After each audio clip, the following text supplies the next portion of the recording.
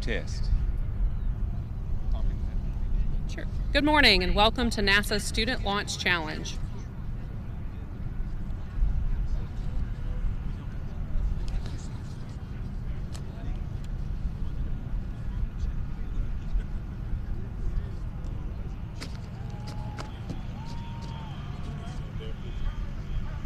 Yes, I just don't know where all of our speakers are.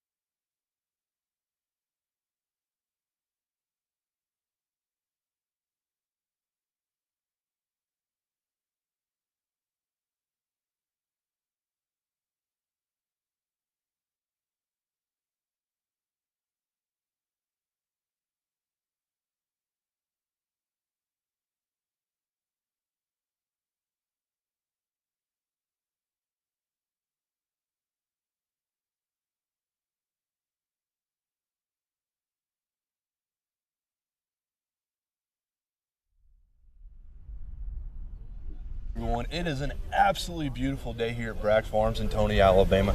We are just a few miles away from NASA's Marshall Space Flight Center and just a few minutes away from the start of the finale of the 2023 NASA Student Launch Competition. My name is Will Bryan with NASA's Space Launch System Program, and alongside me is my great colleague Lane Figueroa with NASA's Marshall Space Flight Center. Now Lane, we're getting ready to launch these rockets. Teams are setting their rockets up on the pads right now, but we say finale because this is truly a culmination for these teams, isn't it? Yes, absolutely, Will. This is a result of 9 months of hard work and dedication. This competition requires students to design, build, test, and eventually launch their rockets here in Alabama, and we're so excited to see them finally fly. We have over 40 student teams from middle schools, high schools, and universities competing today, so super exciting. But before we have our first launch, we have an opening ceremony to kick us off, so let's take a live look.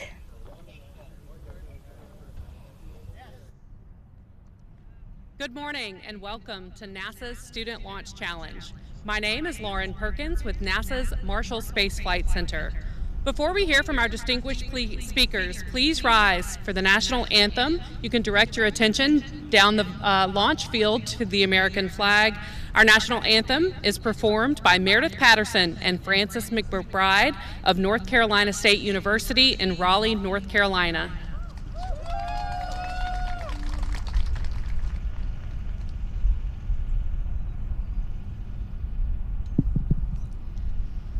Oh, say, can you see by the dawn's early light what so proudly we hail at the twilight's last glass gleaming, whose broad stripes and bright stars through the perilous fight o'er the ramparts we watched were so gallantly streaming, and the rocket's red glare, the bombs bursting in air, gave proof through the night that our flag was still there. Oh, say does that star-spangled banner yet wave o'er the land of the free and the home of the brave?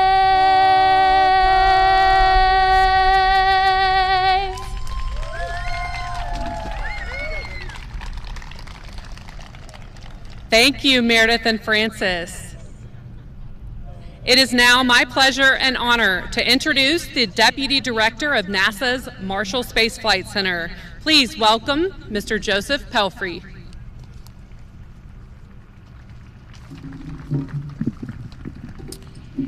Good morning, Rocketeers, and welcome to the 2023 Student Launch Competition. On behalf of NASA Marshall Space Flight Center, I want to congratulate all the teams for your hard work, your tenacity, your resilience to get to today. I know it was a lot of work in designing and building and testing and preparing for launch day. And I'm sure you'll be glad for us to be done talking so you can go fly. We're excited to have you here. Today is a culmination of a lot of work to get to this place, to see the fruits of your labor. And we're excited to see the missions that you're going to accomplish today, to complete all your objectives and to successfully finish the mission. I want to thank our sponsors and our partners in today's event, the Office of STEM Engagement. Let's give them an applause to that team that put together this event.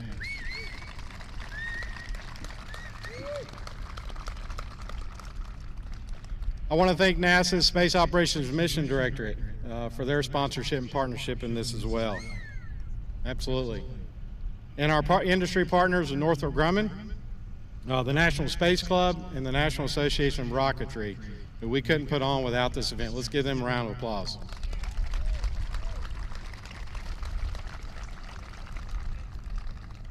I also want to give a big shout out to the mentors, to the teachers, the coaches, the parents. They have invested time to help you guys get here today. And we know all great teams have mentors and sponsors that support us. Let's give them a round of applause. Thank you for your support.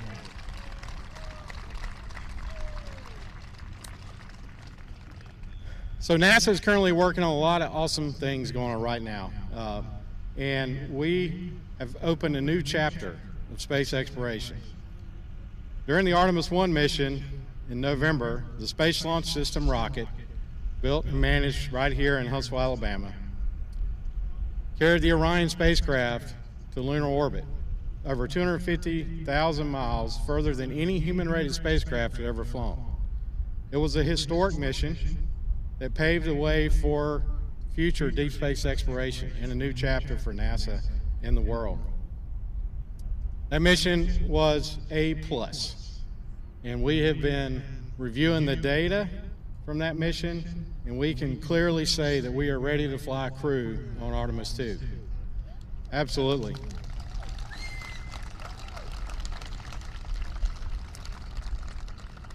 Recently, NASA named the crew for the Artemis 2 mission, which will be historic and groundbreaking in itself, as we will fly the first woman and the first person of color on a deep space mission around the moon. Absolutely. Reed Weissman, Victor Glover, Christina Koch, and Jeremy Hansen will be the crew to return humans to the moon for the first time in 50 years. And that will pave the way for the next human landing on Artemis 3, on the human landing system that is being managed right here at Marshall Space Flight Center with our partner SpaceX. We will also land the first woman and the first person of color on the surface of the moon. Just an exciting mission that will pave the way for a sustainable presence on the moon and to prepare us to go to Mars, which personally, that's where I'm ready to go, right? Who else is ready to go to Mars? Absolutely. So we're doing this to increase our scientific knowledge, to improve our national posture, and to inspire future generations. That's you guys. So all of you came here today as individual teams from your different schools, different locations, different states, maybe even different countries. But today, you're now part of the Artemis generation. And this is why we are doing what we're doing today. We need you guys to keep working hard, keep learning in school, learning how to work in a team, and work through the challenges that you're going to face as getting here today and what you may face today, because we need you at NASA. Anybody want to come work for NASA? Awesome. We need you. Our industry partners need you. We have a lot of big goals for the nation in deep space exploration, and we need everybody to be a part of that. So congratulations. Good luck on the launches. I look forward to getting around and seeing some of the rockets today, and good luck. Let's go make some smoke and fire.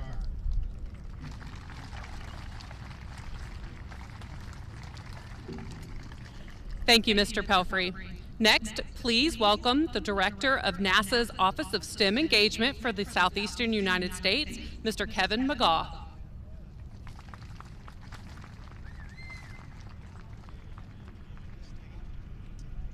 Good morning. Who is ready to launch some rockets? Hey, listen, this is our first full student launch, full week of activities since COVID in 2019. And you all are a part of that historic resurgence of student launch. And so you should give yourselves a big round of applause. Yeah. Listen, we have 69 teams participating in student launch this year, some 1,600 participants. And almost all of those teams that were eligible to be present with us today in launch are here. And so we're excited about having you. It's been 9 months of hard work, but you all made it. And today is the day you've been waiting for. This is launch day. And so every rocket, I need to tell you a little bit about some of the payloads for some of those who may not be aware of the hard work that these teams have put in to try to make this a reality. Every rocket contains a scientific payload. All the university teams are flying a camera system that will, after landing, receive a list of commands that NASA sends to it via radio waves and must execute these specific commands. Now, several high school teams are also meeting that same payload challenge, and others are developing some of their own kind of custom payloads. And so this is very technical stuff, very challenging stuff, and we're so proud of you all for making it all the way to be here today. So the awards ceremony will take place on June 6th. So some of those of you all who are excited about finding out how great you did, on June 6th is the day that we'll be unveiling the winners, because we have some teams who are launching from home. And so like Mr. Pelfrey, I want to also acknowledge some of our sponsors, a couple additional sponsors that have been with us. And so I think they all deserve a round of applause. So let's first recognize Northrop Grumman for all of their hard work supporting us. Yeah.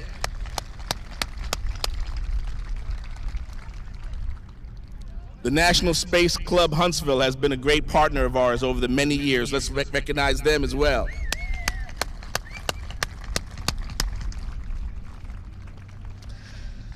We have NAR, the National Association of Rocketry. We can't do this without them. Let's thank them. Can't forget AIAA, the American Institute of Aeronautics and Astronautics. Let's recognize them. We've got a couple of companies in town that come out and support and financially and in other ways as well. And so let's recognize Relativity Space,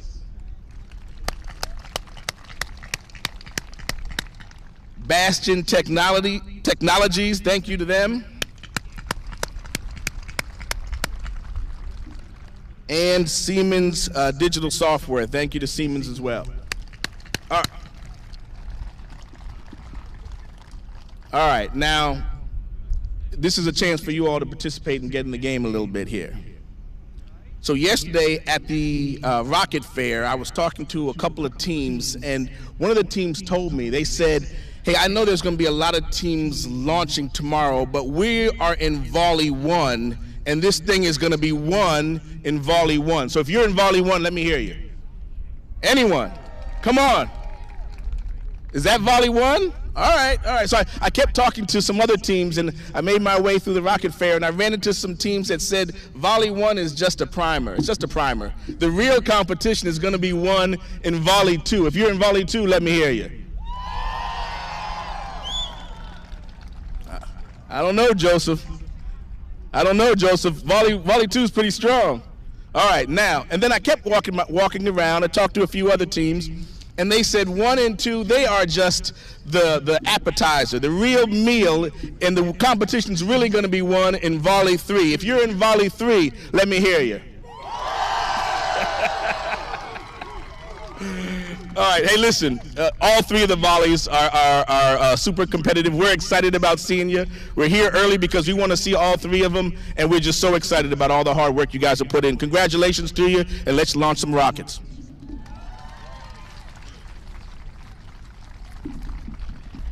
Thank you, Mr. McGhaw. Northrop Grumman has been a longtime sponsor of NASA's Student Launch Challenge.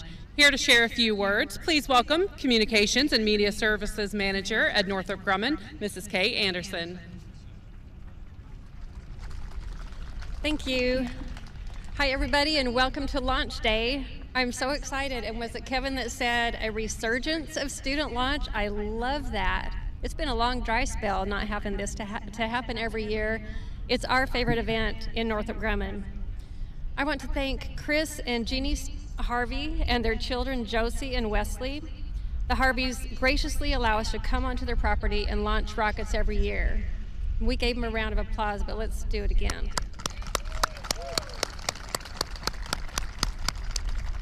It's hard for me when my family comes over, let alone you all, so it's a pretty big deal.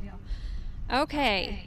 At Northrop Grumman, our customer for the solid rocket boosters we manufacture for NASA's Space Launch System rocket, which, as you know, launched in November for the first time on the Artemis 1 mission, is NASA Marshall Space Flight Center. We greatly enjoy our partnership with NASA and appreciate working with them to sponsor this event in their backyard. Now, I'm happy now to introduce a special guest we're excited to have here today. Some of you had the chance to talk with her last night. Dr. Jan Davis was born in Cocoa Beach, Florida, and graduated from high school in Huntsville, Alabama, and later graduated from the Georgia Institute of Technology and then Auburn University. Yeah. If that wasn't enough, she also earned a Master of Science degree and then a doctorate from the University of Alabama in Huntsville. Are they out on the pad? Okay. Jan worked as an aerospace engineer. She has earned numerous awards, and she was selected to be a NASA astronaut in 1987. She served as Capcom in mission control, communicating with space shuttle astronauts during 7 missions, and then she flew on 3 space shuttle missions. Jan flew as a mission specialist on STS-47 and STS-60, and was the payload commander on STS-85 in 1997. Last but not least, Jan is the founding member of Astra Femina, a nonprofit organization that promotes science, technology, and math for girls and young women. Please join me in welcoming Dr. Jan Davis.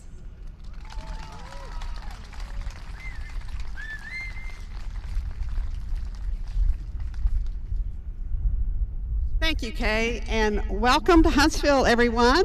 And we're ready to see some rockets launched today. Thank you so much for being here, all of your hard work and coming here today. And remember, and you may have already learned this, you can learn as much from your failures as your successes. Have some of you had failures in testing your rockets up to today? Yeah, oh yeah. So just remember, if things don't go right today, you are all winners, no matter how things come out. And you will learn a lot, no matter what happens. you are learning a lot more than just about rockets and how to launch rockets. You're learning about teamwork, you're learning about communication, you're learning about hard work, you're learning about, how you overcome your failures and succeed. Perseverance, determination. Those are all really important lessons for whatever you do in life. I think one of the most important quality of astronauts is teamwork. People ask me, how do I become an astronaut? What do I need to do?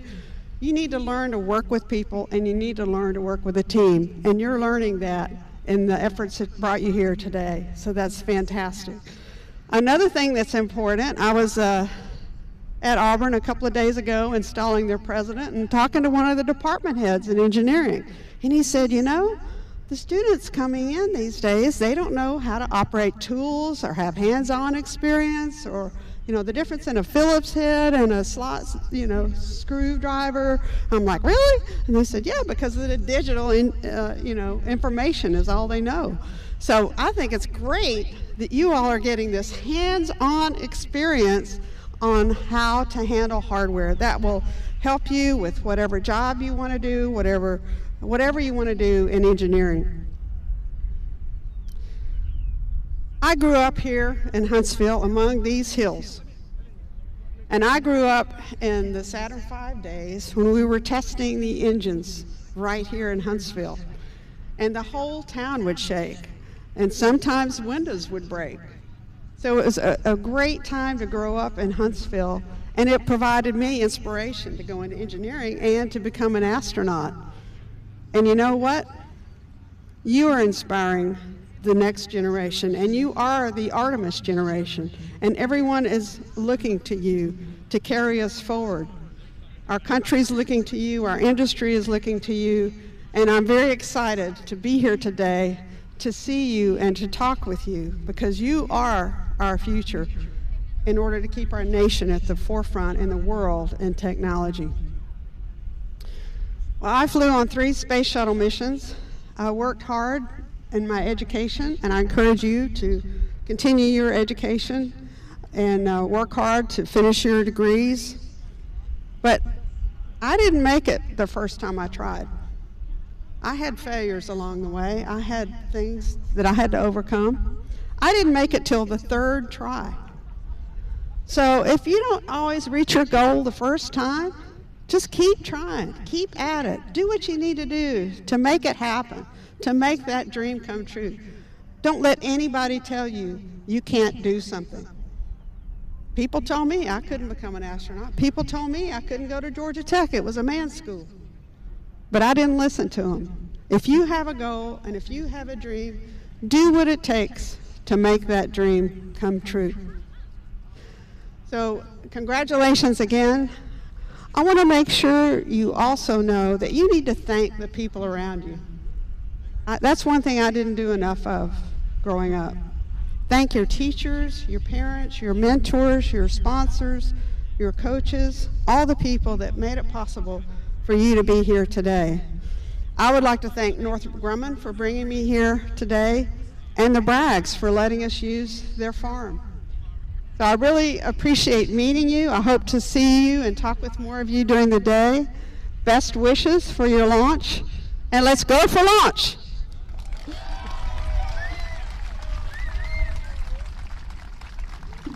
Thank you, Dr. Davis. At this time, let's recognize each of our sponsors again, but please save your hold your applause until the end. Northrop Grumman, National Space Club, Huntsville, American Institute of Aeronautics and Astronautics, National Association of Rocketry, Relativity Space, Bastion Technology Incorporated, Siemens Digital Industries Software. Please give a round of applause for everyone making today a reality for these students.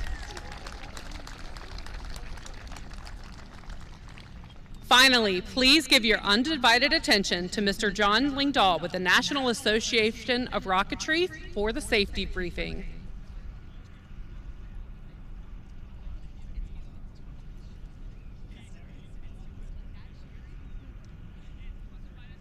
We will come back to that part.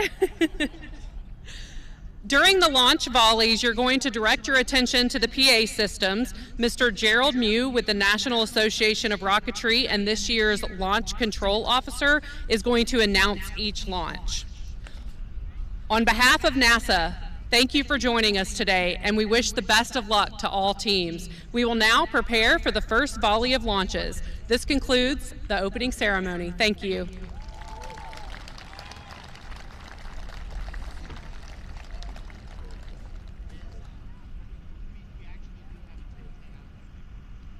Well, and it's always great to hear from our NASA leadership and from our sponsors that put in all this hard work and invest in all this in our Artemis generation so that we can make Artemis student challenges like NASA Student Launch possible. Now, out here behind us, we're looking at the rails and teams are getting their rockets ready. They're arming pyrotechnics, they're turning on electronics. They're getting ready to launch, so we're not quite there yet, but we do get to start one of my favorite parts, team interviews. Yes, absolutely. So Lane, we've got a really cool team coming in. I'm going to let you take over the role here. So let's bring in our first team. Yeah, so here we have Auburn University. Hi, how are you? Pretty good. Please introduce yourself and tell us your major. My name is Preet. I'm the president, and I'm a senior in aerospace engineering at Auburn. Okay, awesome. So I hear that you guys have a kind of a special story behind the design and the look of your rocket. Can you tell me a little bit more about that? So this year, our rocket was painted by the Children of Alabama hospital patients. It was one of the most rewarding experiences everyone on the team has ever had. We went up to Birmingham to get our rocket painted by them. The kids were happy; they were having a fun time. We were having a funner time than them. Just brings us back to our childhood, back when we were just coloring. Out of line, in line, doesn't matter what. Yeah, it was a pretty good design. It looks like it's painted by kids because it is painted by kids. Yeah, absolutely. That's so incredible. Thank you for sharing that with us. So how's the team feeling today? Excited, nervous? Nervous and excited. We are very confident. We've had a couple of successful launches, so hopefully we have one today. The weather's looking nice for now, so hope it holds up by the time we launch. Yeah, absolutely. So can you tell me, did you guys face any challenges or difficulties this year? We did. We for our first full-scale launch, we launched our rocket and it ended up in a power line. We called it a powered landing, but we had to call Alabama Power to get our rocket down. We had a week to reconstruct the rocket because the week after we were going to Children's of Alabama to get a rocket painted, and we needed a tested rocket for them to paint. Yeah, wow. So do you guys have anyone you want to thank back home or any mentors that helped you throughout this process? We'd like to thank Auburn University, our mentor Dr. Eldon Treggs, and our corporate sponsors, Alabama Space Grant Consortium, Lockheed Martin, Torch Technologies, and Teledyne Brown Technologies. All right, awesome. Well, best of luck today. Thank you so much for talking with us. Thank you. War Eagle. Yeah. All right, I think we have some other teams coming to interview with Will, so I'm going to toss it over to him. Yeah, absolutely. We're going to bring in North Carolina State University. Meredith is here with us.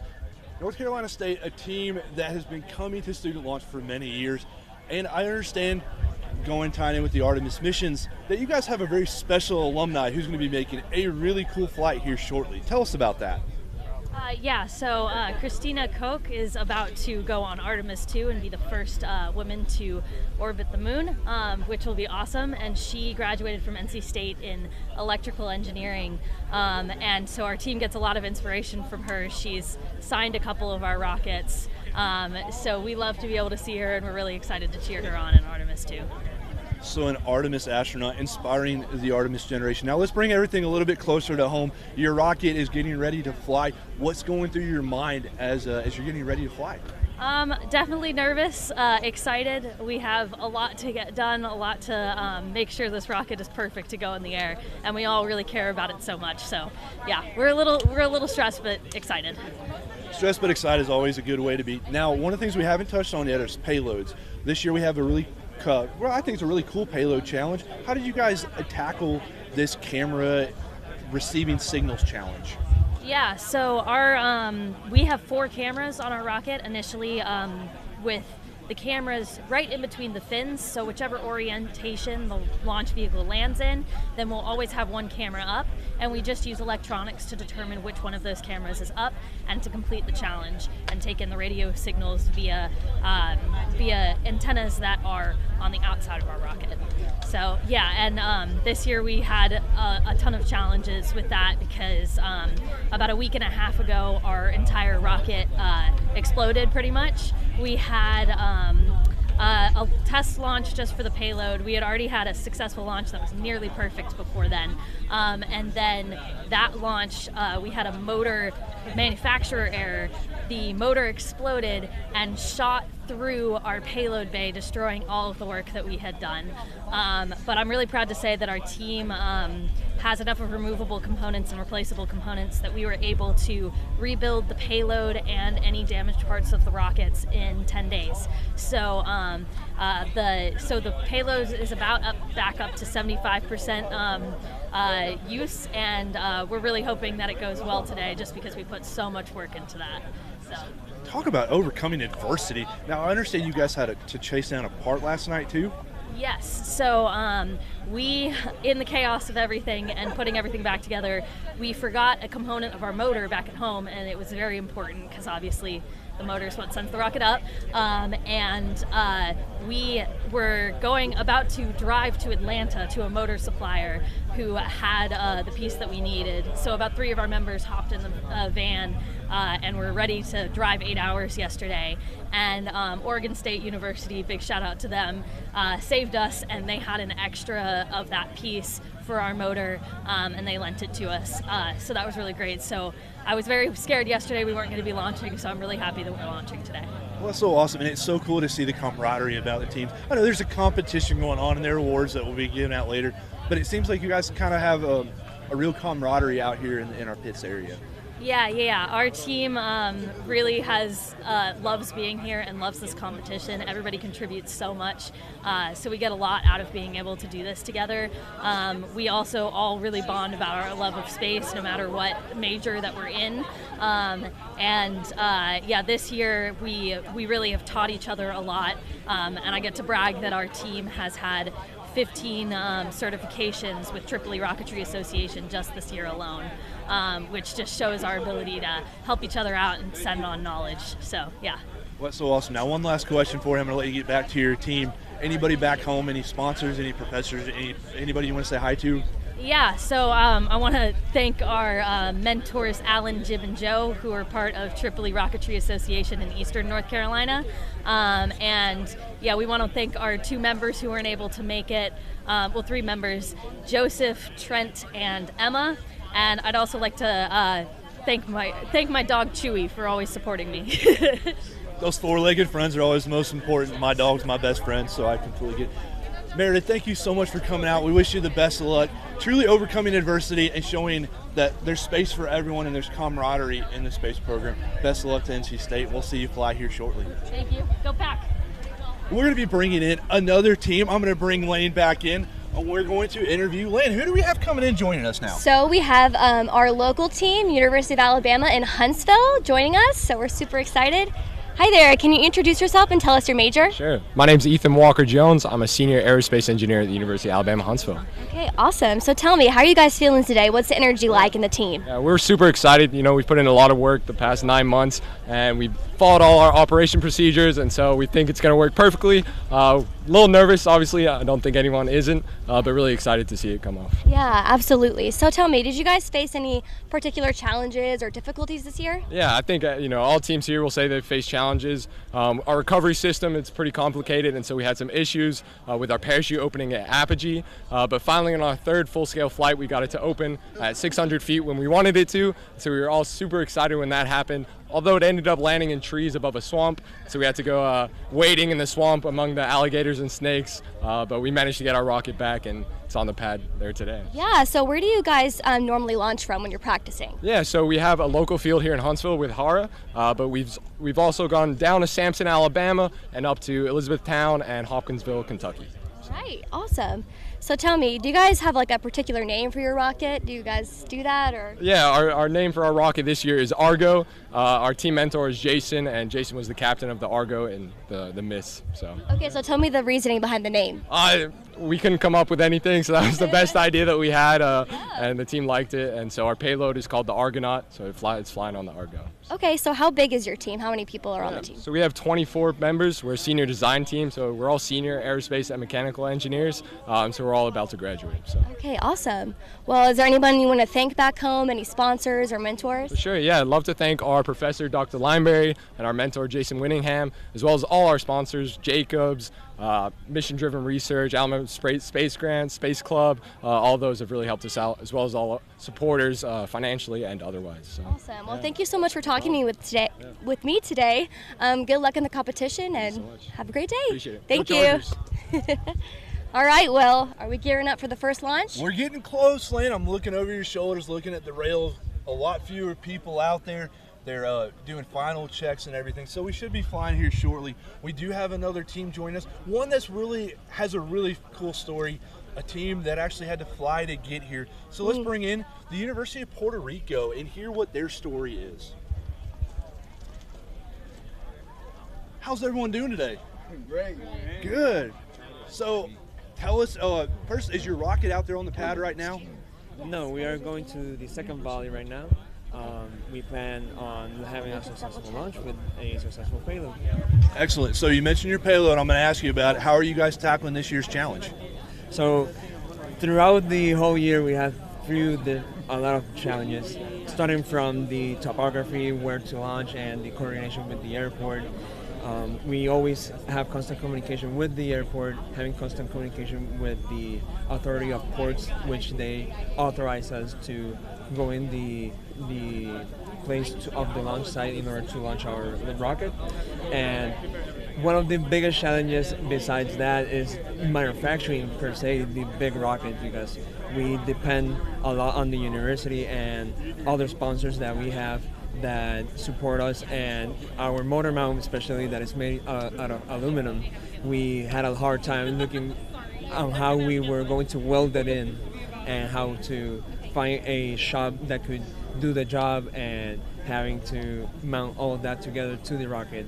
Another challenge that we had is the payload per se, because this year we are launching a rover, and that rover, it gets out of the rocket once it lands, and then it stands up straight, and then it takes the picture 360. Yeah, and that's very unique from our team, and we put everything on it, and we're still even now working on a few finished software touches before we launch. And yeah, I don't know if I left anything out. I'm sorry for all the team that are back there, and thank you for watching, the family members and all our sponsors, and I also want to thank our mentors, such as the Professor Diolineta Herena, which helped us a lot this year. Also, we want to thank Gary, which is the president of Rico Rocketry. They helped us out a lot. And yeah, I think to wrap things up, I want to finish with a phrase that we like to say in our university. Ante, ahora y siempre, Colegio! Woo! There you have it, University of Puerto Rico. So excited to have you here. Thank you for all the dedication. Thank you for working around an airport schedule just to fly your test flights. We wish you the best of luck, and we can't wait to see you fly here shortly. Thank you so much. Thanks, you guys. We're going to bring Elaine back in. We are still doing team interviews with you, getting closer, ever closer to launch. Elaine, they had to work around an airport's flight schedule just to be able to, and that was just almost seemingly the easiest challenge they face out here today. Yeah. Kind of emblematic of what our teams do every year yeah. student launch. Yeah, absolutely. There are so many different elements and things that can go wrong or go right, so there's a lot to consider when you're launching a rocket, as we know very well at NASA as well. Well, and we touched on the payload challenges, so each of these rockets have a payload on board.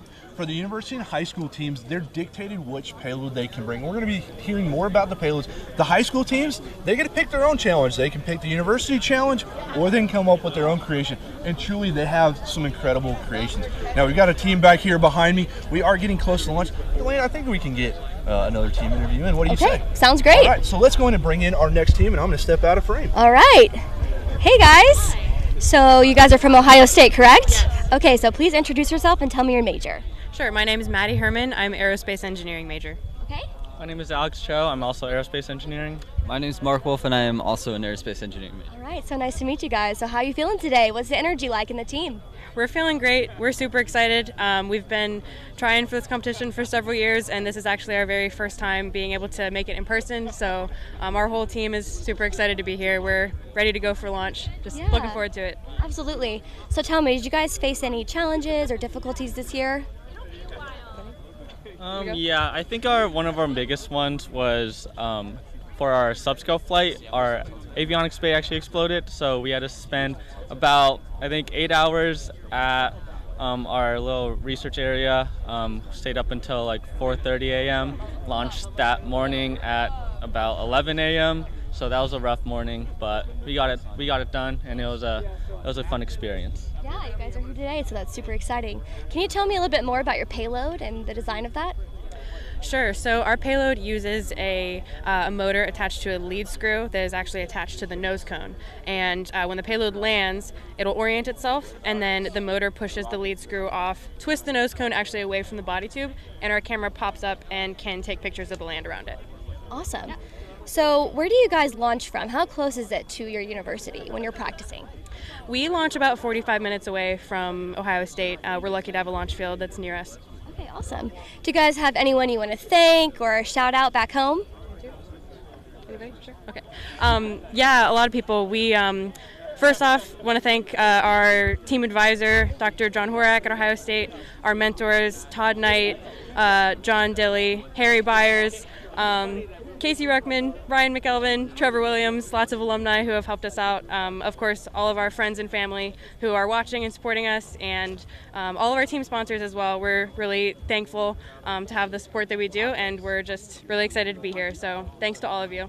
Yeah, absolutely. It takes a lot of support to get those rockets launched, huh? Well, best of luck today, guys. Thank you so much for talking with me, and we'll see how you guys do today. Thank you so much. All right, Will. All right, hey, Lane, I just talked to Gerald, who's going to be doing our launch commentary. We're getting close, so I think it's time to send it over to launch control. All right, sounds great. So we actually have a special guest pressing the button this year. Jeannie and Chris Harvey, they own and operate Bragg Farms, and their daughter Josie is celebrating her 16th birthday, so she has the honors of pressing the button, and she's actually grown up on Bragg Farms since Student Launch started launching here, so she's seen a lot of rocket launches for her birthday. Awesome. So well, it's always special. great to have the support of the family and being out here at Bragg Farms. So let's send it over to our launch control officer, who's going to get us ready to launch these rockets. All right, can everyone hear me? I feel like my volume is not very loud. Can you hear? Okay. Well, morning everybody. This is a nice weather day today, and just want to kind of warm the crowd up a little bit as some of the teams are finishing up getting their electronics ready, and then also the process of installing the igniters. So I'll be the one speaking here today for when we're flying rockets. I'm pleased to be here and just wanted to kind of warm the crowd up a little bit. Hopefully I don't get removed before day's end, but we're gonna have a little fun. So I just kind of wanted to say thank you to a lot of folks here. I mean, this doesn't just happen by accident. This is very intentional, deliberate, and what a special day to see all this kind of come together. So I just took a couple notes and just again want to thank first and foremost NASA and the team that supports the team into NASA. Thank you for these universities that are competing, families, parents. This stuff doesn't happen very easily. Thank you, sponsors. Thank you, NAR, National Association of Rocketry. Thank you, HERA's, the local team. Thank you, Bragg Farms. Thank you. There's a lot of VIPs out here. There's so many to list. I don't even know where to begin or to end. A lot of folks here in the house today. And I also want to say hello here to those here in person. Give yourselves a hand for attending. So thank you all for attending. Got to warm the crowd up, clap. You put two hands together. There we go. I hear like 3 people clap. There we go. So when the rocket's successful, that's what you do. Okay. And then those that are online, thanks for joining. I think we're live either YouTube or Facebook, maybe both, but I've been seeing some of the chat there online as well. So I did just want to start a little bit into some of the safety briefing because I know we didn't get a chance to get to that. So I wanted to practice a couple things with the group here live today. So when we say like look, listen, and point, that's what we really mean. So when the rockets are flying, you want to be paying attention and being intentional. So let's say from a scenario standpoint, we don't intend it to happen, but let's say a rocket may start to drift here in the crowd. You need to be able to look, listen, and point. So everyone take your hand and point it up. Want to make sure you practice. So if a rocket's coming in, you point. Then also point to your neighbor. Nudge your neighbor and let them know to look up as well. I don't see a lot of hands up, so that means people are not paying attention. So you got to get that practice, got to get that cadence. We don't get a do-over with rockets, okay? So you got to practice that. If a rocket is coming in, you don't want to run from it. Okay, you can put your hand down, sorry. You do not want to run from a rocket if you see it. Even under parachute, don't want to run from it. Just watch it. Take a nice side step out of the way.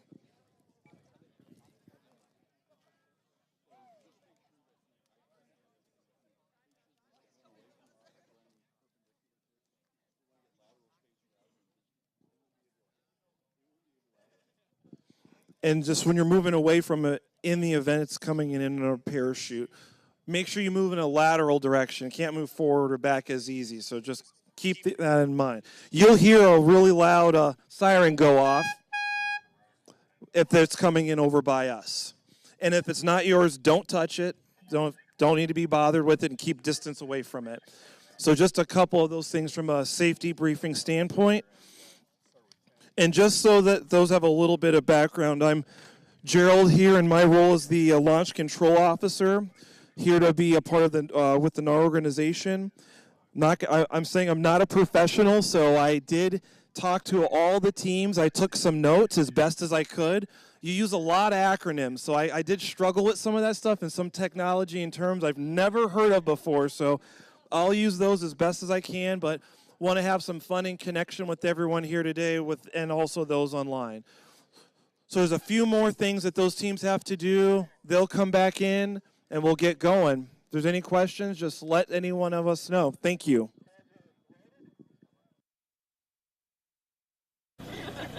What time?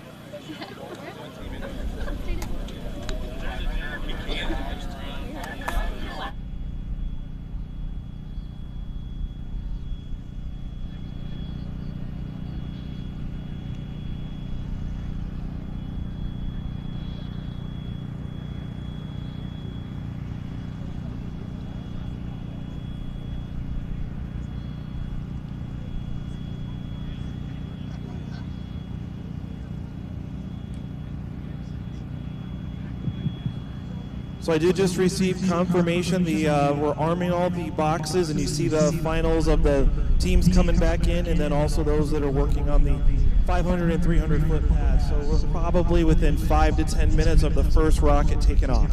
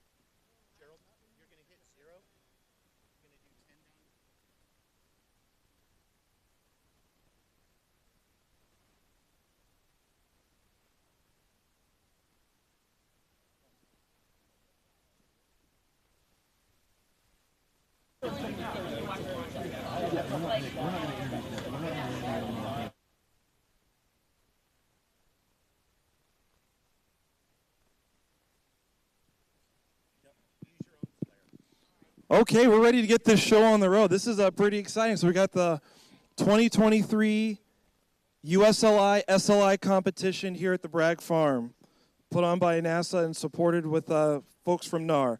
So the very first team going today, this is UNC Pembroke Rocket Team. They're from Pembroke, North Carolina. The name of this rocket's called Small Boy. I hear some clapping over there. So it's an 8-pound rocket, 4-inch in diameter, 6 feet tall. It's flying on an Aerotech J540 Redline. They did not put any notes down, but I was able to catch and see them for just a moment. So this is their first time here. They've had three different team leaders, but they still did show up. They also have a strong social media game. They have Instagram, TikTok, Facebook, Twitter, YouTube. And they normally compete in the First Nations launch, but they are branching out this year. I had to know, why do they call it Small Boy with an I, and it's said with an I. One of their team members was assessing all the parts. They did not know what rocket parts were, and they called the switch band the Small Boy. So there's a new technical rocket term, switch band equals Small Boy. Okay, we're ready to go on to the show with flying some rockets. We have a clear sky. We have a clear range. We have Josie Harvey, who just turned 16 earlier this week, gets a driver's license and says, you know what, I want to fly some rockets and I want to push the button. So I'm going to push the button for this first one to start. So we have a clear sky, clear range. We're going to go in 5, 4, I'm sorry, pad number 10. Pad number 10, closest to us, furthest to the left. Okay, we have a clear sky, we have a clear range. We're going in 5, 4, 3, 2, 1, ignition.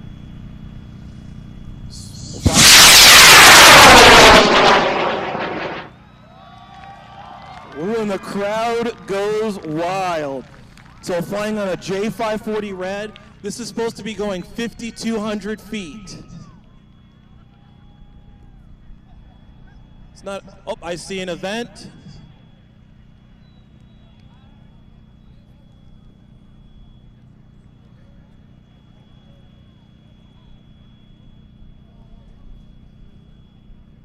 Yep, there is an event on it. Nice clear blue sky to start us off. The main is supposed to be at 600 feet, so there's a little bit of distance between 5,200 estimated down to 600. But that's why we have the small drogue parachute that gets it down to 600 feet pretty quickly, and then at 600 feet, a much larger parachute comes out and then lands at a slow descent rate.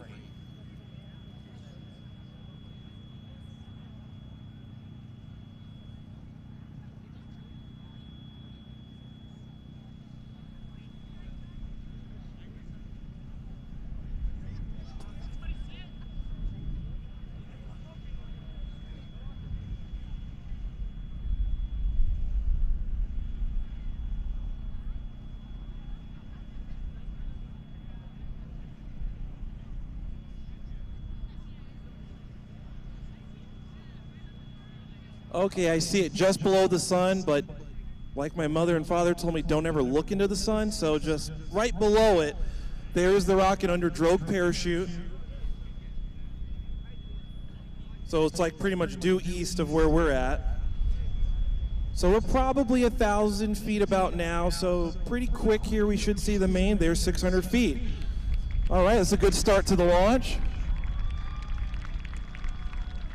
Crowd goes wild, a nice good clap there. I bet the Pembroke team is pretty excited.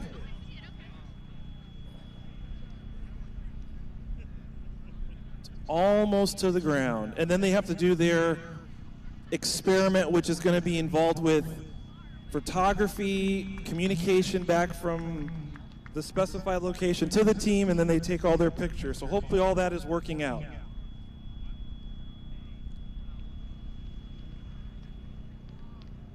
And a reminder to the team, don't go and recover your rocket until the range is open.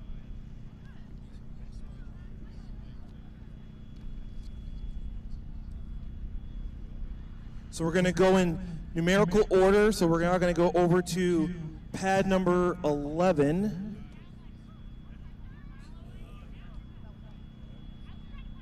Okay, we'll hold for helicopter.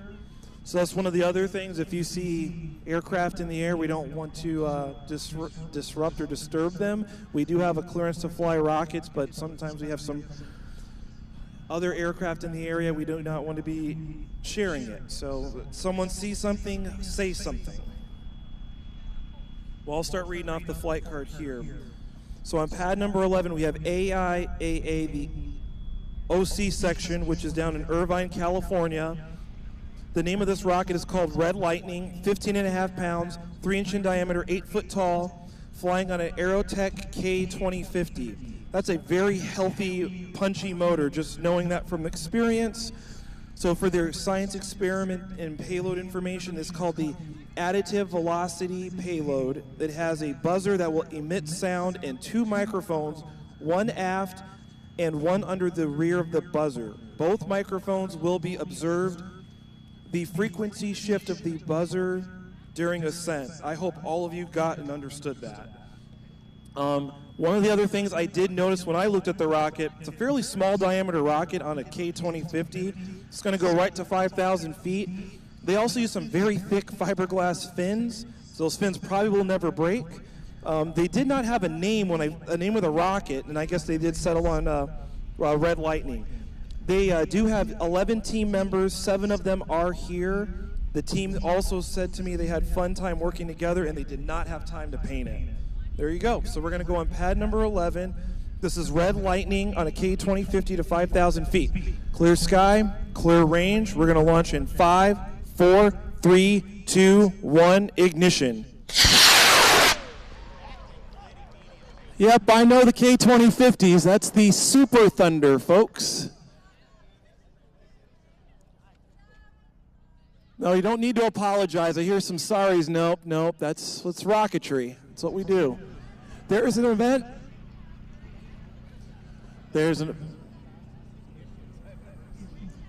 Okay, I can see it under drogue.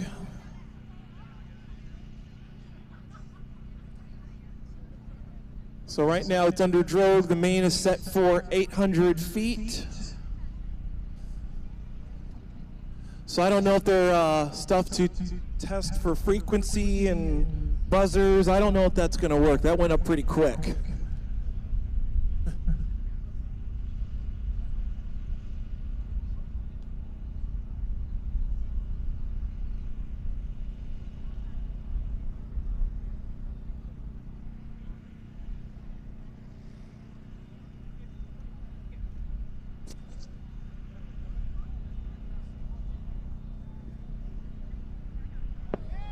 Oh, there's the main event just right by the sun. The team is very happy and satisfied. That's always a good sign.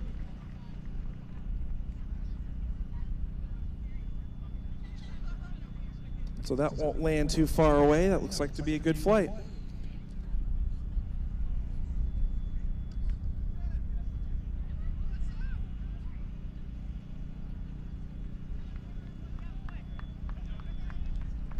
Okay, we're going to go to pad number 12. This is Troop 17. This is a Boy Scout troop of Charlottesville, Virginia.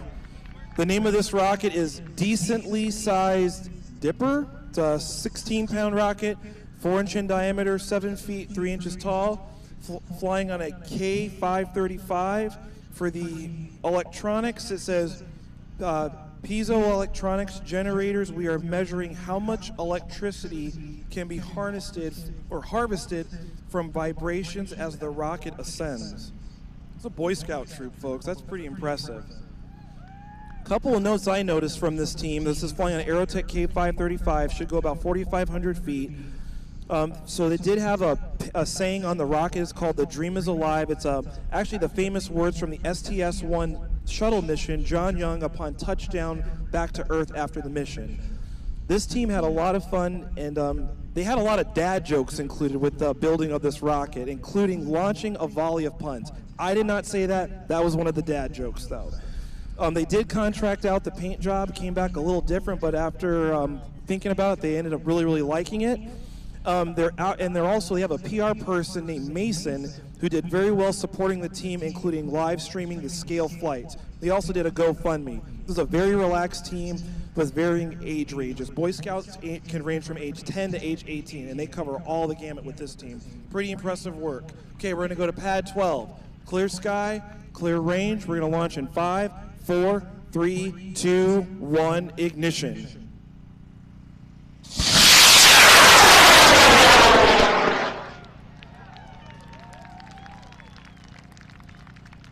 Nice boost. The crowd seems to be impressed with it.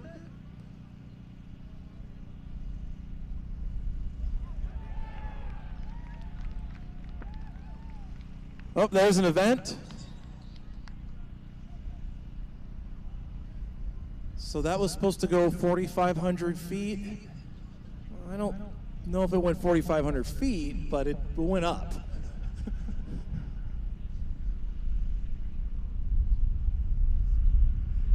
Yeah, it's a really small drogue. The main is set for 700 feet.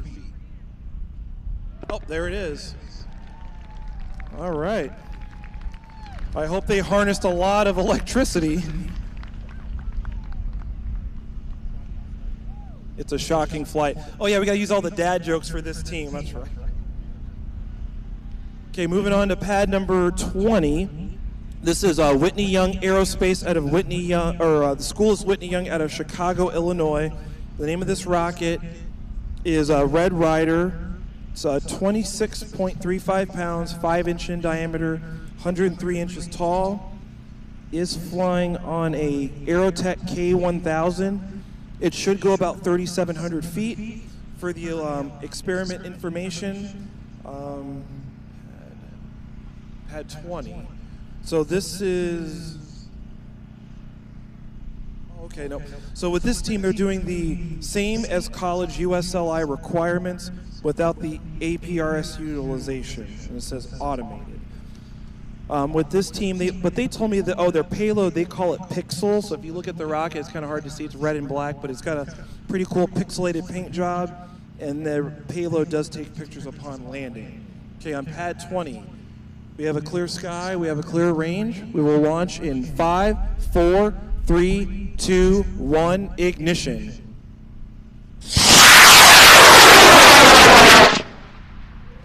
Okay, this should be on its way to 3,700 feet. Starting to arc over a little bit. That might be pretty close to 3,700 feet. There's an event. There's its backup to the apogee charge. Oh, is that the main maybe? Oh, that does look like that's the main. The main is supposed to come out at 800 feet, so this one's a little early.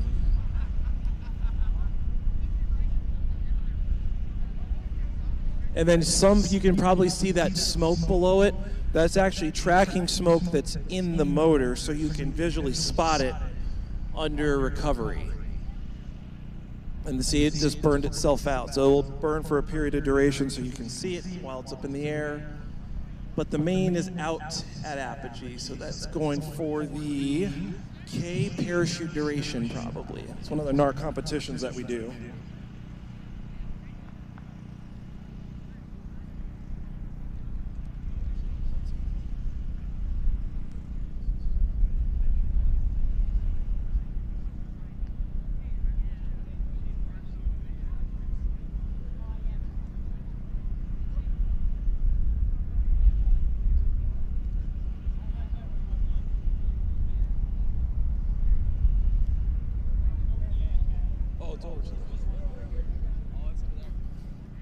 Yep, so still hanging out up there. Yep, it will be out in the field.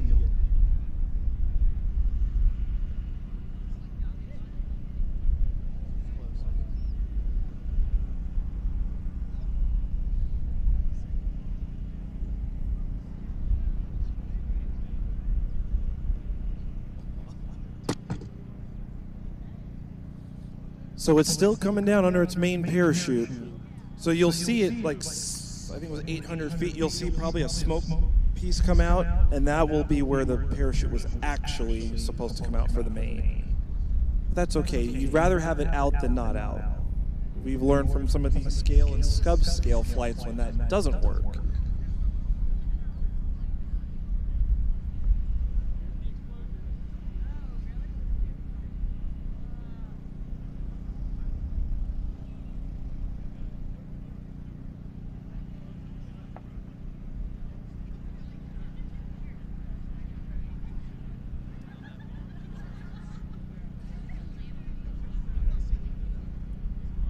Okay, so that one is just about to touch down. So I will continue on as that one is just about, it's right at the tree line. So this is going to be on pad number 21. The team name is called Space Jacks. The school is Northern Arizona University out of Flagstaff, Arizona. The name of the rocket is called Lofty Aspirations. It's a almost 23-pound rocket, 4-inch in diameter, 8.5 feet tall. So for their science and experiment information, all they wrote down was NASA USLI Challenge. They kept it short and sweet. It is flying on an Aerotech K1100 Blue Thunder. It should go about 5,000 feet, and the main is set for 600. So for this team, this is the first time competing for them, either in a long time or ever. They have an elongated payload package with 2 gimbaling passive systems. This team also did paint the rocket this end up on it, so they just could remind themselves which way is the correct orientation of the rocket. And then within the past couple of days, they wanted to paint on their this end down. And then they also painted on their Lofty Aspirations. They said it earned a name. The team also struggled with one of their management, skills. They're supposed to order pizza for club meetings, but they never got around to doing it. So hopefully they'll remember to order pizza for their next meeting. Okay, continuing on to the launch. On pad number 21, we are going to launch Lofty Aspirations. We have a clear sky, clear range. We're going to launch in 5, 4, 3, 2, 1, ignition.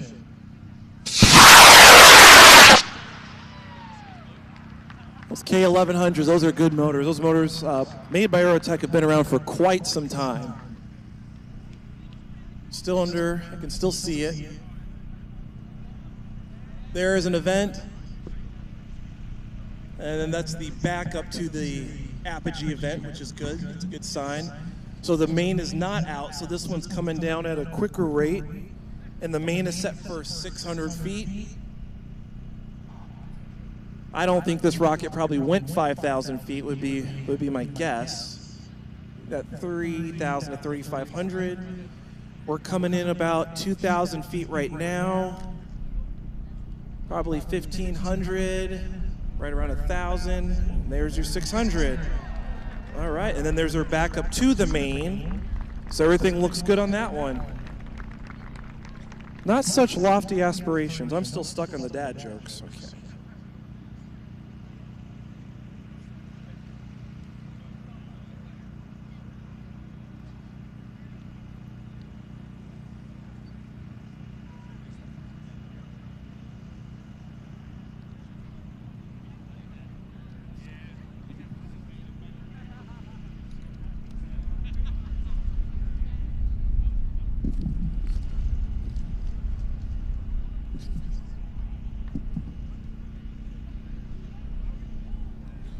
Okay, so now we're going to pad number 22. This is Portland Rocketry out of Portland, Oregon. The name of this rocket is Asgard 2.0, 14 pounds, 4-inch in diameter, 7.65 feet. It is flying on a J449 Blue Streak Cicerone motor. Should go about 4,100 feet. On the experiment information, it has an air brake system.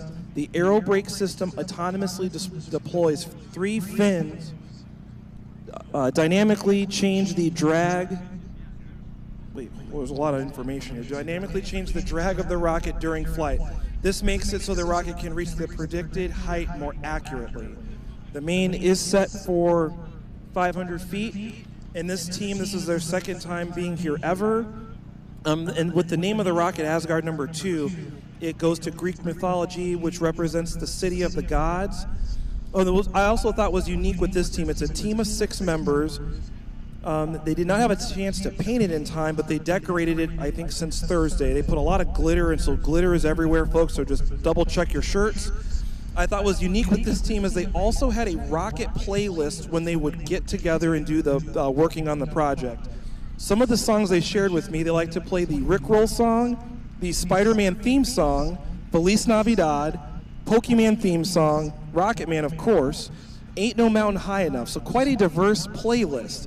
When they're in crunch time mode, though, they do like to play the Mario Gamer music song. So if you want to check out their Spotify playlist, I'd go check out with Portland Rocketry. Okay, on pad number 22, we have a clear sky, we have a clear range. We're going to launch in 5, 4, 3, 2, 1, ignition.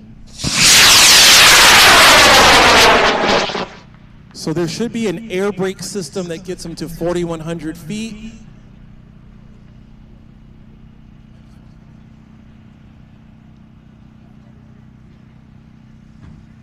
Okay, I was told there's an event. I could hear it. Oh, yeah, there it is.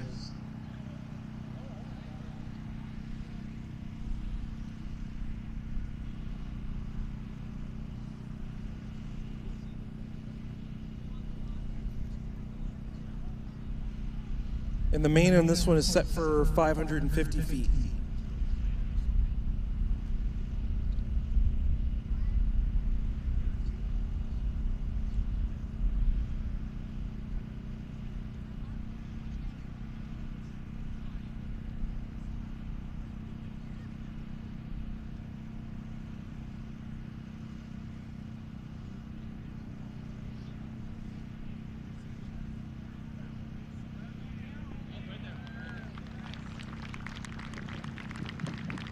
Okay, and then there's the main on that one.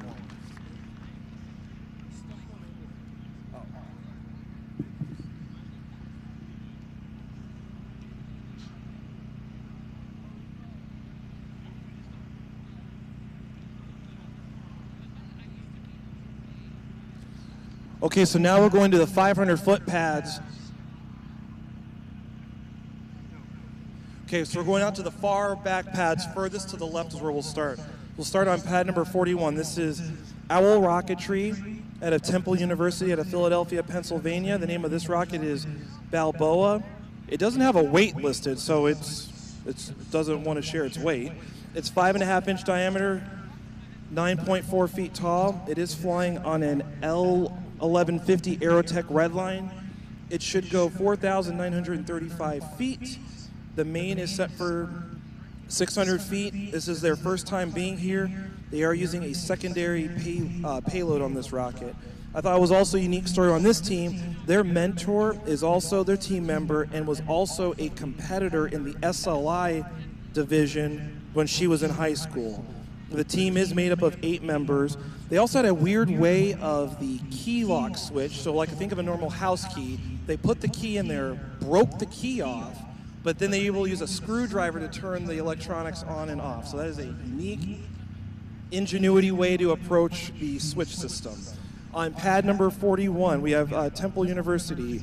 We have a clear sky. We have a clear range. We're going to launch in 5, 4, 3, 2, 1, ignition.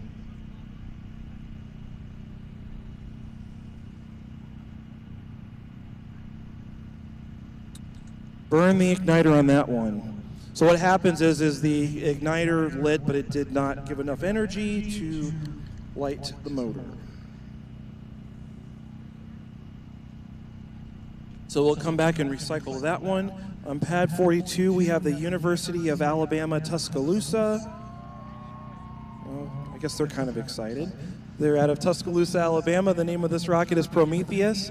34.8 pounds, 4.5-inch diameter, 8.33 feet tall.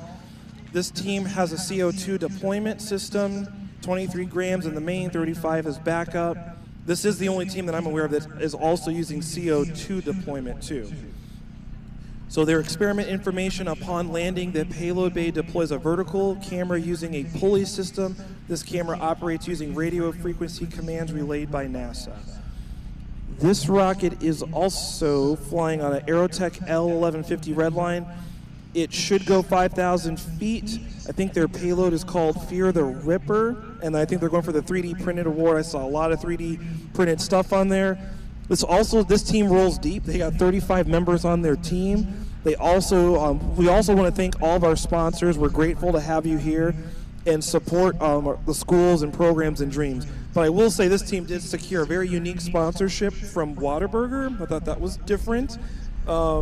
Something about 50 burgers, so I'm going to get one of those 50 burgers too, so just keep that in mind right here at the LCO desk. Okay, pad 42, clear sky, clear range. We're going to launch in 5, 4, 3, 2, 1, ignition.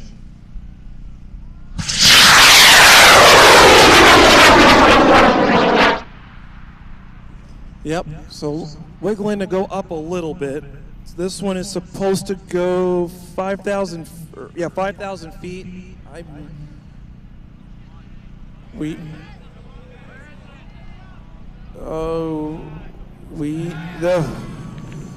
A little late. It's better late than never. Well, I guess that's CO2. I don't know what's going on there, but hopefully the vertical camera system pulley can handle those speeds.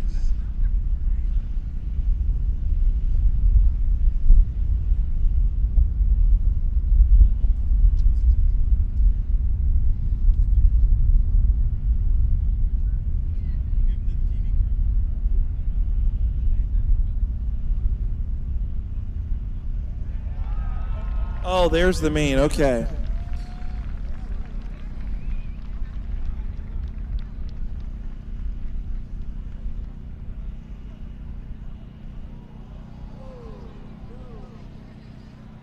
I don't know. Not sure on that one.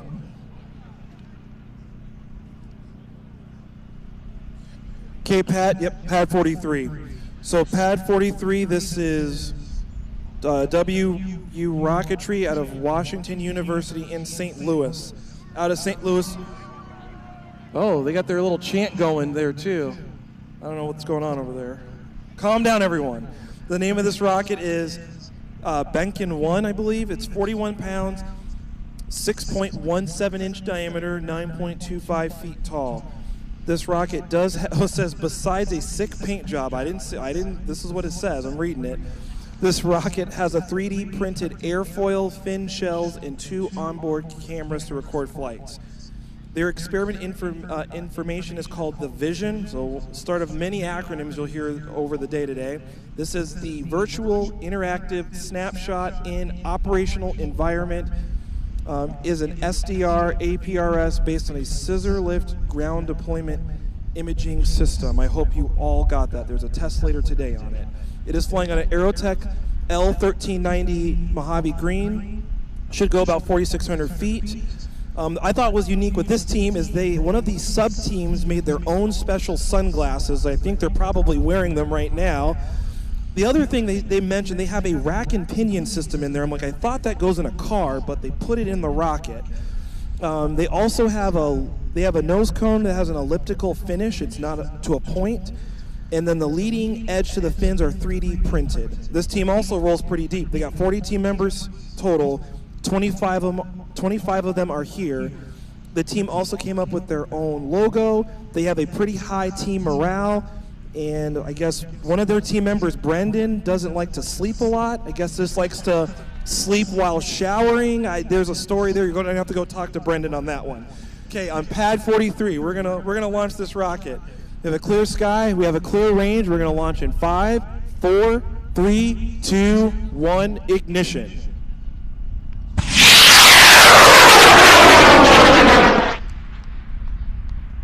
Nice Mojave green. That should go 4,600 feet. That might do it. Starting to arc over. There's an event. There's its backup. And then the main is set for 600 feet.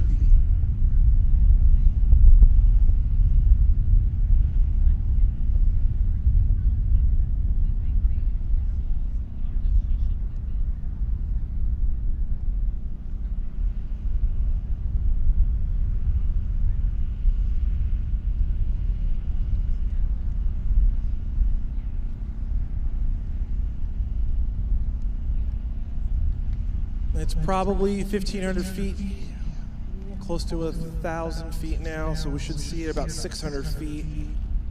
Should be here any moment now. It's a low 600 feet. Oh, there we go. All right. Brendan, I hope you're awake for this. Do you see it? See it? Okay. We can go back to sleep now. Okay, we are going to continue on. Now we're going to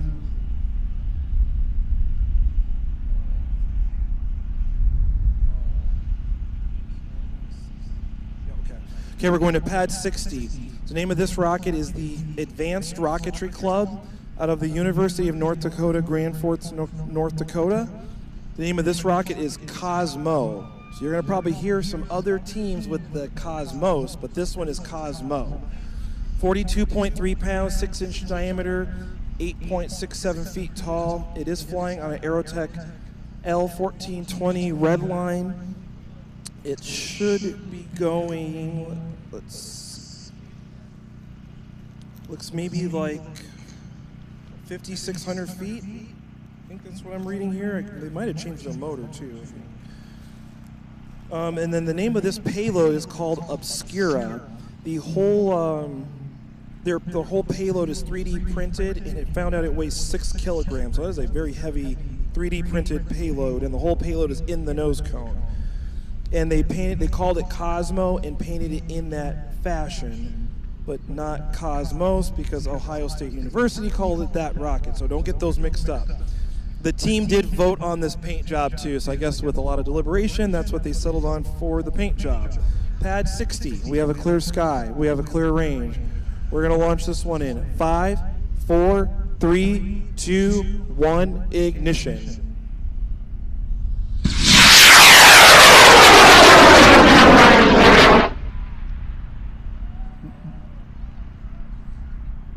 The crowd seemed to be pretty impressed with that one. That's what those red lines will do.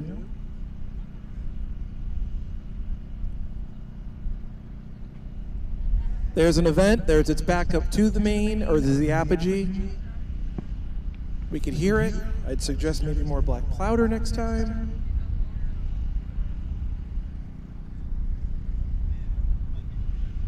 The main on this one is set for 700 feet.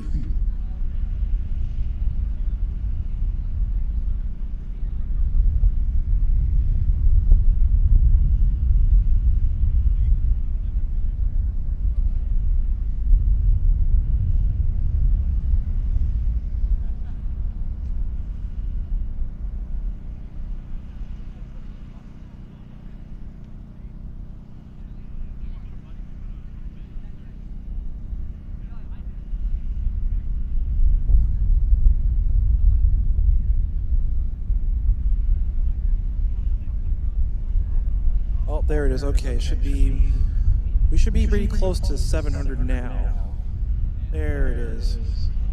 Now the parachute needs to open. There it is. Okay, we'll see if Obscura can do its thing.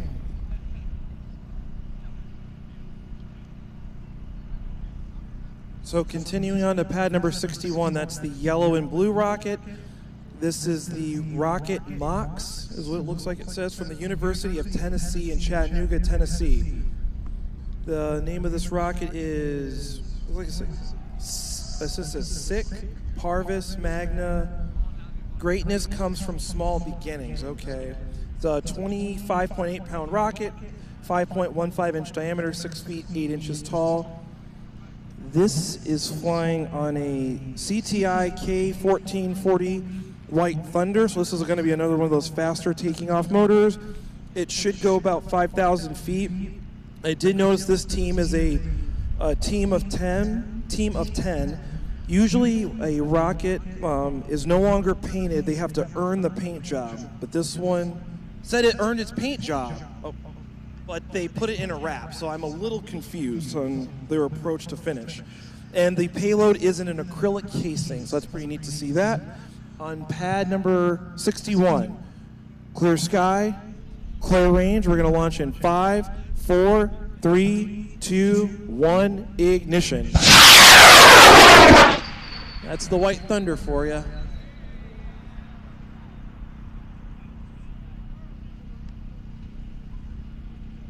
So that one's supposed to be at 5,000 feet. I might do that. Starting to arc over. There's an event. Oh, there it is. Okay. Then the main is set for 700 feet.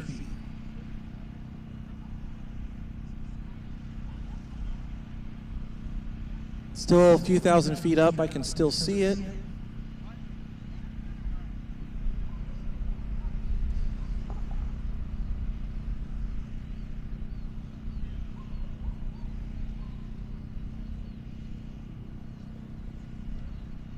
Okay, we're probably about 1,500 feet out.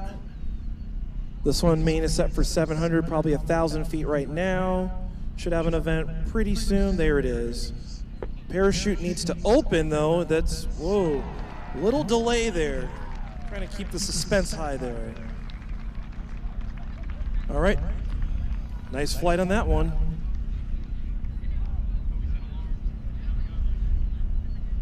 Okay, on pad 62, this is Society of Aeronautics and Rocketry, University of South Florida in Tampa, Florida. Name of this rocket is Bullseye. 21.8 pounds, 4.02 inch diameter, okay, the length says 121 feet tall. I don't think it's 121 feet tall. I'm just reading the flight card. This is flying on a wait a minute, this is flying on a K780, maybe 4,500 feet. And with this team, I believe this might be their first time here. Their payload, oh yeah, I remember looking at their payload. They had a lot of cables in it, or their payload originally had a lot of cables. They also used Git for the software encoding work. The payload can read radio signals based on how the team set up the Arduino. It was a theory they tested and claims it works. It does have elliptical fins, and they do have a scientific reasoning for using it. You'll have to check in with them on why. Okay, I think that's all the info. So on pad 62, we will launch Bullseye. We have a clear sky, we have a clear range. We're going to launch in 5, 4, 3, 2, 1, ignition.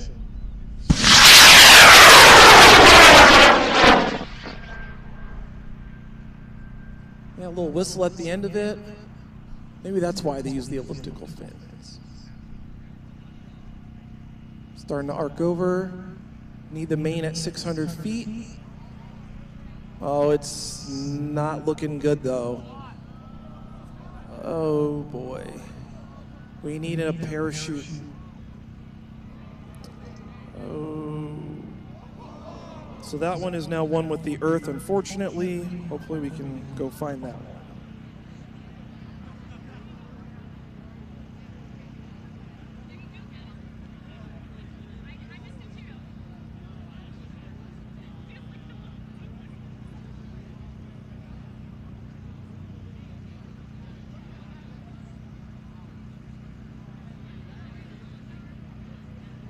Okay, on pad 63, this is Rogue Aerospace, New York University out of Brooklyn, New York. The name of this rocket is Big Bert. So on Big Bert, doesn't have a weight, doesn't have a diameter, doesn't have a length. So it is unknown on all fronts. Doesn't have a motor listed, but I think I know what the motor is. It should be a Cessna L1050. It should go about 5,000 feet. On the experiment information, it's called Little Bert. This payload will deploy with the Launch Vehicle Recovery System, staying connected shot cord after landing. Additionally, with this team, they said it has a self-righting payload, but then they also said theoretically. Hope it's a little better than theoretically. I also did notice they have a 3D printed shock plate. Don't know what that means, but it has one of those. And this team also has, I thought, pretty unique matching uniforms in those kind of like mechanic, kind of Dickie style worker shirts. So you have to go check out their style points there. They did paint the rocket in school colors. They also did paint the rocket. They also painted the rabbit over the moon, and this year does mark the year of the rabbit, which signifies good luck. It's pretty cool. This team have 30 members, and 10 of them are here today. So on pad 63, being told there's a plane, so if you look west, so over there, you can see a plane flying outbound. We don't want to fly when we see them. Let them be out of the bound, and then we'll resume flying.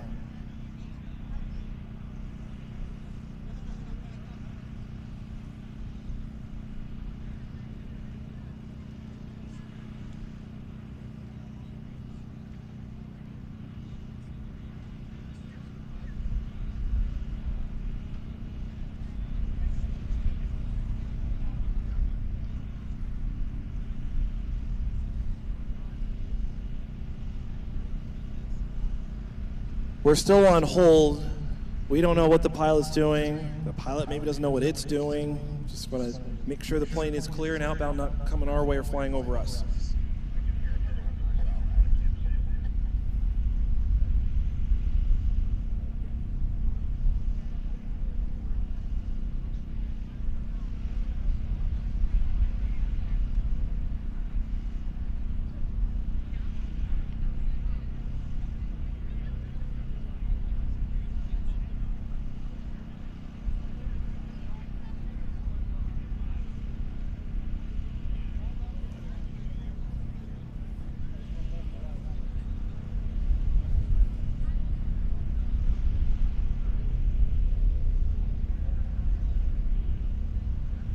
We're gonna hold. We see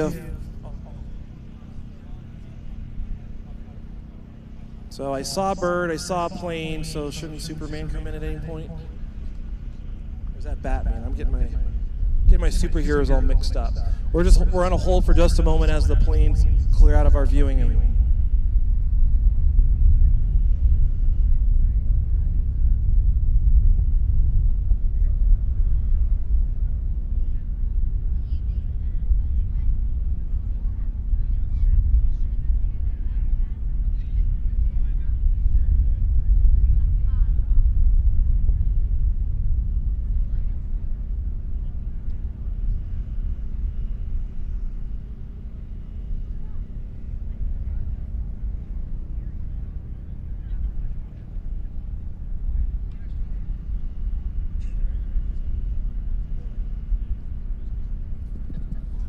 Okay, planes are clear, so now we can go back to New York University with Big Bert and Little Bert. Pad 63.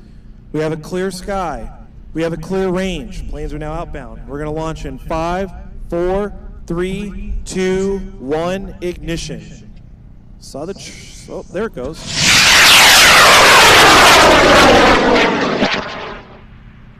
Nice boost on that one. Supposed to go 5,000 feet. What do you think? I'm hearing some maybe not, maybe close. Okay, there's an event.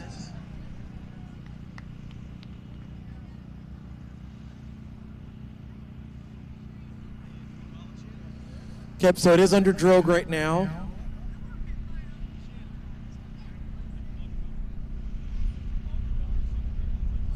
So the main they did not list on paper, but probably somewhere in that between 500 and 1,000 feet. We'll see what it is. Yep, I have it. Yep, so we're still about a couple thousand feet up.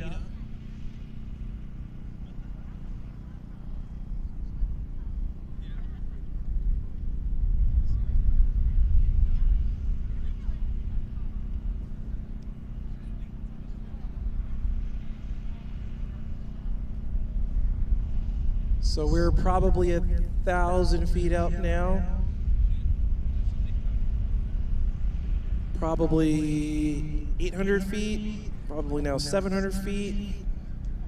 Probably need the main. They wanted to go for 500 feet. Uh-oh. Its booster went right into the parachute. Oh, whoa. There's a story on that one. That rocket experienced all the emotions.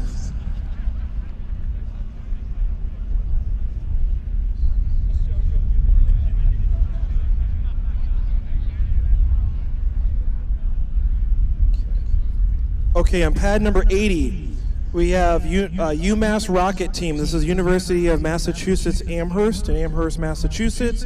Name of this rocket is Nemesis, 46.7 pounds, 6-inch diameter, 8.9 feet tall. Does have a 3D printed nose cone and booster. Also has a 3D printed metal bulkhead. I don't know how they got their hands on a 3D printed metal machine. I'd like access to that, please. Okay, their main is set for 600 feet. I did notice they had a lot of 3D printed parts. Their deployment did also have a vertical lift system. And then, this is the team that had the one really small gear and the one really big gear, but did not know the gear ratio. So we'll have to check in on what that is. They also had their nose cone had an elliptical shape, so it does not stick in the ground. We have 21 team members, 13 of them are here. I also learned this team possibly might have picked up the rocket en route of coming here, so I don't know what that means. They might have left it behind and they got it and brought it here. And then this is the team I did notice. They have the largest quick links I've ever seen used. I think they took the one off their parents' boat and put it on the rocket, but these are 6,000 pound rated quick links. So if you need a quick link to tow something after this event, come see that team. On pad 80, we have a clear sky, we have a clear range. On pad 80, we're gonna launch in 5, 4, 3, 2, 1, ignition.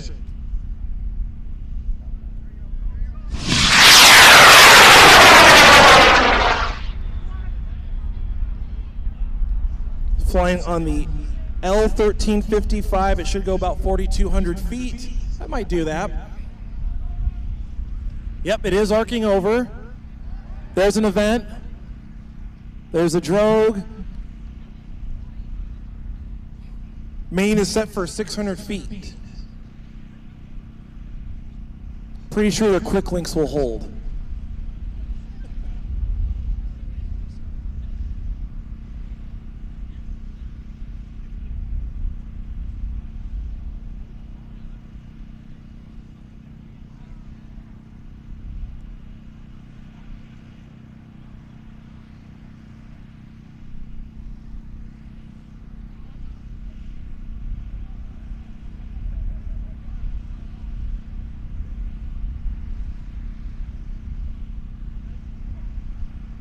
Okay, I see it. It's probably right around 1,000 feet. Main is set for 600 feet on this one. There it is. Okay, parachutes out. That team is pumped.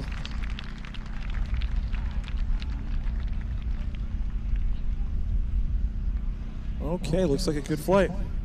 Yeah, right off the, no, we won't have to go too far off of that to get that one. You can see it land right there. Okay. Okay, on pad 81, we have University of Miami. This is the rocket canes. This is University of Miami, Coral Gables, Florida. Name of this rocket is Ibis 1. 46.02 pounds, 6-inch diameter, 10.25 feet tall.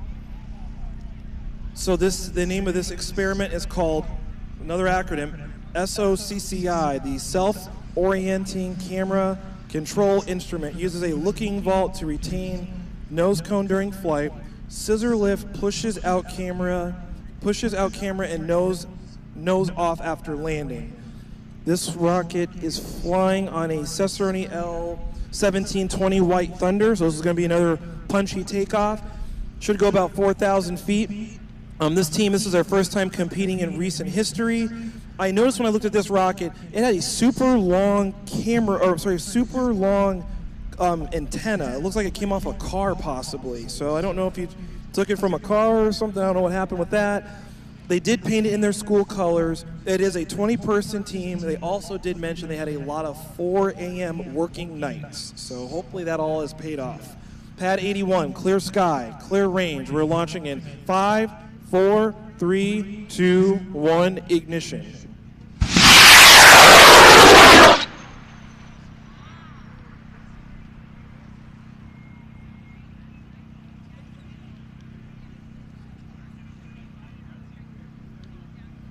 Starting to arc over. There's an event. There's its back up to the apogee. Uh-oh, looks like might have a main parachute.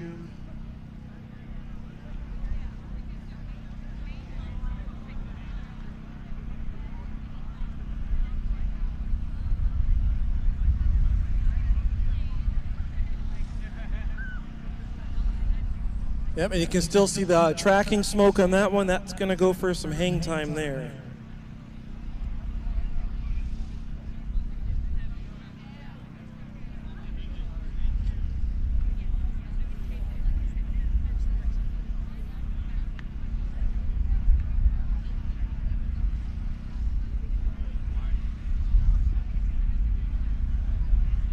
Okay, so I guess this team is going for the L parachute duration.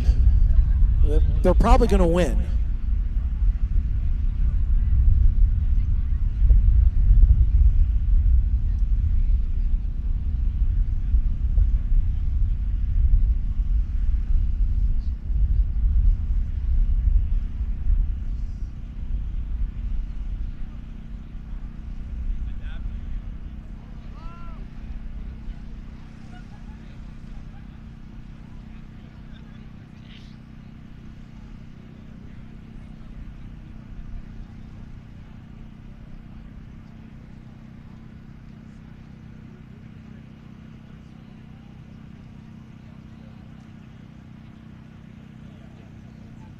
So we're just going to wait to make sure the that rocket is in a good spot for us so that we have one more rocket, but then we're still going to hold because we've already got the backup igniters, and we'll put that one, I believe that was in Temple's rocket, so we'll come back to that one. It's over there. Okay. Well, I'll start reading up to the next one. So this is the Charger Rocket Works on pad 82. This is the, I guess the team knows what their name is. That's good. I didn't even say which university. That's good. University of Alabama in Huntsville. And the name of this rocket is Argo, 55.6 pounds, 6-inch in diameter, 7.9 feet tall. This does also have a Jolly Logic. It is ejected at apogee. The main deploy is at 700 feet. The name of the rocket is the Argonaut, or for the experiment information, it is a autonomous leveling platform for imagery of the planetary surface controlled by RAFCO, sent by NASA using APRS. Being told or notified that we hear some aircraft out of the west. Yep, it's out there going, heading northbound.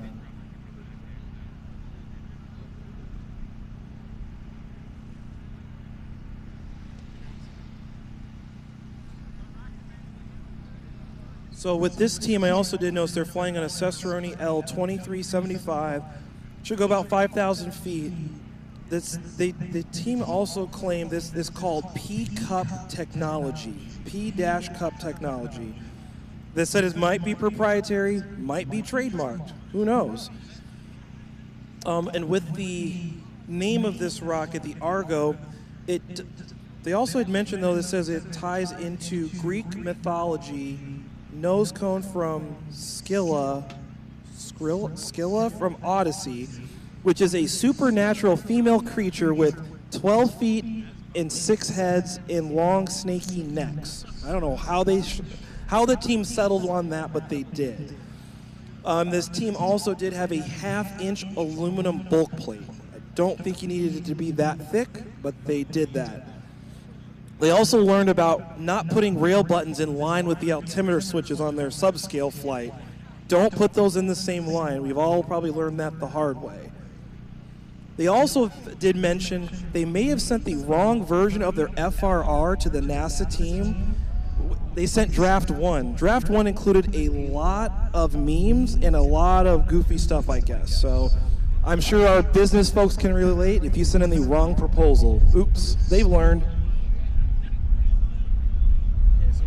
Okay, we're good. We're on pad 82. Clear sky, clear range. We are going to launch the University of Alabama in Huntsville, launching in 5, 4, 3, 2, 1, ignition.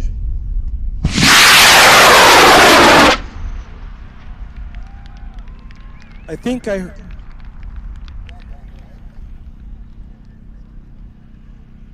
so that one's supposed to go 5,000 feet.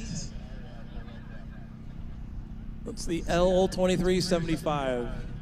There's an event. Just a really small drogue. The main is set for 700 feet.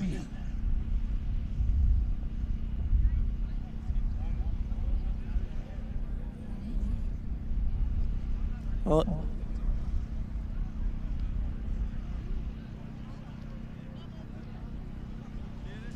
all right, so now we are probably about 1,000 feet. Should have the main here pretty soon. Probably 800 feet right now. The main is set for 700 feet. Whoa, there we go. Yeah. So we're not going out. Range is still closed right now. We're putting in another igniter and we're going to recycle and fly this one. So range is still closed.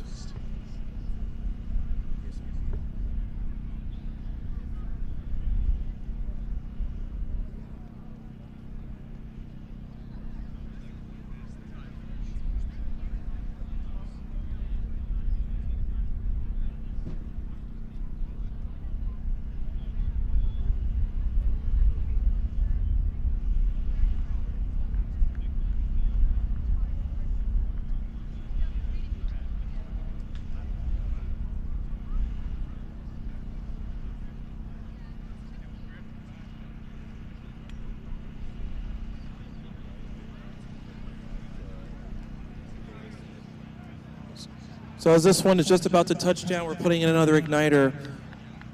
The team that had the higher than normal descent rate came in ballistic, lawn dart if you will.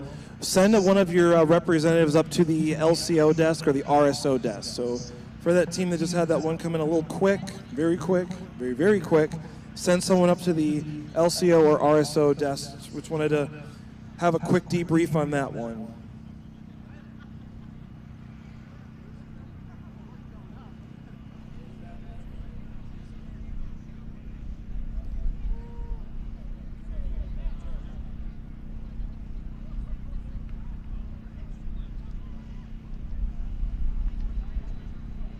So I want to make a quick announcement. There is a truck parked in the wrong spot. It is a dark gray F-150. With the F-150, it looks like it's painted in the American flag colors.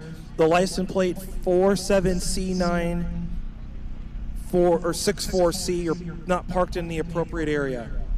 Okay, so the Ford F-150 with the license plate 47C964C, it's a yellow plate. I don't know what state that is. Oh, it's Alabama plate. You're parked in the wrong area. You need to have your car moved, please.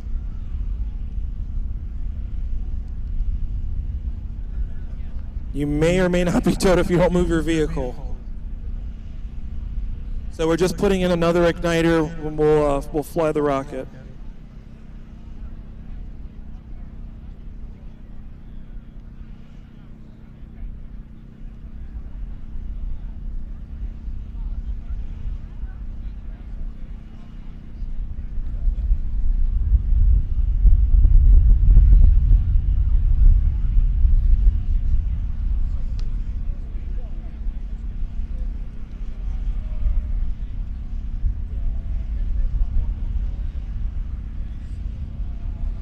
Since we're putting in we're putting in that igniter right now, just want to say hello to those that are online. I'm kind of looking through the phone and everyone's being nice and very civilized on the chats and encouraging words from your team members and your support from the university. So nice to see that everyone's being nice and kind to each other.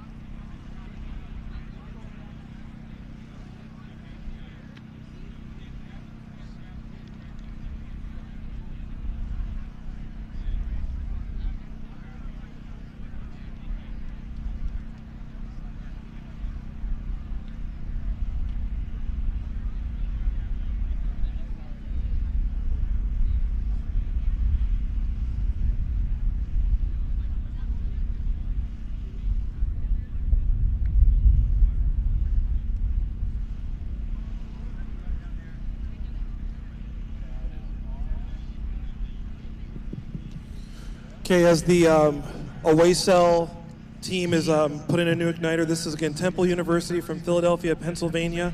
Name of this rocket is Balboa. It's got the in-flight camera and 360 imaging system. IFL takes 360 FOV during flight. Ground camera deploys and takes a series of photos of the launch vehicles and surroundings. This is again on pad 41. It's flying on the L1150.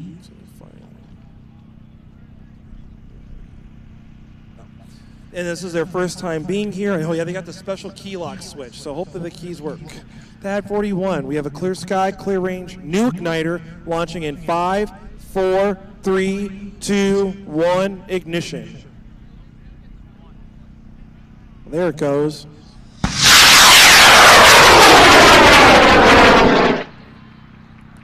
So this one's supposed to go 4,935 feet. Right to 4,935 feet. Yeah. Starting to arc over. There is an event. Right here at the backup. Main is set for 650 feet.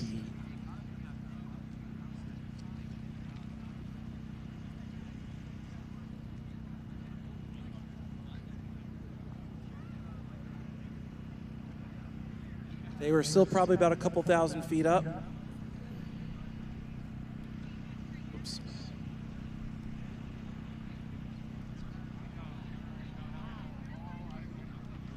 Still probably maybe 1,500.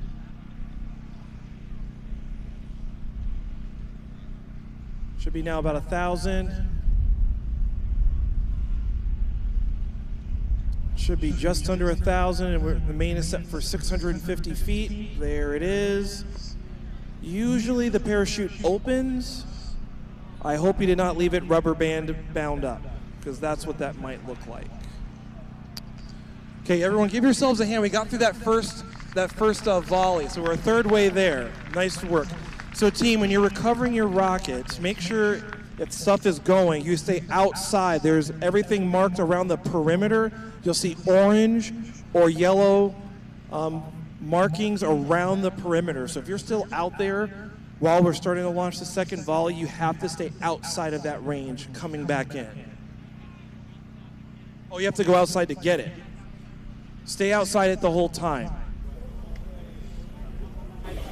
Well, everyone, as you can see out here, we have launched our first volley of rockets. 17 rockets have taken into the air. Hey, just a reminder, we are live with you on YouTube and Facebook. Make sure if you have any questions, make sure to comment those, and we'll try to get to them on air. Also, give us a shout out. Where are you from? What team are you pulling for? I can tell you one of the teams that I am with now. It's truly an honor for me to be here with the United States Military Academy. Y'all, how are you feeling today after seeing those first launches coming? We're doing great, sir. So first of all, thank you for having us here. It's been a long journey, but after seeing those rockets take off, we're more excited than we've ever been. We're confident in our system. We're ready to watch it fly. So you guys are launching later in the day. How do you think your rocket's going to do compared to these other ones that we just saw? So we've seen some of the way that teams have formulated solutions to the problems that you've given us, and we can definitely say that our rocket is going to perform a lot faster than most of these teams. You know, we're in the Army. We like to move fast, so we're going to definitely give you a show. And you know, seeing some of the failures, we're slightly nervous, but having tested our system over 4 times, having double-checked, triple-checked everything, we know our stuff is going to work. Excellent. So lots of testing, lots of preparation went into this. You guys are all launching later today. Talk to us about the Payload Challenge. How did you guys tackle the requirements given to you by the NASA Challenge? Sir, so our payload is a cylindrical payload that actually, unlike a lot of the teams here, leaves the body tube when it deploys from the main. What happens then is the payload then reaches the ground and then pushes itself upright using some self-righting legs. We have an onboard gyroscope on there to be able to correct any orientation errors we have, and it can retract and re-extend depending on the orientation where it's at. Now, if that doesn't work, it can go up to a maximum of 3 times before it locks out in the extended position, and then it goes on to the RF imaging sequence. So our payload is supposed to be designed to be able to be deployed en masse, say like in a potential lunar lander situation, a Mars lander situation. We can deploy these payloads like CubeSats to survey potential landing sites and get a ground level view of where we might potentially land. Okay, that's freaking awesome. I love that, guys. Tell us what the experience has been like. I know you guys have had some challenges just to get here to launch day. Right, sir. So one of the biggest things we had to overcome is this is our first year ever doing student launch at the academy. So we did not have really the organizations to fully support this. We haven't done this before. So thankfully some other teams have helped us out to get our rockets here, and we're able to fly down the cadets from West Point. But it's also been a challenge of, repeatedly testing the stuff and just going out there and learning, like, hey, we never learned these lessons before. We've had so many failures that we've taken into our later designs, and now we know what to do. So all that learning that's taken these teams decades of student launch competitions, we've done within an 8-month period, and we're here to compete as strongly as they are. That's awesome. Homer Hickam, the famous rocket boy, called it a book of knowledge, and it certainly sounds like you guys have built that book of knowledge. Anybody back home you want to make sure you give a shout out to or thank? Right, so obviously we want to thank the Academy for supporting us, all the 5 departments that came together, as well as the cadet advisors, and most importantly, go Army, be Navy! There you have it, United States Military Academy, our future soldiers, making sure that we stay safe and making sure that we can explore like we've always dreamed of. Let's send it over to Lane with our next team. Thanks, Will. I am here with the project manager of the University of Alabama team. Please introduce yourself and tell us your major. Hi, my name is Sindhu Belki. I'm Indian by origin, but I was born and raised in Qatar, and I'm an aerospace engineer. Awesome. So how did the launch go today? How's the team doing? The team is doing great. The launch went fantastic. Yeah, awesome. I saw the launch went a little bit far out into the tree. So is your team busy retrieving it right now? Yep, right now we're on our way to go retrieve a rocket. It was lodged between the trees, so that's going to be a challenge, but we're glad that the launch went well and it was recovered successfully. Yeah, absolutely. Congratulations on that. So throughout the season, did your team face any certain challenges or difficulties? Yes, we had a plethora of different challenges that came in our way. In the beginning of the school year, our advisor sadly passed away, and so it was a challenge to go find a new advisor and make sure the team was taken care of in the new advisor's hands. We also were set back because there was a fire in a design lab that was very close to our lab, and so we had to make sure that that was taken care of, and we had to revise our safety standards to make sure they were up to date. Apart from that, we also had a lot of challenges in terms of weather and being able to fly on time to make sure that we met the deadline set by NASA. But overall, the team trudged through and did a great job, and I am so proud of everyone. Yeah, absolutely. Sometimes, rocket design and competitions come with a lot of adversities and challenges, but it seems like you guys are super resilient. So sorry. You're talking earlier, when needs to on that little why you think women are just like absolutely. I think women are leadership. You see, join the team.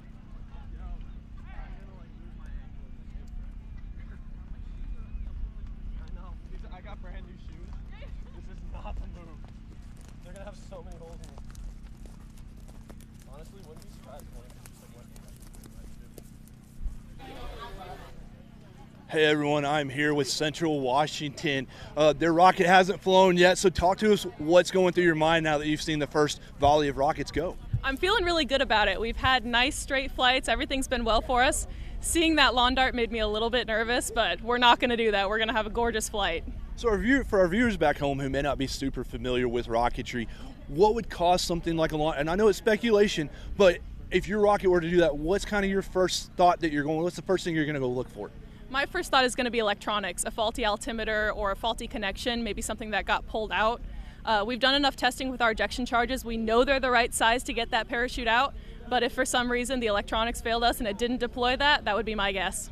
It's always a bad day to see it. So talk to us about your rocket. How tall is it and how did you tackle this payload challenge? It's a camera, I understand, that has to take signals from a NASA tower. Yeah. So our rocket's 9 foot, almost 10 feet tall, about 35 pounds. It's a big boy.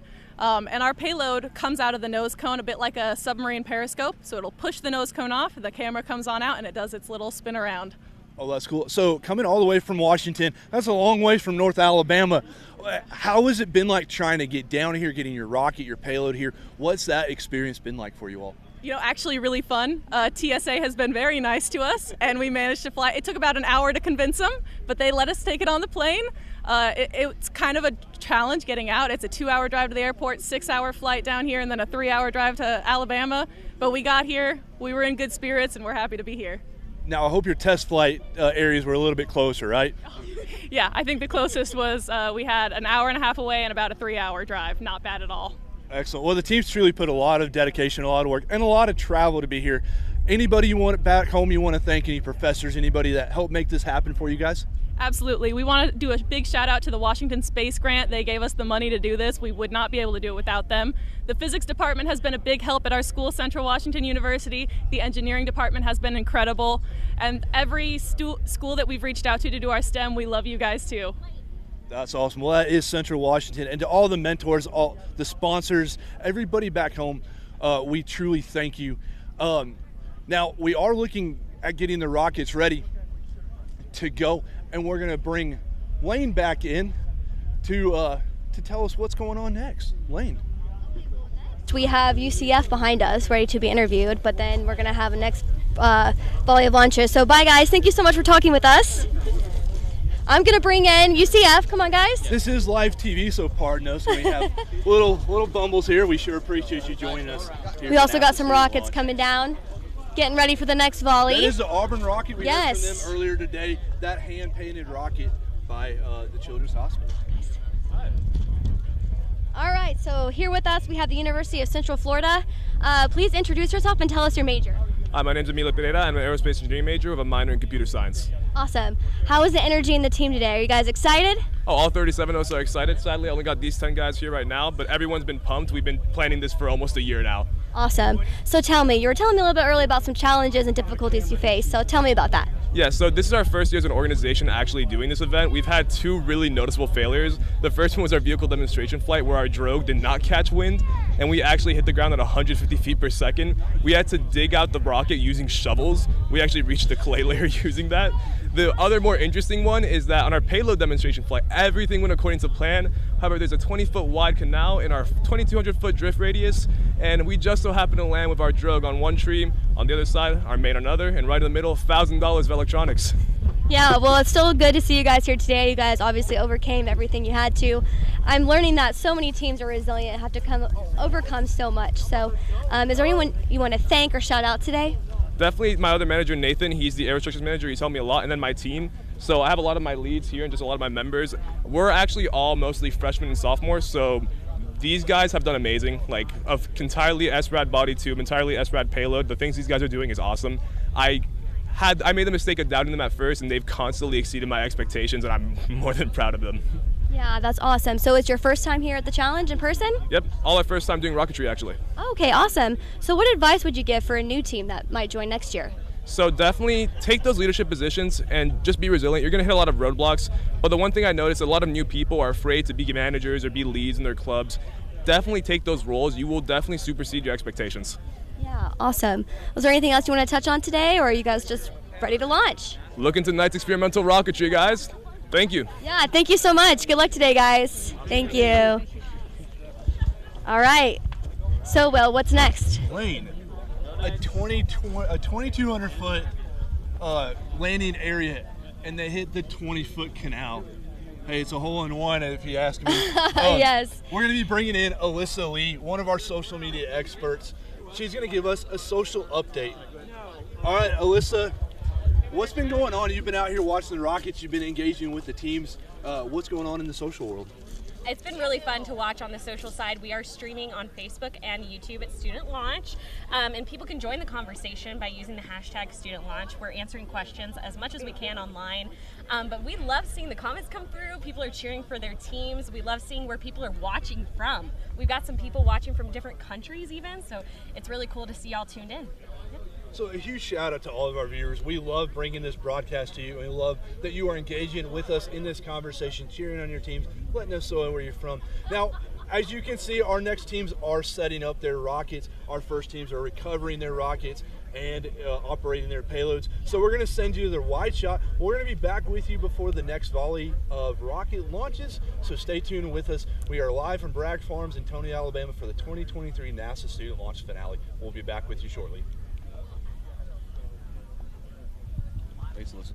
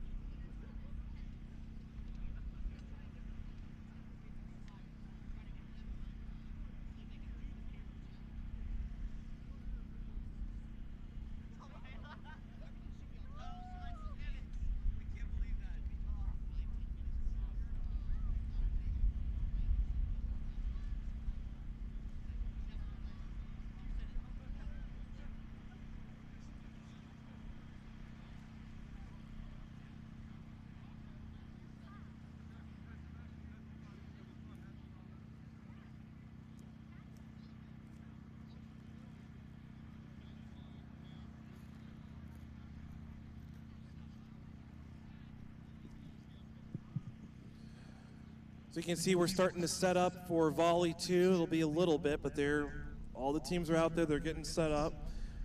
For that truck that's still not parked in the right spot, that's that gray Ford F-150 with the Alabama plates. I think the truck is owned by Clint Ross. So Clint Ross, you need to move your truck. The F-150, the gray F-150, you're parked in an exit area. We don't want to tow the truck. We need to make sure we can get the car out.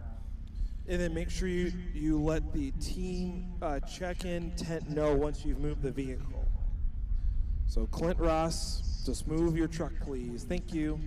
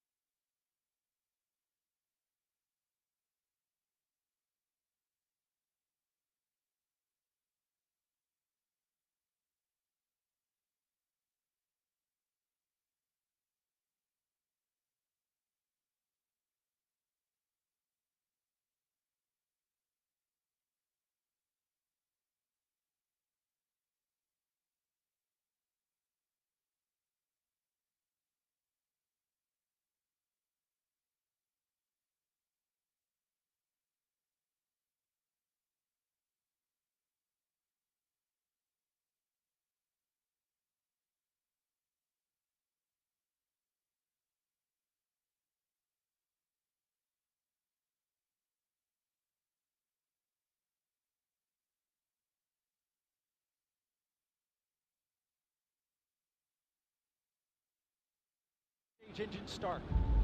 3, 2, 1.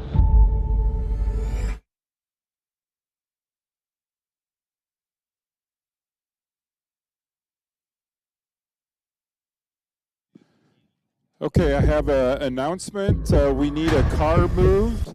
It's a Toyota Highlander. It's a silver, and the number is, I can't read that, UBS 1492. Virginia plates. Please move your silver Toyota Highlander.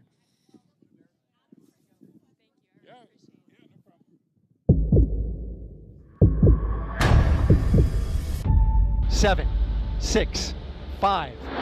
4-stage engine start. 3, 2, 1.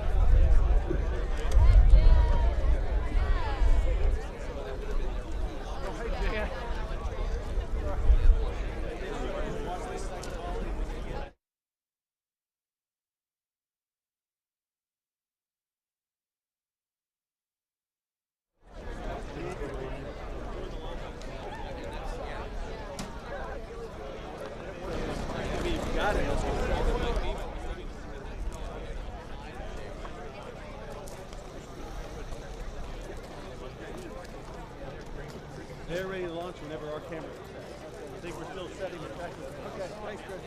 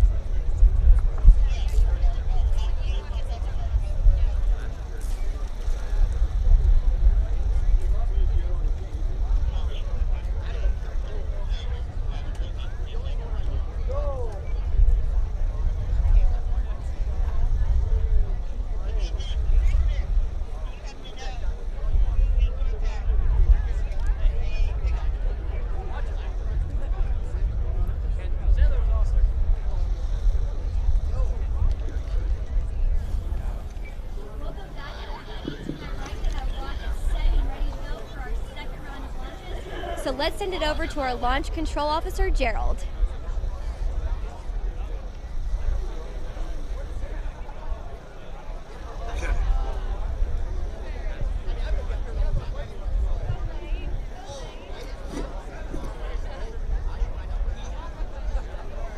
Okay, we are ready to start.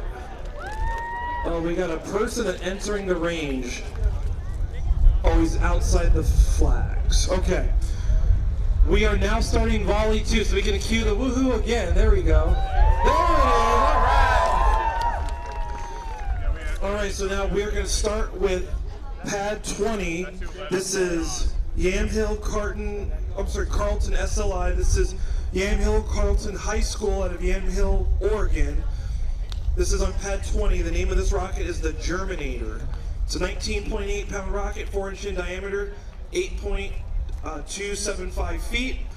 With the vehicle notes, this does have a direct airflow from nose cone, intakes to power the payload. So it's almost kind of like some form of like a ram air type technology. It's definitely unique. They also do have the acronym, of course. It's called the KASA, which stands for Kinetic Agricultural Seed Apparatus. Our payload harnesses the airflow and kinetic energy of the rocket to power an internal turbine that spins a speed canister and deploys seeds, particulates at motor burnout. Now for the flight today, they're not going to be reseeding the Bragg Farm. They're not doing that today. It is capable of doing that, but they're not going to do that for today. They didn't ask for it. Well, this rocket is definitely flying. It's flying on an Aerotech K695 Redline. Should go about 4,200 feet. I did notice it has a really cool, unique paint job on it. It actually does have laser engraving on the fins. The team did vote on 5 different ideas to determine how to paint and finish the rocket. I am also aware it was a father-daughter project to finish and paint the rocket, so that's pretty cool. Cue the aw. Aw. Okay, on pad 20, we have a clear sky, we have a clear range on the Germinator. We're gonna launch in 5, 4, 3, 2, 1, ignition.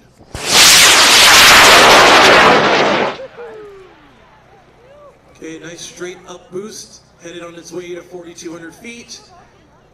Get air or holes in the nose cone that's supposed to spin up a turbine that would theoretically spread seeds. There's an event, there's a backup to the apogee. And the main for this one is set for 650 feet. And just right above the sun, so this one will underdrove parachute go right through the sun.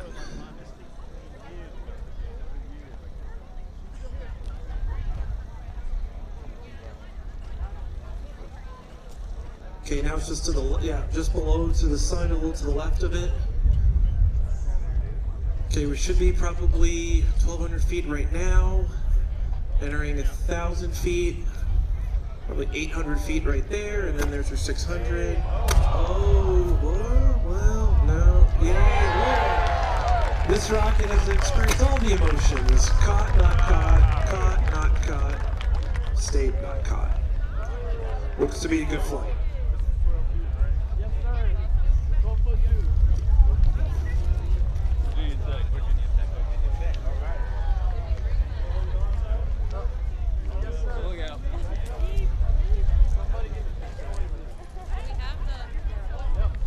Being told we hear some aircraft eastbound or coming from the east.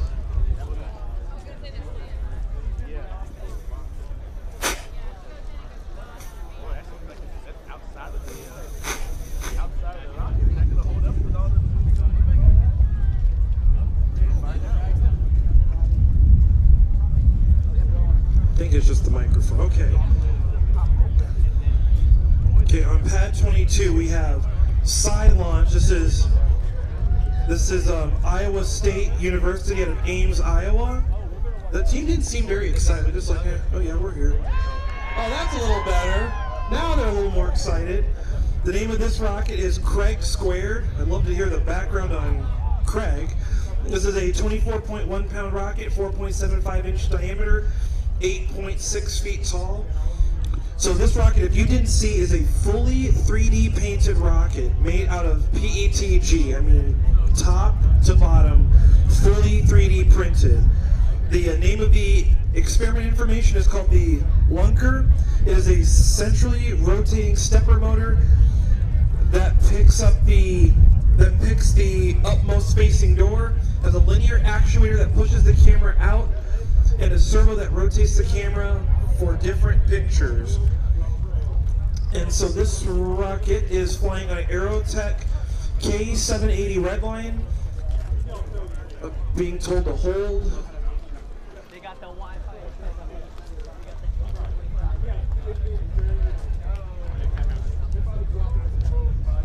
Being told to hold for a moment.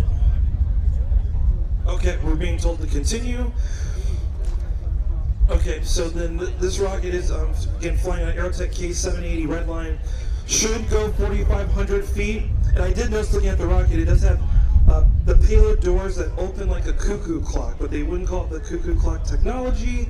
And I also did notice with the 3D printed rocket, they actually printed it where it needed very minimal post-production. So when they 3D printed it, it had the notches already in it. It had the spots for the screws to go right in. So it's pretty clever how the team had that all prepared and ready to go. They have a total of 12 team members, and 8 of them are here today. Okay, so this is on pad number 22, the Craig Squared rocket. We have a clear sky. We have a clear range. We're ready to see some 3D print can go in 5, 4, 3, 2, 1, ignition.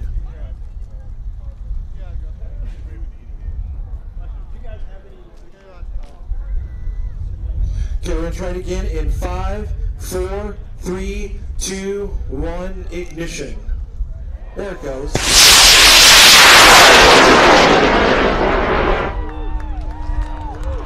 Nice straight up boost on that one. The fully 3D printed rocket. I think they're trying to go for the 3D print award. Maybe, I don't know. Okay, there's an event.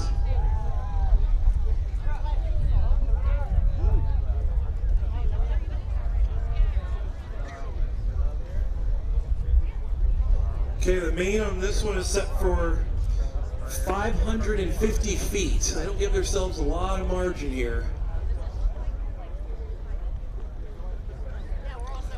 And then the Lunker is a very complex system, so when it lands, the door will open and then we'll take the various photos. So just now right below the sun, should be about 1,000 feet now, probably 800 feet. There it is. There we go.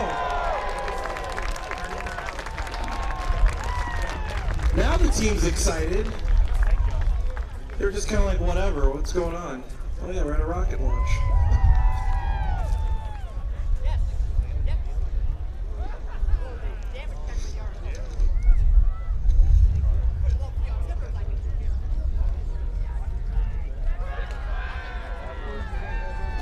Okay, now they're like a little too excited, so apparently Iowa State likes to have some fun. Just about to touch down, and then the lurker, I think, is supposed to take effect. All right, nice flight. Mark.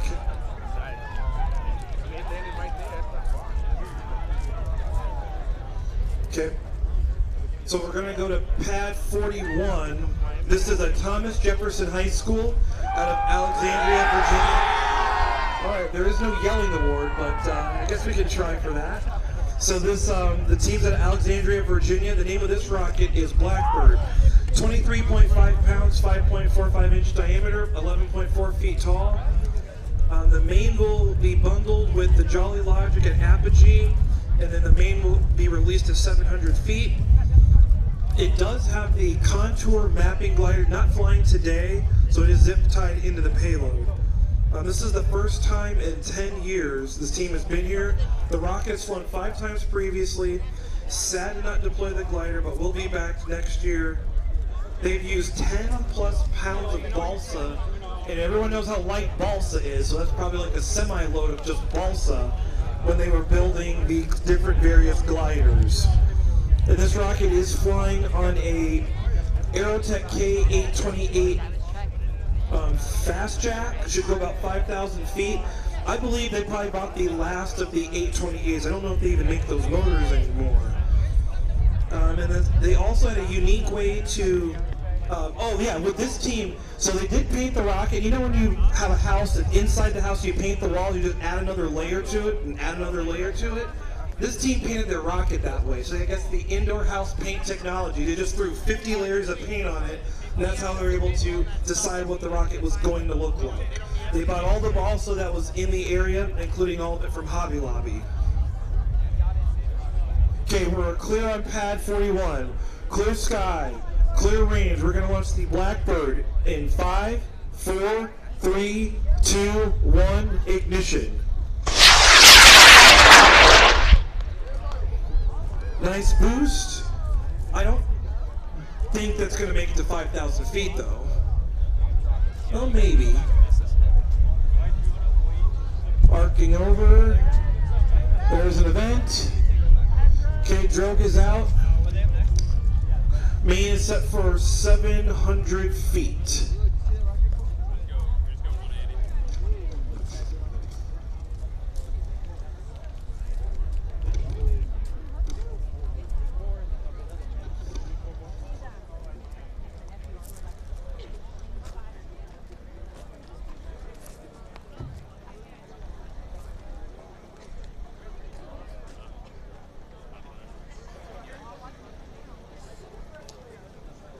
Okay, we're probably about 1,500 feet right now. Yep.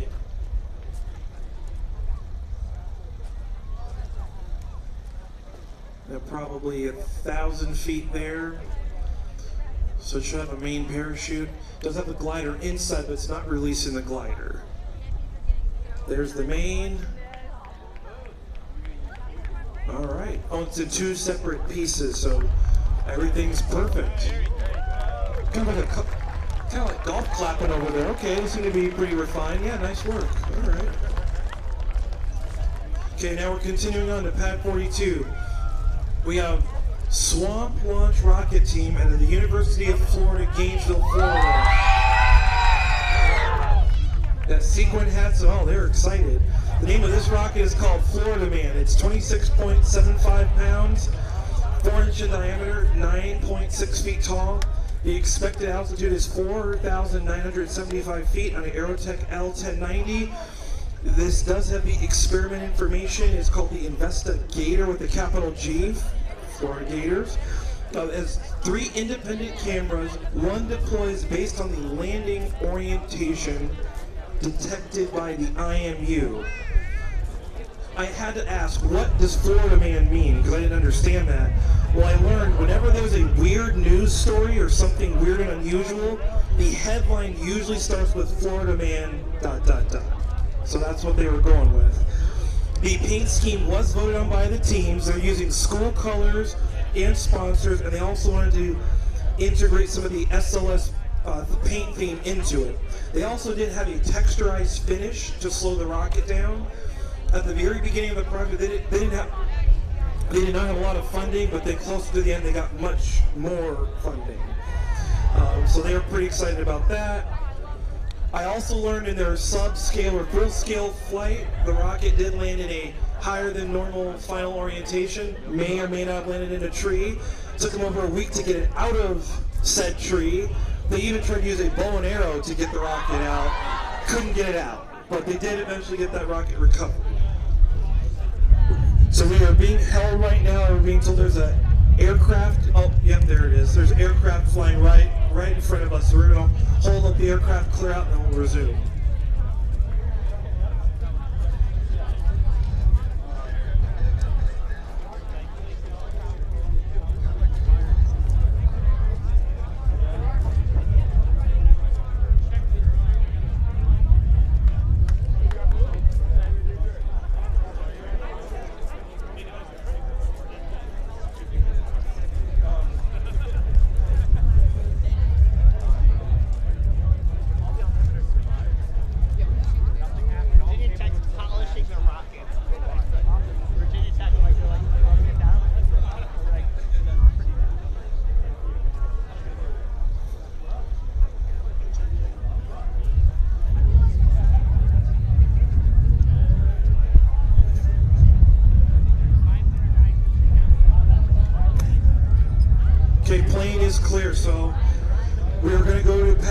to Florida Man. It's always a fun way to start the news article. So we have a clear sky, we have a clear range on Florida Man. We are going to go in 5, 4, 3, 2, 1, ignition.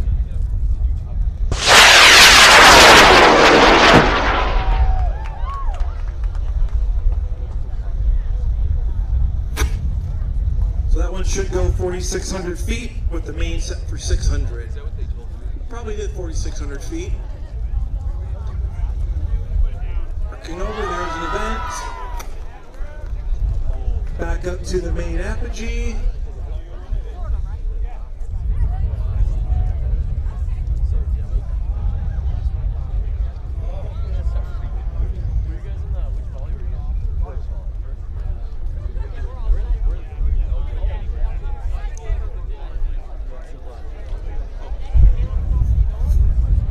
Yeah, it's still a few thousand feet up there under the drogue parachute.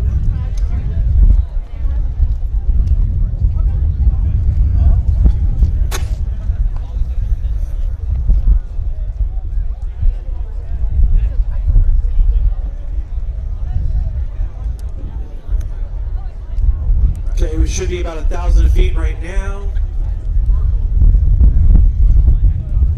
Now probably 700 feet. Now's the time for the parachute. All right. Good.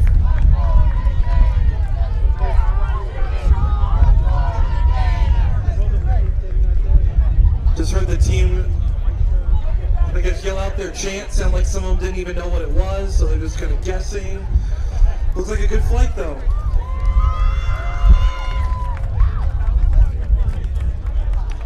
Okay, continuing on to pad 43, this is Carnegie Mellon Rocket Command out of Carnegie Mellon University out of Pittsburgh, Pennsylvania.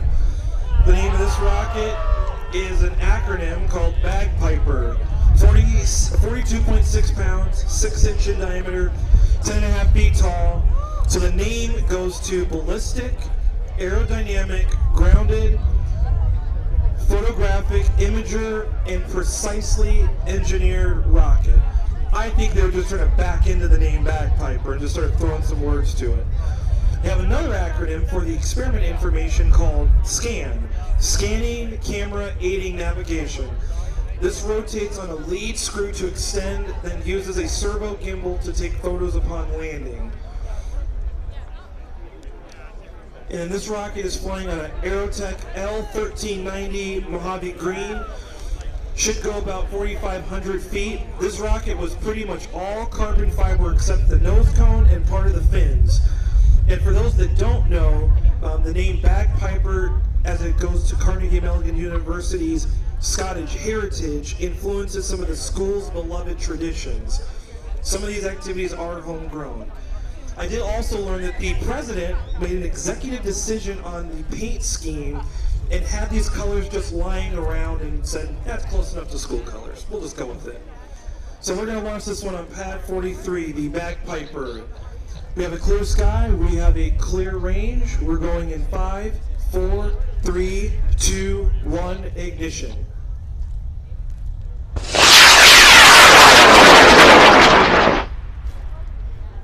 Nice straight boost on that one.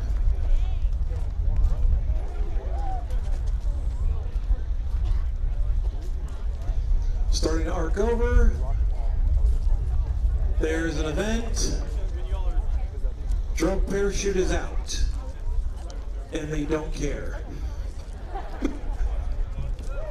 I think they're just waiting to make sure that the main parachute comes out.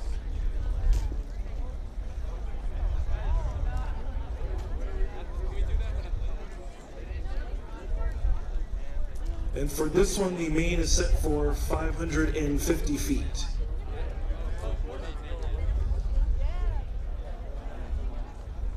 Still probably another 2,000 feet up right now.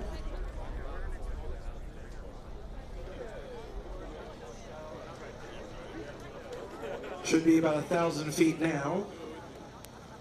Should be approaching 700 feet and should be 500 feet here any moment. All right. Now the team's a little bit more satisfied. Looks like their Nomex blanket though is going for a little different ride, so make sure you grab that on the way upon recovery. Okay, on pad number 60, this is Oregon State rocketry team, Oregon State University at, oh, I don't know what that was, but okay. This is Oregon State University out of Corvallis, Oregon. Name of this rocket is Overkill, 42 pounds, 6.17 inch diameter, 7.10 feet tall. The vehicle notes is design made by 5-year-old, or the design is done by a 5-year-old girl from STEM Design Camp, and this was held by a team. It has 8 members. The team drove 40 hours from Oregon, 2,500 miles. So they're pretty exhausted. The payload is called Goop, the gravity-operated oblong payload. Oh yes, and the team is wearing green and Hawaiian shirts, so if you can't see them, you're not missing much. No, I'm just kidding. So this rocket is also flying on an Aerotech L-1520 Blue Thunder. It should go about 4,700 feet.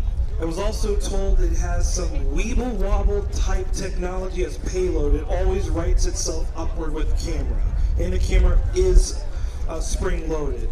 And I did learn about how they did do the paint design. They did it like crowdsourced via social media, and Alice was the winner and was painted by a local painter. They are also on the nose cone number 3, so I don't know what happened to nose cone number 1 and number 2, but they're on number 3 right now. And then the name Overkill is over everything. It's over designed, over engineered, overkilled, over easy. Oh wait, no, those are eggs, never mind. Okay, and then this rocket also, they told me, has been snow tested. It is landed in snow and been dragged across the field. They said if you want to plow a field, this rocket could probably do it because the fins are that strong. And then yes, the team has the official tropical printed shirts with the team hats to go with.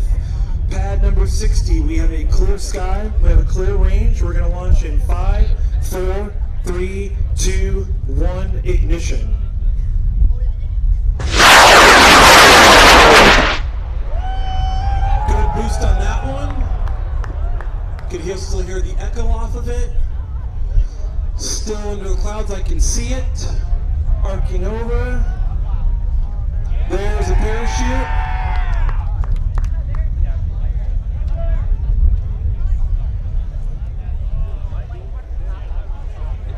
The main is set for 650 feet. I'd say that probably went all the 4,708 or 4,782 feet they predicted. Still probably a couple thousand feet up.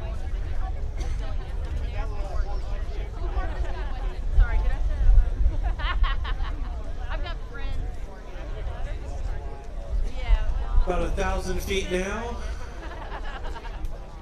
Below 700, so we should see the main any minute now. There it is.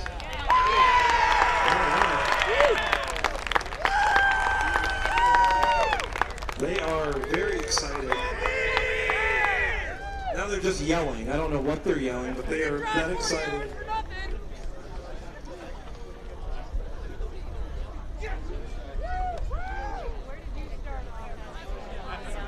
Okay. Pad 61, we have the Rocketry Association at Auburn University. This is Auburn University in Auburn, Alabama. Name of this rocket is 4 Brighter Futures. It's a either 47 or 67 pound rocket, so a 20 pound swing there. 6 inch in diameter, 10.4 feet tall. For the experimentation information is the R2D2 camera that deploys after landing. It's got lots of acronyms for the system. It is the MMORPG, the RAPS, and then the CAP. I also did notice with this team, yep, it's the camera like pops up and down. You think about R2D2 on the X-Wing, and then it spins around. They also did do a lot of testing. They drop tested it. They water tested it. I don't know how they power line tested it, but they did a lot of testing. The rocket is also landed in a ditch, but it didn't suffer any damage. Oh yes, and then this team also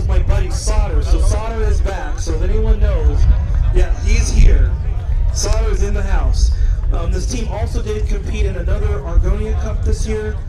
The Auburn team also, they rolled deep. They got 80 people on the team. 36 of them are here.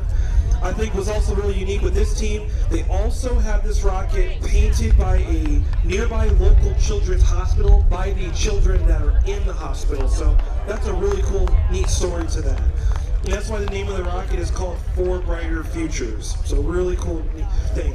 There also is Jan Davis, who is a 3-time astronaut. She is here in the house to witness this flight.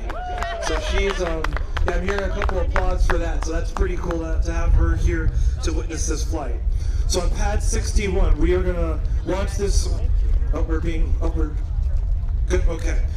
So For Brighter Futures, on pad 61, we have a clear sky, we have a clear range. We're gonna launch in 5, 4, 3, 2, 1, ignition.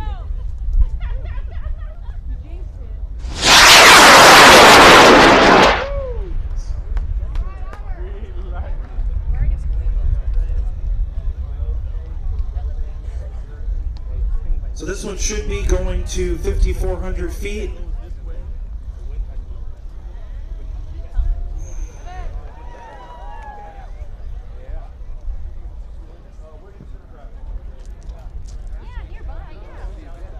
Oh, yep, it is under drogue, so there's confirmation it is under drogue. I think the team is looking in suspense right now. Solder's wondering if he did a good job soldering the project. He's not quite sure, so hopefully it works.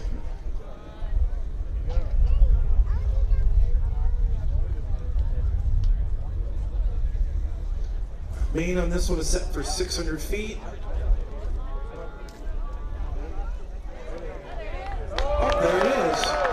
Oh, looks like that separated though. So some of it's under parachute. Some of it is, it's testing out its theory of drop testing. Probably not the venue to do it.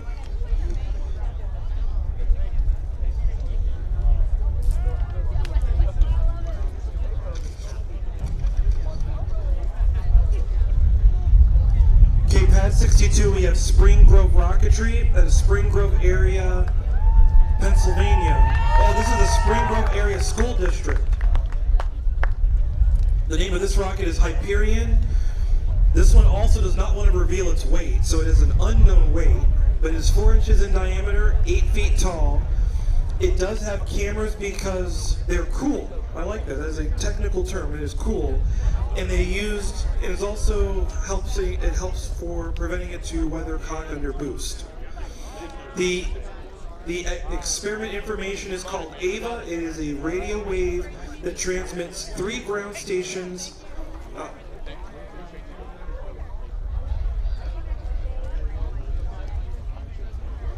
We are going to hold.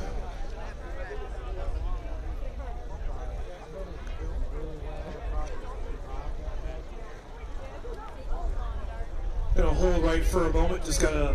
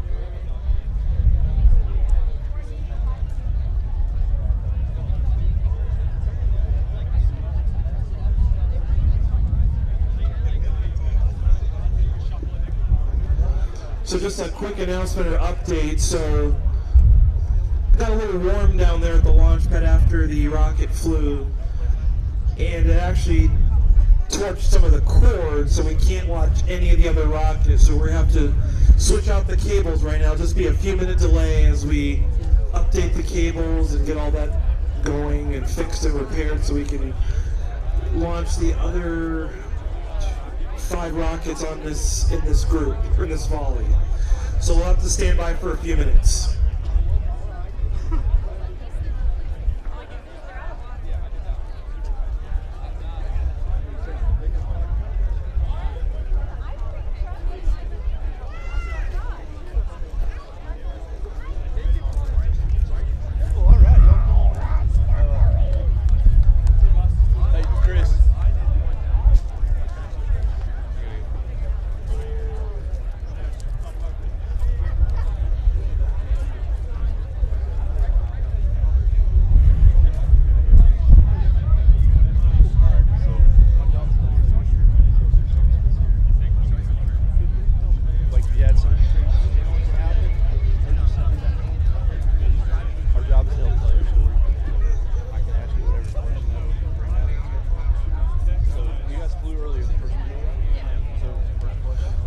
Make a quick announcement for Michael Bachner. You have your car parked in a not good place, so we want to make sure it's moved or it gets moved for you. I don't think you want it to be moved for you. You get the luxury of paying an impound tax probably. So you have a gray Highlander, gray Toyota Highlander. Michael Bachner, please move your vehicle. Another reminder is it's a little warm out. Make sure you drink your water. Make sure, Arnie, yep, that's you. Want to make sure you drink your water, have some sunscreen on or suntan lotion, and then stay in the shade if you can. We'll fix these cables here momentarily.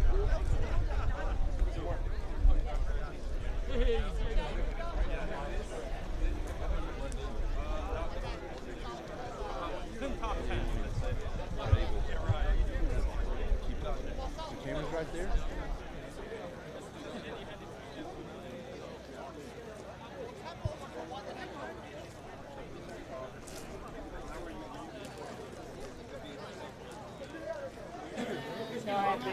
All right. Yeah, I'll just do one more. I'm ready.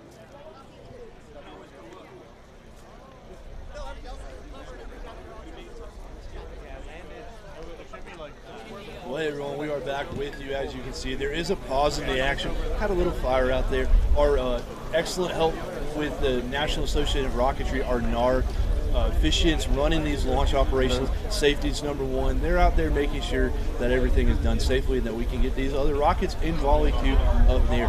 As they are taking care of everything downrange, we are going to talk to some teams. And first up is Temple University. Now, you guys flew earlier today. How did the launch go? It went okay. Everything worked except for our main parachute didn't come out of its deployment bag. We tried a little new configuration of folding it. We probably should have just stuck with our original methods that worked twice before, but you live and you learn, so we know next time. So you've gone out and gotten the rocket. What kind of condition is the rocket in after a main not coming out? The airframe is okay, and we think most of our electronics are good, but all of our 3D printed parts didn't make it, so. But that's expected. We hate to hear that. So talk to us, what's up next now that you've got the rocket back, going through, seeing exactly what happened, I would imagine. What's up next for you after you've flown the rocket?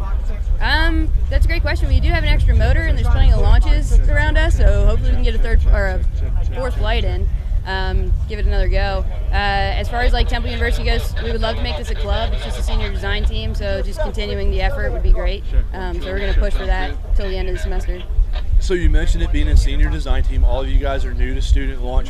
What has this experience been like coming to Rocket City, USA? What has that been like for you all?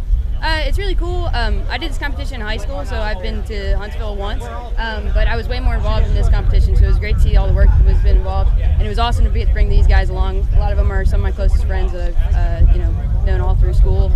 So yeah, it's NASA puts on this, and it's a great excuse for us to do a bunch of design work, which is really important. I think there's some of a lack of that, so any excuse to be able to build something, design something, fabricate, do the whole process is really awesome for us students. So lots of great skills as we take you all through that engineering, really the entire engineering life cycle, because it does start back in August with their proposal. Anybody back home you want to thank? Anybody you want to say hi to? Yeah, we want to give a big shout out to Blake Bray for letting us use our 3D printer a lot.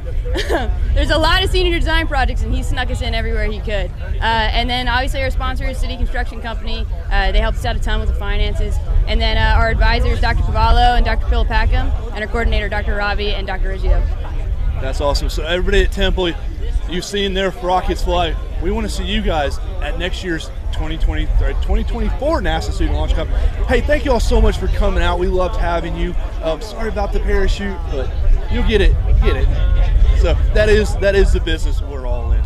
So that is Temple, the Owls, with their rocket flight. We're going to bring in Lane, who's got our next team. Great job, Temple. Hey, Lane. Hi, Will. Lane, how's everything going? Everything's going great. We've had some amazing launches. Of course, we had a little bit of a fire over there, but it's put out now. They're trying to get those rockets set back up. But now we have Virginia Tech with us.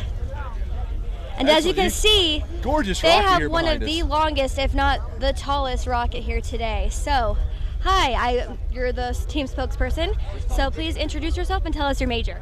I'm Cody Jones. I'm a senior in aerospace engineering at Virginia Tech. Awesome.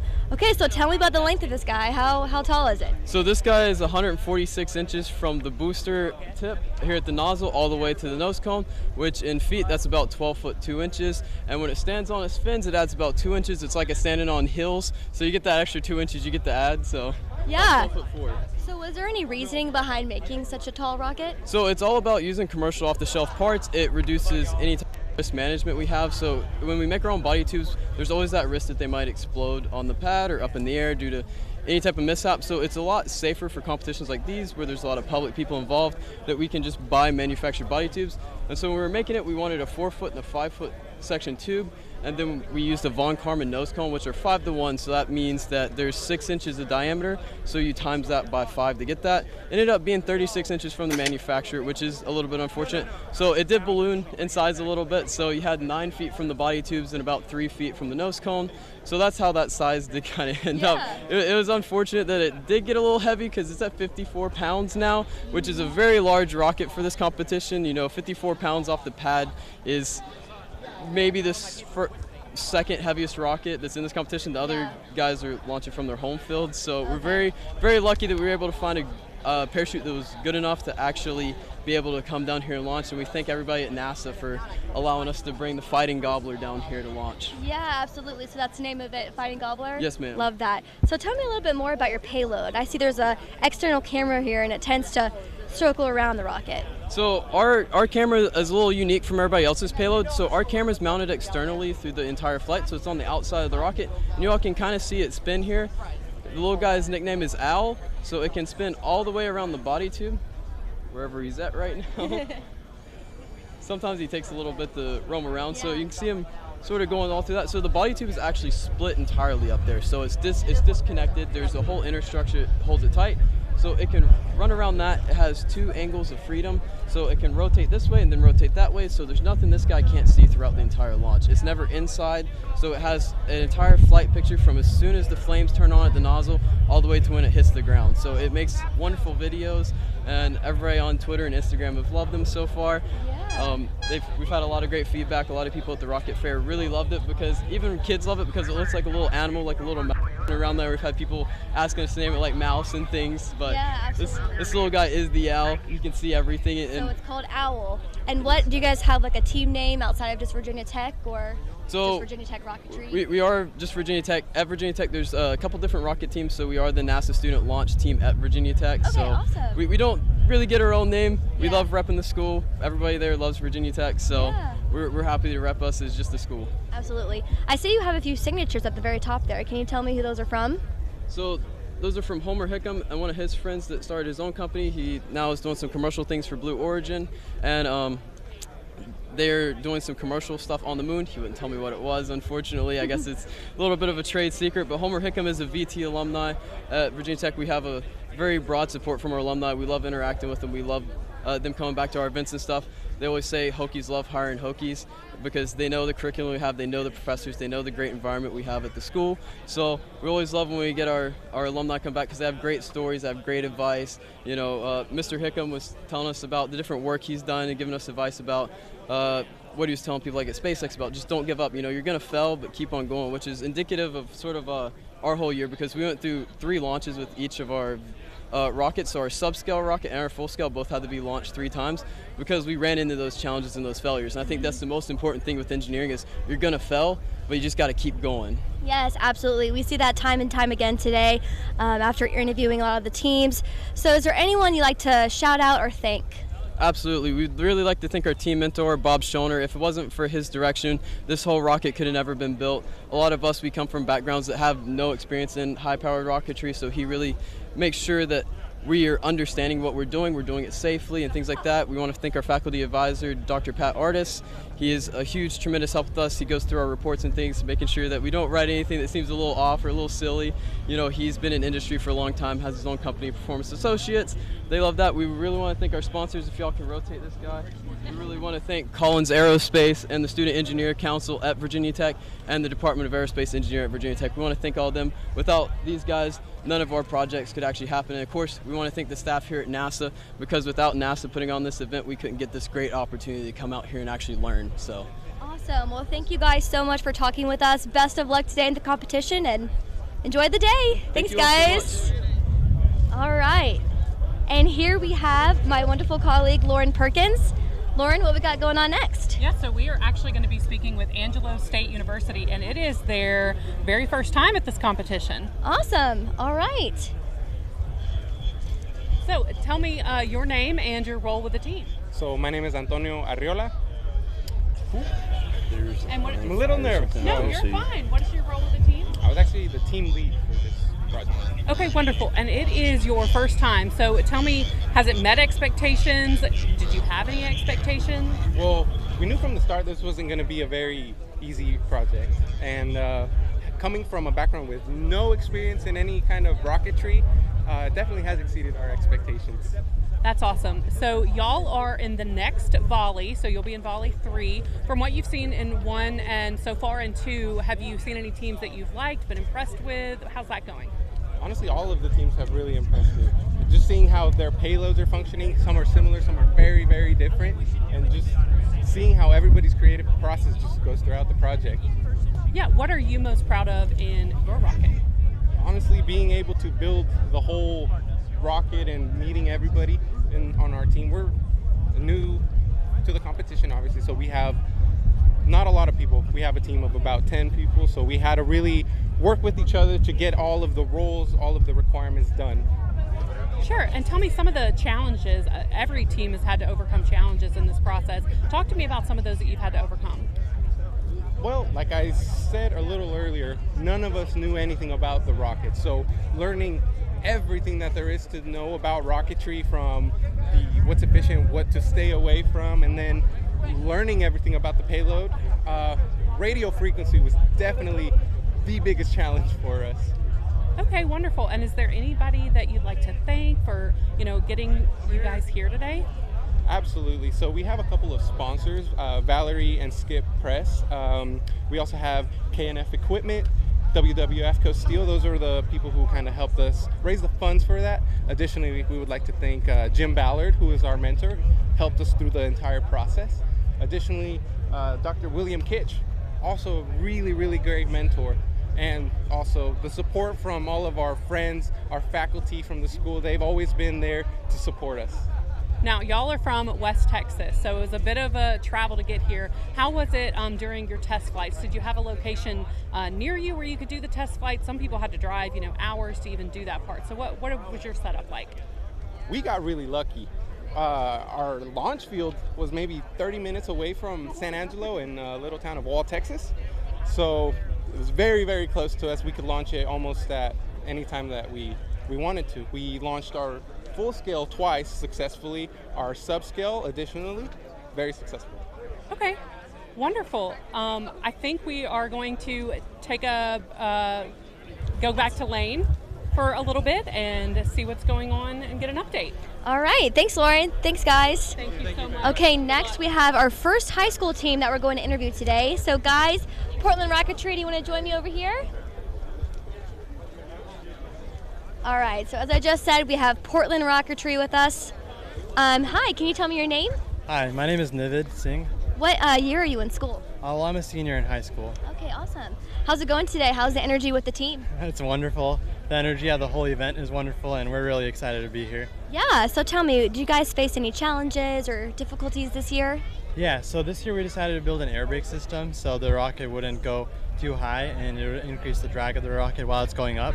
So we faced a lot of challenges as this was something completely new that we've never done before. So we 3D printed the first time and it turned out to be too big and some of the parts didn't move together. And then we 3D printed it again and some of the parts were still too big, so then we ended up sanding it down. Then even with the programming and testing, we faced a lot of challenges and how to find ways to simulate the flight data and simulate the flight. And on top of that, we had snow all the way in March, so we had to, our launches almost got canceled, and at one point we launched in the snowy weather. Wow, so how was that, navigating the cold weather? You guys have to just bundle up and go with it? Yeah, just bundle up and go with it. And I mean, it's very interesting there. It kind of goes snow on and off during the launch, so it's just praying that when our rocket's on there and launching, it's the good weather time. Yeah, absolutely. So can you tell me a little bit more about your payload in the rocket? Sure. So our payload is the air brake system, and we have 3 fins right about here. And essentially there's a system on board that takes the acceleration data, the velocity data, and the altitude data, and it combines those to find a predicted altitude. And if it thinks the rocket is going to go too high, or it thinks that the rocket is going to overshoot the projected altitude, then it deploys the air brakes. And that kind of pushes something out of the rocket, which increases the drag. And because the drag is increased, it's able to make the rocket go a little bit lower. Okay, awesome. So is there anyone you want to shout out or thank today? Yeah, so first of all, I just want to thank everybody on the team. I have Anika here, Matthew, Haley, Nikanch, and Anish. Everybody did a lot for the rocket, and everybody played a monumental role in building the rocket. I'd also like to thank our mentor, George. George spent a lot of time with us, going to launches with us, and just helping us along the whole process. I'd like to thank our coach, John. John helped us all throughout the year, and I don't know how we'd be here without him. Through a lot of challenges and a lot of the things we faced, he helped us kind of figure out how we can overcome it. We spent a lot of late nights together, and we also worked out of his house, so thank you to him. And then finally, we want to thank just all our parents for bringing us here and helping us out, and the team from NASA for helping us out throughout the year, and especially with this challenge kind of guiding us through the process. Yeah, awesome. And my final question would be, if you could give advice to a new team or a new competitor, what would your advice be? So our advice is just get out there, find a project that you like, and just go for it. At the beginning of the year, the air brake system seemed very hard and unreachable for us, but just by doing it, we learned so much, and we just say, if you have a project, go for it. Okay, awesome. Well, thank you so much for talking with us today. Best of luck, and we'll see you guys later. Thank you. Okay, and now I think we're ready for another round of launches. So we're going to send it over to our field.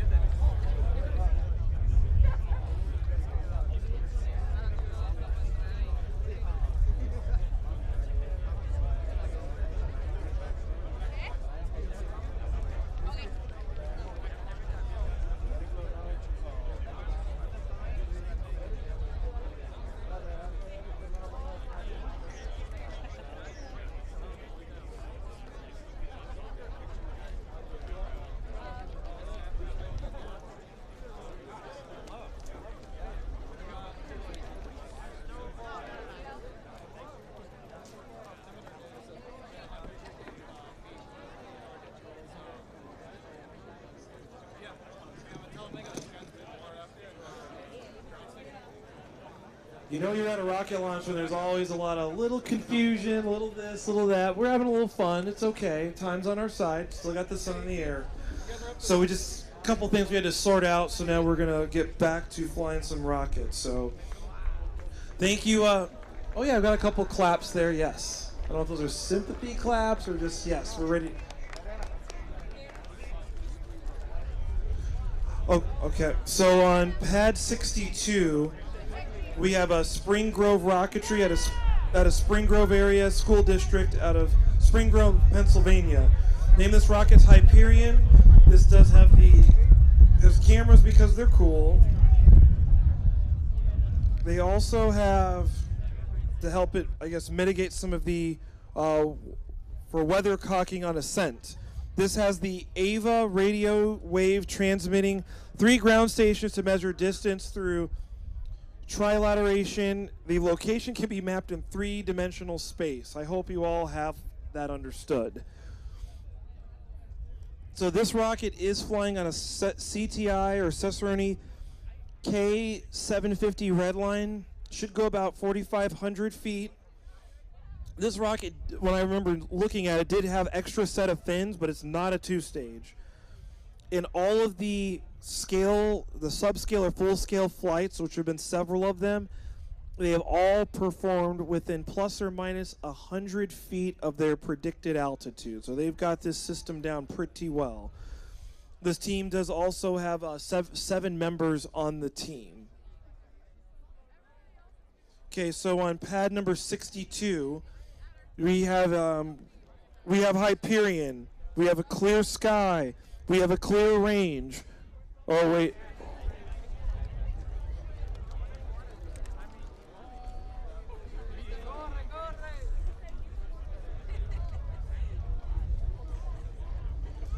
Okay, just a sec, we have to troubleshoot some of the electronics, so just hold tight.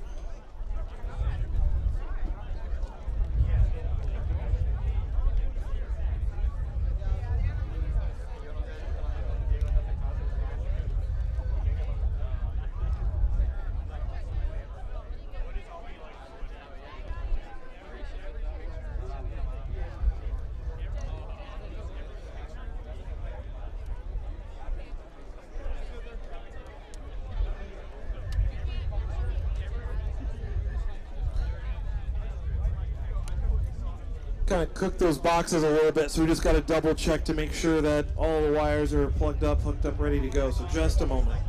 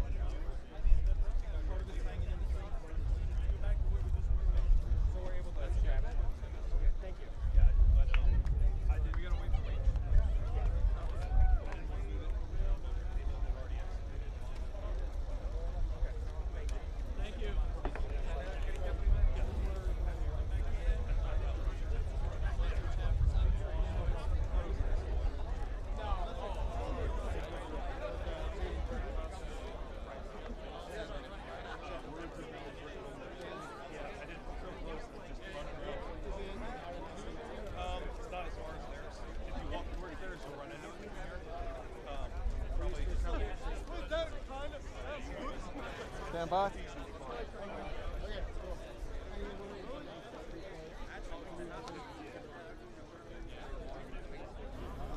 Welcome back to NASA's Student Launch Challenge. Lauren Perkins with NASA's Marshall Space Flight Center. I have me here at Notre Dame. We're going to get to know a little bit about some of the teams. Please tell me your name and your role with the team. Hi, I'm Lauren Falk. I'm a senior aerospace engineering major at Notre Dame, and I'm this year's president of the Rocketry Club. Wonderful. And have y'all launched yet?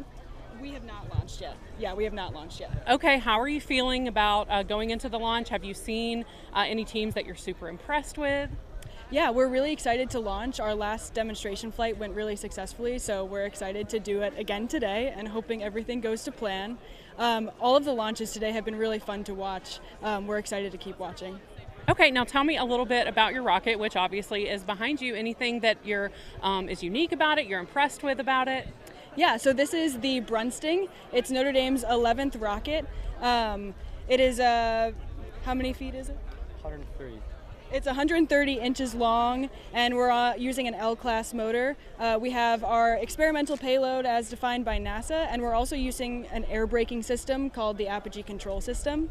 Our name of the rocket, the Brunsting, is named after our mentor Dave, who's been supporting the team for several years, so we're excited to have this named in his honor. That's wonderful, and I know Notre Dame is known for its traditions, so do y'all have any traditions on the team? Yeah, we have a lot of traditions, all super fun. A couple traditions we have are, here I am blanking on traditions, we're Notre Dame. Not so fun traditions of landing in trees this year. Yeah, a not so fun tradition is we've landed in trees twice this year, and also we visit a bagel shop before every launch to kind of get the team together before we get to work, which is super fun. And Huntsville has become an awesome tradition of ours, so. Yes, this is your 11th year, I believe. Yes, so 11th year. Good thing the tree line is pretty far away here, so that's good. And I will say I did have a bagel for breakfast, so things are looking good for y'all. Talk to me sort of about how the test flights went. Some of the teams had to drive, 4 hours across counties to go to the test flight. So how does that work for you? Yeah, so our test flights we do about 30 minutes away from campus, which is super convenient. Our first flight, the ascent and recovery went perfectly until our nose cone shock cord snapped, and so the nose cone free fell and landed in a tree. The rest of the rocket was perfectly fine and undamaged, but that nose cone had to be retrieved from someone who climbed into the tree to get it. Our second rocket, the main parachute deployed at Apogee, and once again the rocket landed in a tree. This time it was a little more tangled. And our third demonstration flight went extremely well, nominal ascent and descent, and then the rocket danced with a couple trees before we finally landed on the ground safe and sound. Okay, and obviously a lot of that was technical challenges that you had to overcome. Were there any personal or team challenges that you also had to overcome? Yeah, so the past few years we've been led by a leadership team that's mostly seniors. This year we have a lot of young juniors and sophomores who are on our leadership team. All are super capable, but we've had to do a lot of learning this year to get up to speed and be on that same expertise level. And I think we've done an awesome job, and we're really proud that we've made it here to Huntsville. Awesome. We are so glad to have you. Thank you so much for taking some time to talk with us, and good luck. Now we're going to go to Will Bryan, who's going to talk to another team. Will?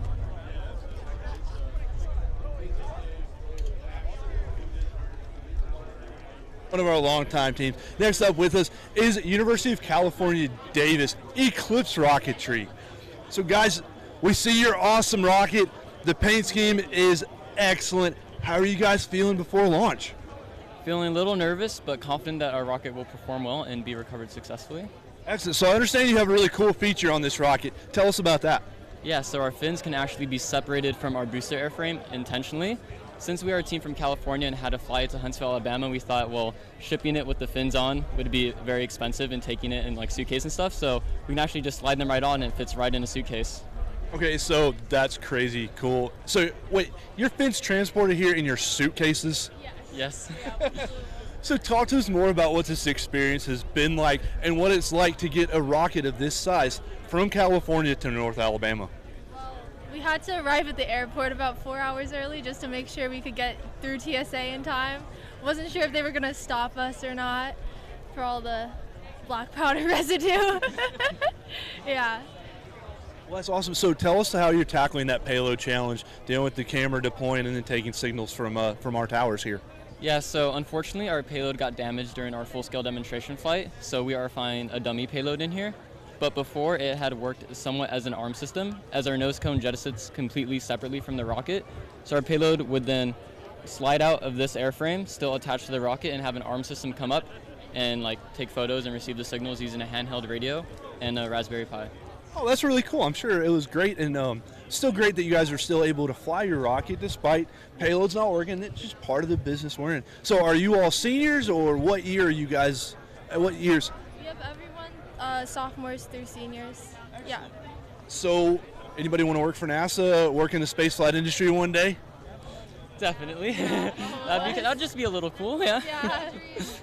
Well, that's awesome. Well, you're off to a great start learning this engineering challenge. Anybody back home you want to say hi to? Anybody you want to thank? I'd like to say hi to my mom and my dad, and also my dog Max. Hello. to all the moms, all the dads, and to me, most importantly, to all the dogs. We say hi, we thank you. And with that, we're ready to go to launches. UC Davis, we wish you the best of luck. Let's go watch some more rockets take off, guys. Thank you.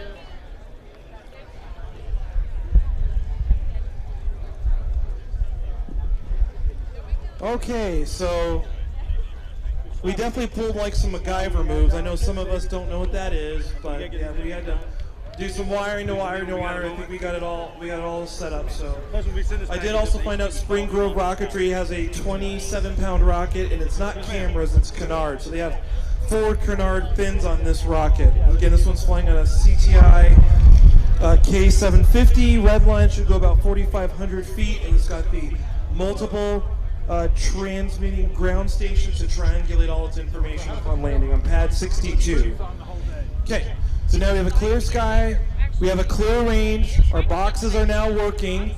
We are launching in 5, 4, 3, 2, 1, ignition.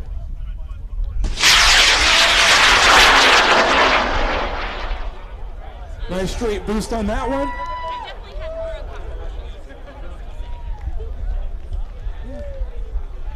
Still below the clouds. There's an event. Yeah, I've got my shoes are filthy. Yeah. Yours don't look filthy. Okay, parachute looks good. The main should be at 600 feet. They're short ones too,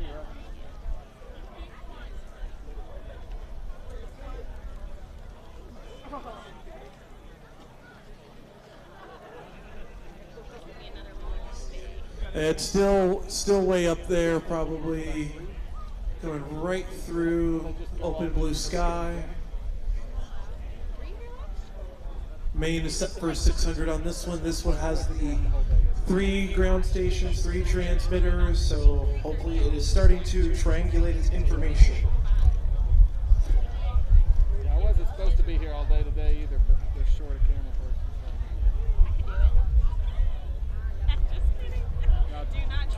Dusty also, I had something actually to do this morning. Okay, we're at 1,000 feet. Oh, no, there's 600. All right. It's too late. There we go. It's fun. These are fun things. Very excited team there. One of the SLI competing teams, so that would be one of the middle and high school competing teams. Nice flight. And it is down. Okay. Continuing on to pad number 63, we have WSU Everett Rocket Team. They are very excited. They've been waiting patiently. This is a school, WSU out of Everett, Washington. The name of the rocket is C1. It's flying or weighs 40.27 pounds, 5.5-inch diameter, 10 feet tall. Oh, this is the one with the attempting vertical landing. Its legs deploy at 400 feet. So it's got really large aluminum legs. Can't miss it if you didn't see the rocket. It will deploy at 400 feet and will try to essentially stick the landing. This is the NASA USLI servo activated camera landing leg deployment system. This rocket is flying on a Cicerone L1030 red line. It should go about 4,100 feet. Okay, and then this team, I believe it's their first time here, and they claim, oh yeah, that's the thing. This team, Washington State University in Everett, they claim this rocket does not skip leg day. That's what they were telling me. Rocket's not painted, but it is in a color-changing wrap, and they call it magic color. They have a total of 12 team members, 8 on the USLI team. 6 of them have actually certified level 2 within the last year, so that's pretty incredible. They've certified within that time frame. Okay, we are clear for launch. So we have a clear sky, clear range on pad 63. This rocket does not skip leg day. We are going to launch in 5, 4, 3, 2, 1, ignition.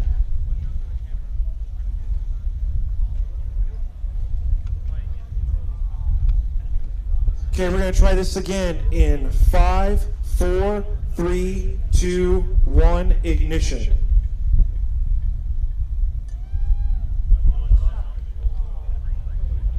No continuity on that one.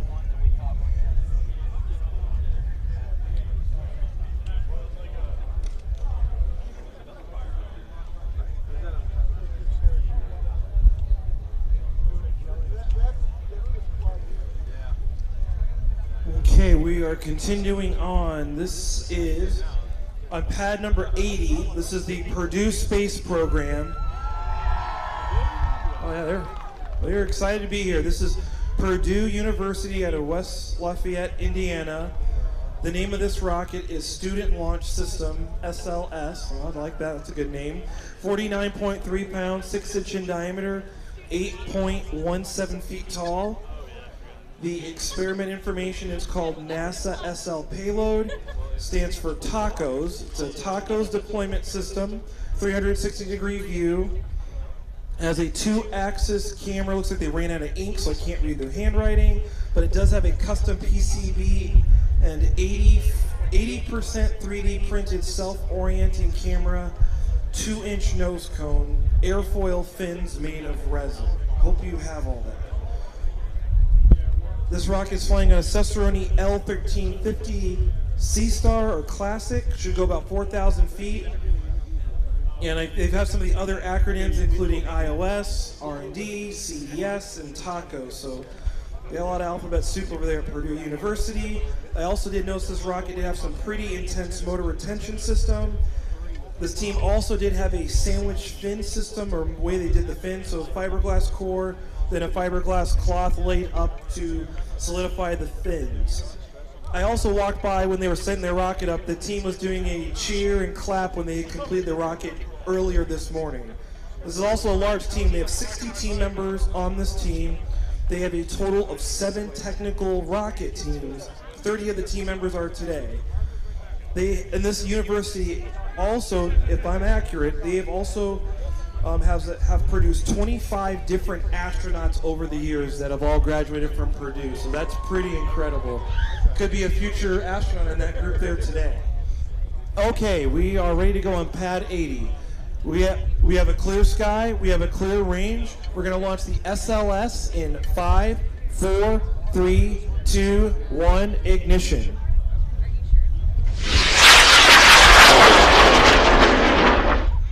Nice straight boost. Should go about 4,050 feet. Arcing over. Hey, Joe. There's an event. Somebody came over and said there was an open mic. Somebody came over and said there was an open mic on NASA TV. Yep, small drogue. It looks like the main is set for 700 feet.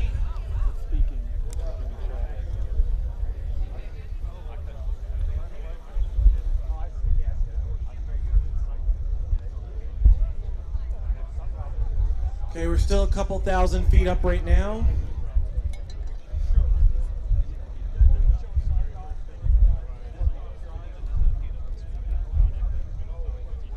Okay, we're about 1,000 feet, so we should have the main parachute any moment now. There it is. All right.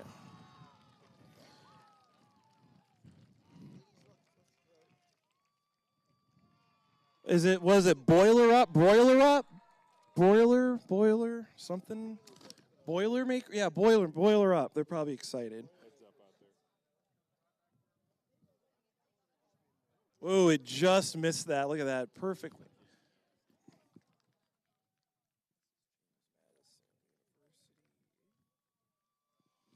Okay, on pad 81, team name is Project Zeus 2. James Madison University out of Harrisonburg, Virginia. The name of the rocket is the Pencil. 41.5 pounds, 6-inch in diameter, 10.5 feet tall. They did want to let everybody know they're using 1515 rail buttons, in case anyone was curious to know. The experiment information is using a planetary image capturing system, aka PIX. It has a drawer-like system that pulls a camera out of a coupler on a rotating platform upon the main parachute deployment generated by snatch force. Hope you got that. This is flying on a Cessaroni L1720 White Thunder. Should go about 4,600 feet. And yes, they have these aluminum channels on the outside that's supposed to help. And then it looks like they had some pretty heavy-duty channels, so I don't know if they took it out of a dresser drawer or what's the story there.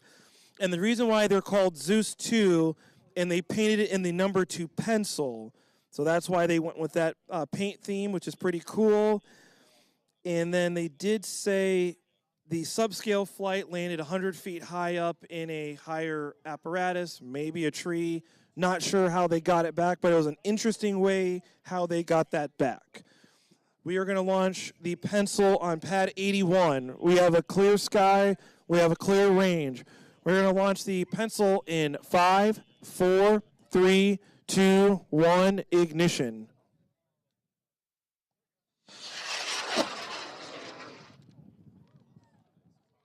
Good boost on that one. Maybe some casting tube on that. I don't know. It was healthy there in the middle. Should go about 4,600 feet. Possibly. There's a drogue parachute. Pencil's looking good so far. The main is set for 600 feet.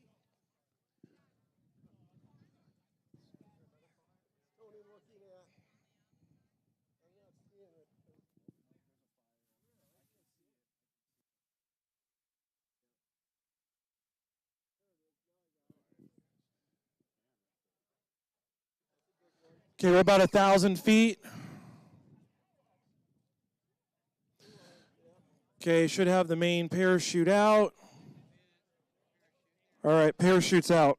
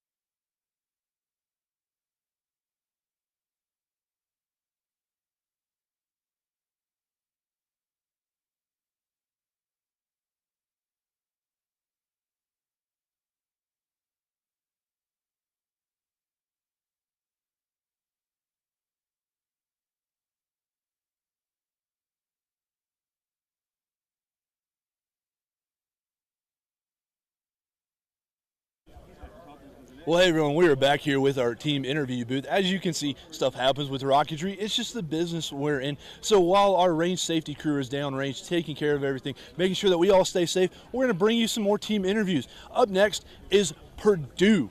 Purdue, as you may know, is kind of astronaut academy. Lots of astronauts, including the famous Neil Armstrong, the first American, the first person to ever step foot on the moon, is from Purdue. With the NASA's Artemis program, we are going to be sending people back to the moon. The first woman, the first person of color, and a whole new generation of astronauts are going to explore the moon like never before. We're going to carry on in Neil Armstrong and all of the Apollo astronauts' footsteps.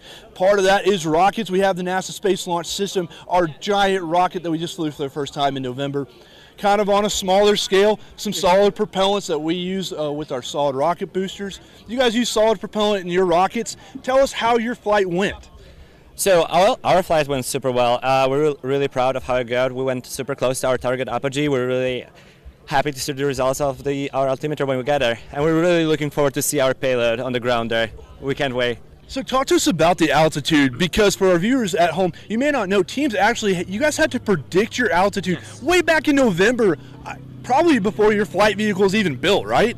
Yes, that's correct. So for preliminary design review that's due in November, we have to pick our target apogee that we want to achieve today in Alabama. So we just hope that our flight predictions and our manufacturing of our rocket is accurate enough so we can hit as well as we did today. So what goes into predicting an altitude like that? To my brain, that's like trying to predict the weather in Costa Rica on July 14th. Yeah. It is a little like that because the wind really impacts our altitude. So we kind of make a research on like what the wind it can be in Alabama in April, and we try to do 6 degrees of freedom simulations of our rocket flight profile, so to see what's the most likely apogee that we're going to hit.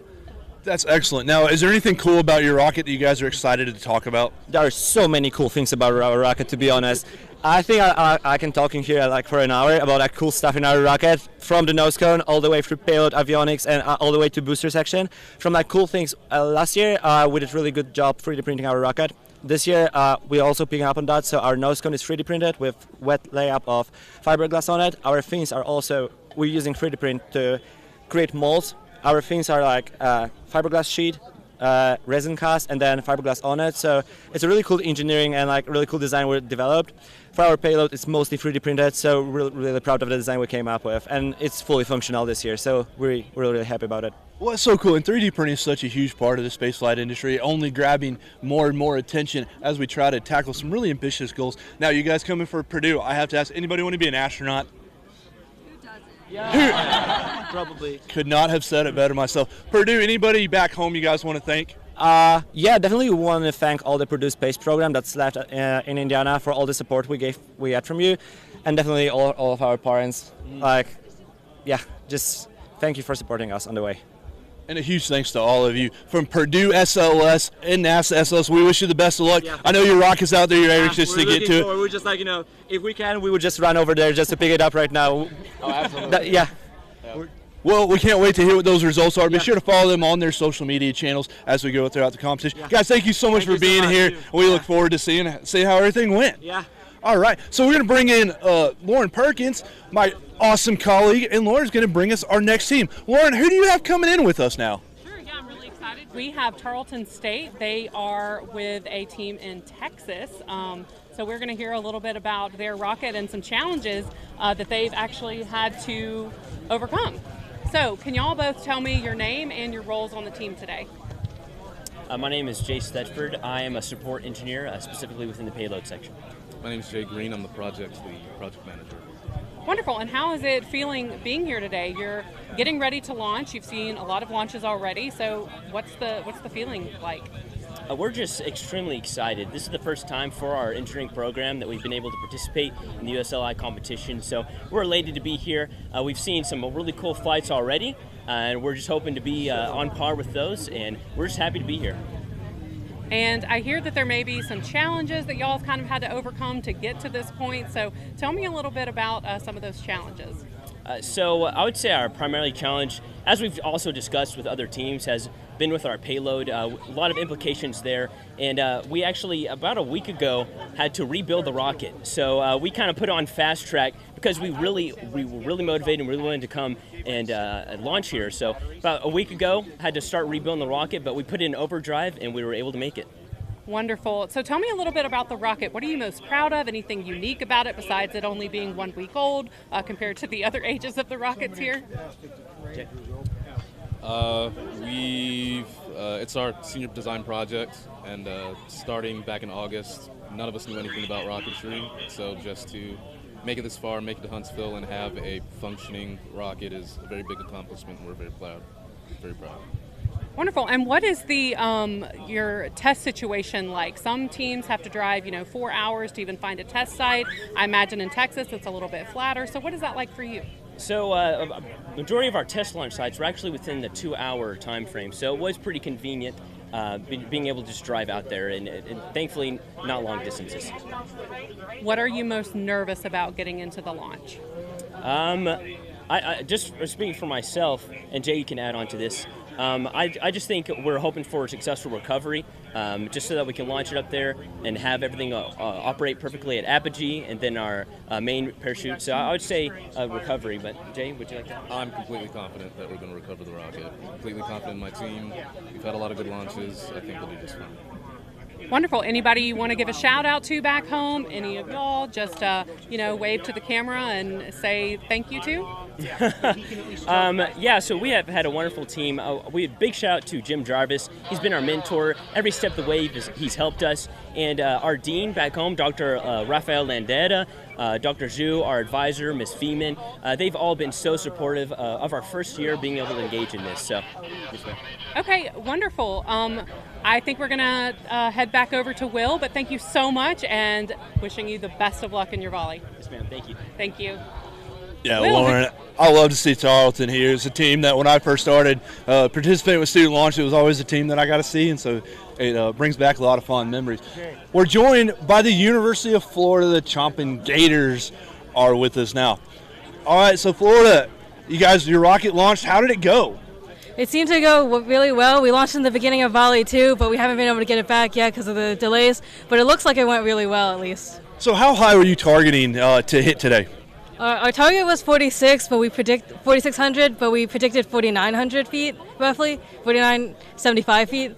Yeah. So I know it's kind of hard watching, especially to my inexperienced eyes. How close do you think you were able to go? I think we were able to go pretty close. It looks really good, at least to me, but yeah, what do you think? Judging based off our sims from the past flights, we were off by 1 foot on our payload demo flight, so if that's anything to be trusted, then I think we got pretty close. I'm going to say if you hit it by 1 foot, you're probably pretty good contenders for that altitude award. A couple announcements here. So the teams that are on the pads right now, hold on just a second, everyone. Go out and pull those rockets off the pads because they've been sitting for a while. Essentially, we'll create a 4th volley, and we'll have those 2 rockets plus any other ones. If you're in the 3rd volley, you can make sure you coordinate with check-in and RSO. You can go set those up out there. For those teams that need to recover the rockets, you can go out and recover your rockets. You just got to stay on the outside of the range. And then we are in the process of getting recharged on our fire suppression system and then updating our pad boxes. So you've got the rockets on the pads, take those off. We'll have a 4th volley. If you are on the 3rd volley, you can go out, make sure you go through your check-in, go through RSO, and go set all that up. If you need to recover your rockets, go recover your rockets. So any questions, come to the LCO or RSO desk. All right, everyone. Well, as you heard that announcement. If you haven't flown also and your rocket's on the pad, pick up your flight cards too. This is the result. This is how real rockets go. This is how real launches go. So teams are able to go out and recover their rockets. I'm sure you guys are going to be anxious to recover your rocket, and we'll let you out there here just a minute. If you're pulling your rocket off the pad, pick up your flight card first. So the teams that have launched on Volley 2, they're going to go out and recover their rockets. The Volley 3 rockets are on their way out to the pad. You can see the crowd behind us as these rockets are going to be coming and going. Florida, I wanted to ask you, how did you tackle the payload challenge this year? Yeah, so our payload relied on the fact that our rocket has 3 fins, so we have 3 camera systems, one aligned with each fin, so that when the rocket inevitably lands on 2 of the fins, one fin will be one fin will be facing up, therefore one camera system will be facing up, so the camera can rotate out of the airframe and then following the radio commands, take the pictures and rotate and do all the commands. I like that. So you're using gravity really as kind of one of your aids to make sure that you have a camera that can collect the signal. That's awesome. So I know you're anxious to go get your rocket. Anybody back home you want to thank? Any sponsors you want to say hi to? Yeah, so we'd like to thank our faculty advisor, Sean Nemi, and then we'd like to thank our mentor, Jimmy Yon. And then, Eric, you want to? Yeah, and we'd also like to thank our corporate sponsors, Blue Origin, Aerojet Rocketdyne, and then Hands-On Gainesville, as well as our MAE department at UF. And then also we really want to thank Tampa Bay Rocketry Association as well for helping us get our rocket out of a tree about a month ago. So, yeah, they really got us here. So. Well, and to all the partners and to all the local rocketry associations that help our teams get here, we thank you. University of Florida, y'all go get your rocket, and we look forward to seeing how everything went. One more thank you. Thank you, Autodesk. Yeah. So Lauren's going to come back in, and we're going to talk to another team. Yes, so we are actually going to be talking to a team from Puerto, which is going to be really interesting because their climate is vastly different from Slightly different from the 80-degree weather that we're experiencing today. Yes, as you can tell, it's a little bit warm here. So I'm really interested to hear what they have to say. So, as we get you guys up here. Okay. Wonderful. Y'all just keep on filing in. Will you tell me your name and your role with the team? Looks like University of Tennessee, Chattanooga is who's with Alyssa. Wonderful. And I kind of prepped everybody a little bit already that you are a team from North Dakota. So talk to me about the climate differences and what that sort of presented challenge-wise and how the tests have been. Well, it's definitely colder in North Dakota, so we've had a pretty long winter with lots of snow and ice and cold, so that makes it challenging to find a nice day to launch, but also even just getting to our launch site, sometimes the roads, they're minimum maintenance roads, so we can't even make it to the spot through our normal roads, so we have to try all different directions just to get there get through the snow, but it's been a great year with the rocket. And what is recovery like when you've got, snow-covered grounds? We usually send out about 3 brave souls who climb through the pretty deep snow and get our rocket. Sometimes they have to go a bit of a ways. So you've already launched, obviously. We can see the rocket behind you. How do you think it went, and how do you think it compares to, other rockets? Are there any others you're really impressed with today? It was a great launch. It went as we expected. We were really happy with how everything went, and it's just been really cool to see all the other teams' rockets as well. All the designs that they have for this year's Payload Challenge have been super unique and really cool to see, so it's been a lot of fun. Wonderful. Anybody younger that's watching, do you have any advice for people looking to get into this sort of field? I would say definitely go for it if you're interested. Follow your dreams. It's possible with getting involved with a rocketry club if you're interested in it. And finally, my last question is there anybody you'd like to thank or give a shout out to while we have you on? Yeah, definitely like to thank our team mentor and all of our team for pulling some long nights and putting a lot of hard work, and then also, of course, our sponsors and the university for supporting us. Wonderful. Thank you so much for your time today, and wishing you all the best of luck for the rest of the competition.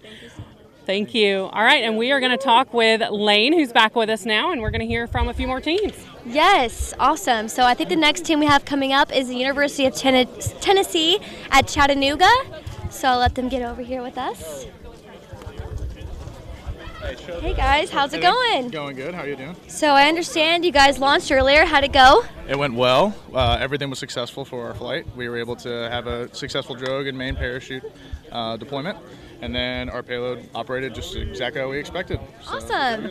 Yeah, so tell me a little bit about your payload. So this is a counterweight payload system that we have. We actually have the power system as the counterweight, and it sits on 2 sets of bearings that are able to rotate freely. And then we have a servo motor that is connected to our Pi camera. And then the camera runs into a microcomputer called a Raspberry Pi. And then autonomously, we are able to rotate the camera through RF frequency that we have with NASA's ground control.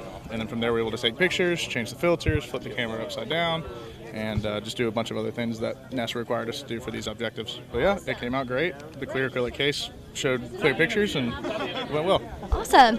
So did you guys face any challenges or difficulties this year? Yes.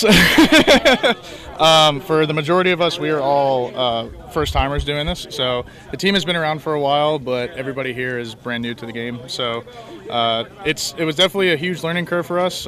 We had to go back to some classes that we hadn't taken in a while, and classes that we took last semester, and all of it. So we had a lot of help from just previous people that we were able to kind of get some advice from through what they've done before, and then from there just kind of learn and experience. A lot of it was trial and error. We've had some successful flights, and we've had some pretty crazy fails. So it's been good, but through the trials and through the errors that we've made, we've actually been able to come out on top, and we had a really, really good flight. We're really proud of it. Yeah, that's great to hear. So every single person is new to the team? Yes.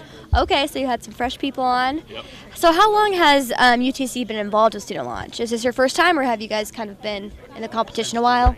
Yeah, since 2019 we've had there, so it's been a good while for us. And a lot of these guys now they're actually out working in aerospace companies, so it's cool that they actually get to have that real world experience. And not only are we getting stuff from USLI previous experience, but we also have people who are actually in aerospace that's really able to help us out. So that's super helpful. Yeah, fantastic. So you guys, do you have a name for your rocket, or is it just UTC's rocket? Or It's called Sic Parvis Magna. It's Latin for greatness comes from small beginnings. And for us, all starting out and not really having any rocketry experience before this, we thought it was a pretty appropriate name to go with that. So. yeah, absolutely. Is there anybody you want to thank or shout out back home? Absolutely. We want to thank our friends and family, first off, for having the patience of letting us pull off these all-nighters and, all the time that we've taken them from that. We want to thank our faculty advisor and team mentor, Dr. Elliott. He's been a huge help for us, and with his extensive experience and his knowledge, he's come in clutch for us on a lot of things. Also, Tommy Sluss, he's been helpful for us as well, and with his previous experience with USLI, he's really come in and invested a lot of time for us as well. So. Okay, awesome. If you could offer advice to anyone who's new to student launch or a team, what would you say? Be prepared to not sleep. Have a lot of stamina, and also just don't be too hard on yourself. This is a very big learning process, and there's a lot of failures that come with it.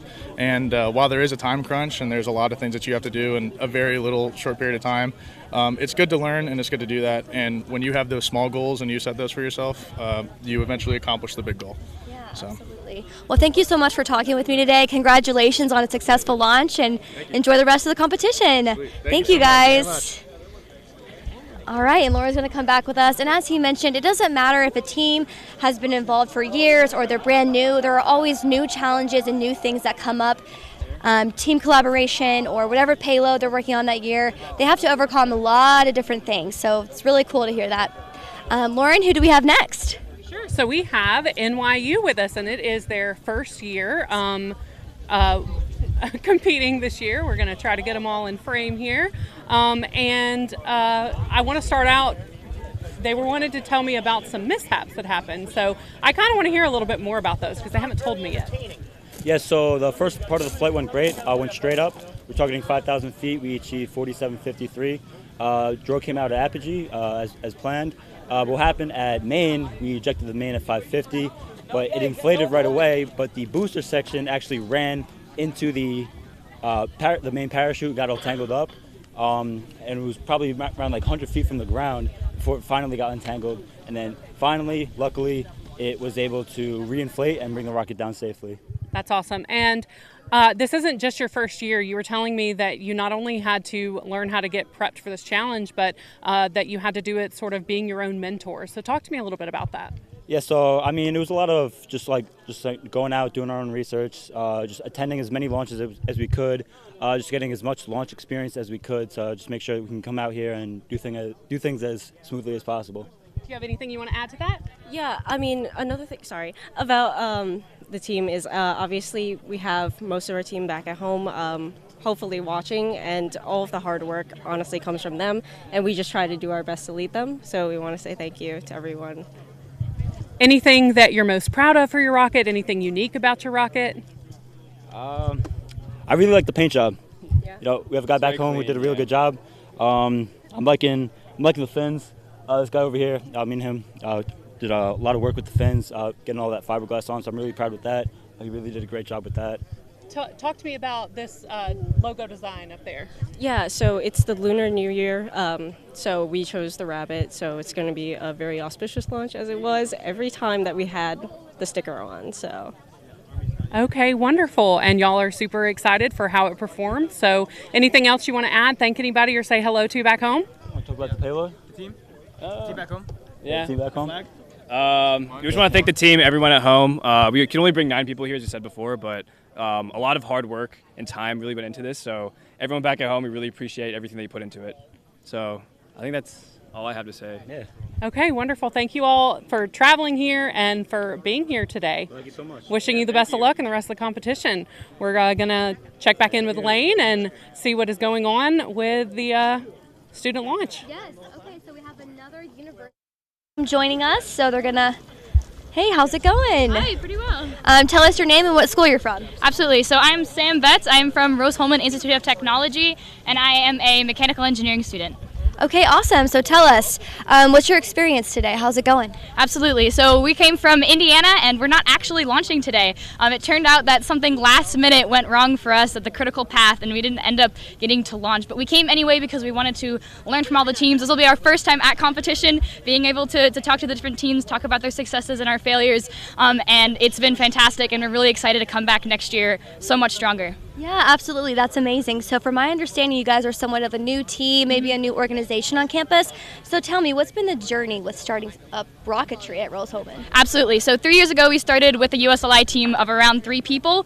We didn't get very far, but the following year, we grew it to around 6 or 7. We got a lot farther. And now this year, you can see all my team members here with me. And we got, this close. So it's really fantastic to see that slow progression. And eventually, we will get there and we will be successful. Yes, absolutely. Perseverance is everything in rocketry, right? So tell me a little bit about your rocket and maybe your payload. Yeah, absolutely. So because we're a university team, we have the standard SLI payload. The way we decided to solve it was using these 3D printed bearings, which are really cool because then you could be able to iterate really, really quickly. So we had a problem and we iterated quickly and was able to make those bearings stronger and stronger and stronger. In addition, our payload system is really cool because it's really flexible. We can actually use it from year to year because our payload team did a fantastic job designing their own PCB and really, really custom software to be able to extend that to multiple years. Yeah, absolutely. It's so cool to keep hearing about 3D printing because, as you said, you can easily recreate if you need to or fix something or make a new one. Absolutely. So what else? What else did you guys face this year besides just starting the team up, and was that pretty much the main challenge? Yeah, but besides that, because we are such a new team, we had to start with a lot of new people. We don't have a lot of the experience just because we are more new. So actually over half of the people you see here are freshmen, which is really fantastic because they really took up the reins and led this team to where it is, and we wouldn't be here without them. So it's really exciting to be able to create this team for them, and in going forward, them be able to take the reins and be even more successful. Yes, awesome. I'm sure your future is very bright. So what advice would you have for a new team?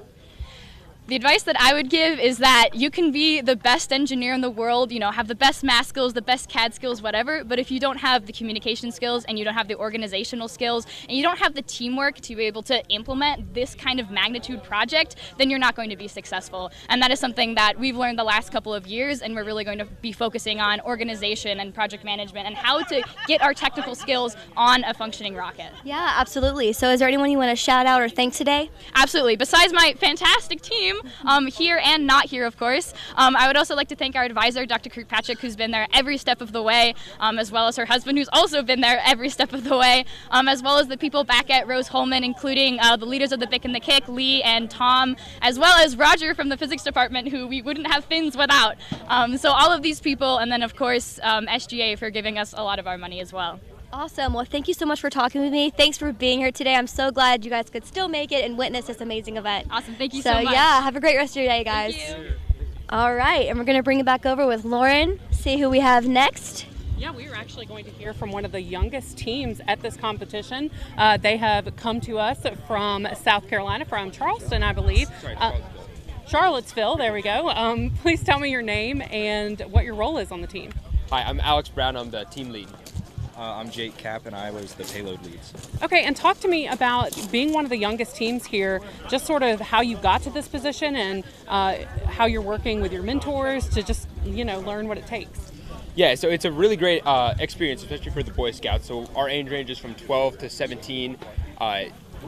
I've been doing this since I was 12 every year. It's a tradition with our Boy Scouts, and it's a really great experience because the younger students get to look up to the older ones as they've progressed throughout the years of them doing this program, and get to interact with the mentors who have been doing this for years. So it's a really great experience, and it really gets the kids into STEM and rocketry early on. Like I said, I've been doing this since I was 12 because of that. So, is this one of the main draws of people why they would join your troop? I mean, this is a really big deal. So, yeah. So this is definitely one of our biggest things in our troop. No other troop in America does this competition this year, and it's a really big outreach opportunity for our troop. However, we're still a normal Boy Scout troop. Other than this, we meet separately and just invite everyone involved in our Boy Scout troop and some others to join.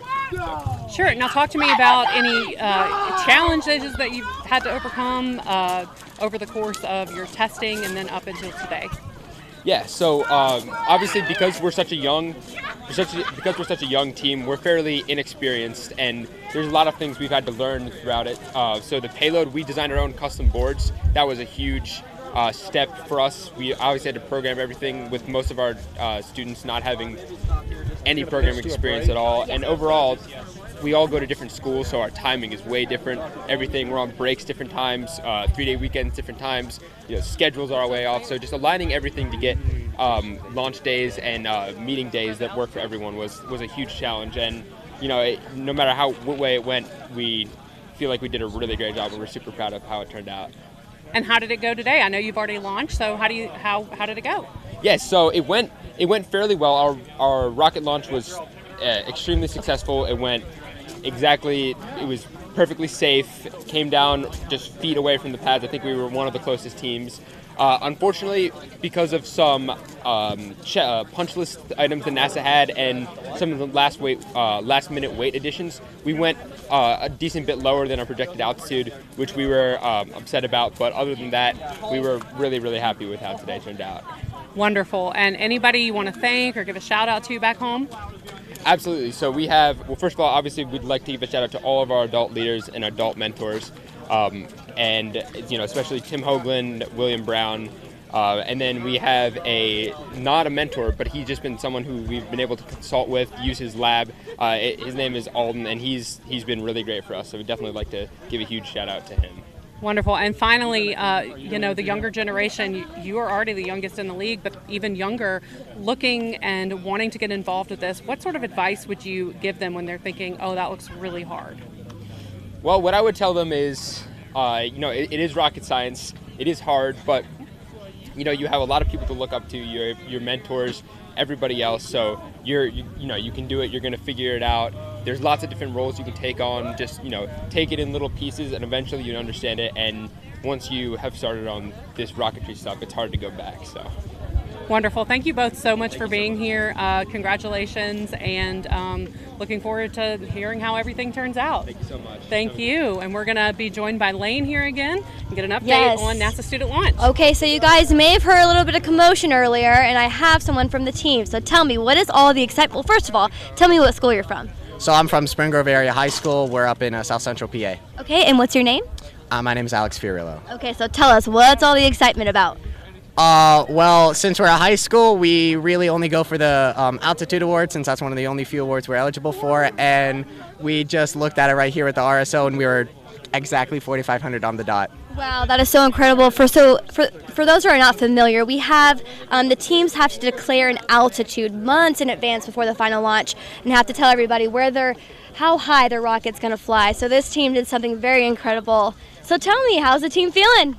Well, we're pretty stoked. We're pretty happy about it.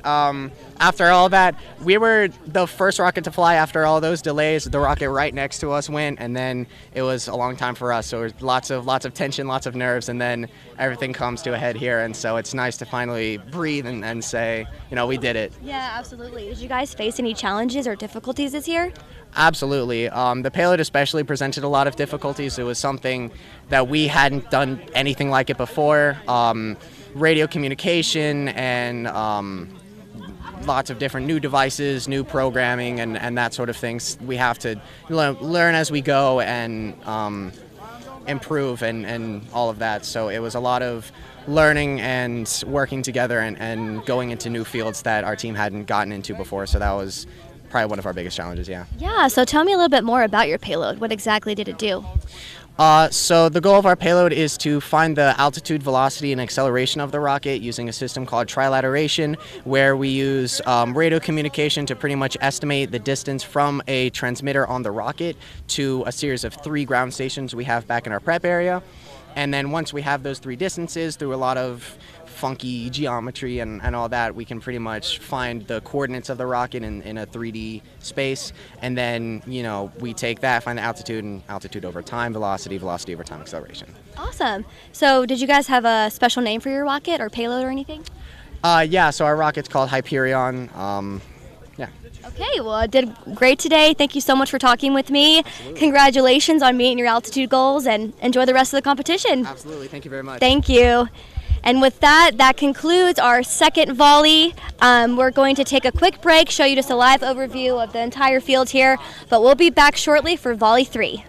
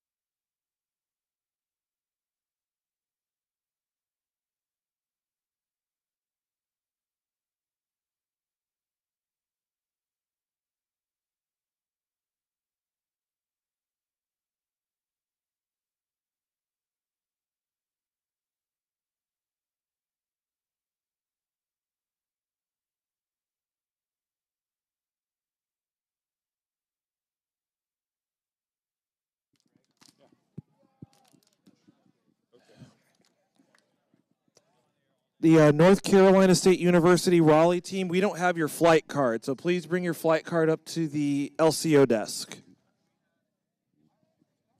We see your rocket on the pad, but we do not have your flight card.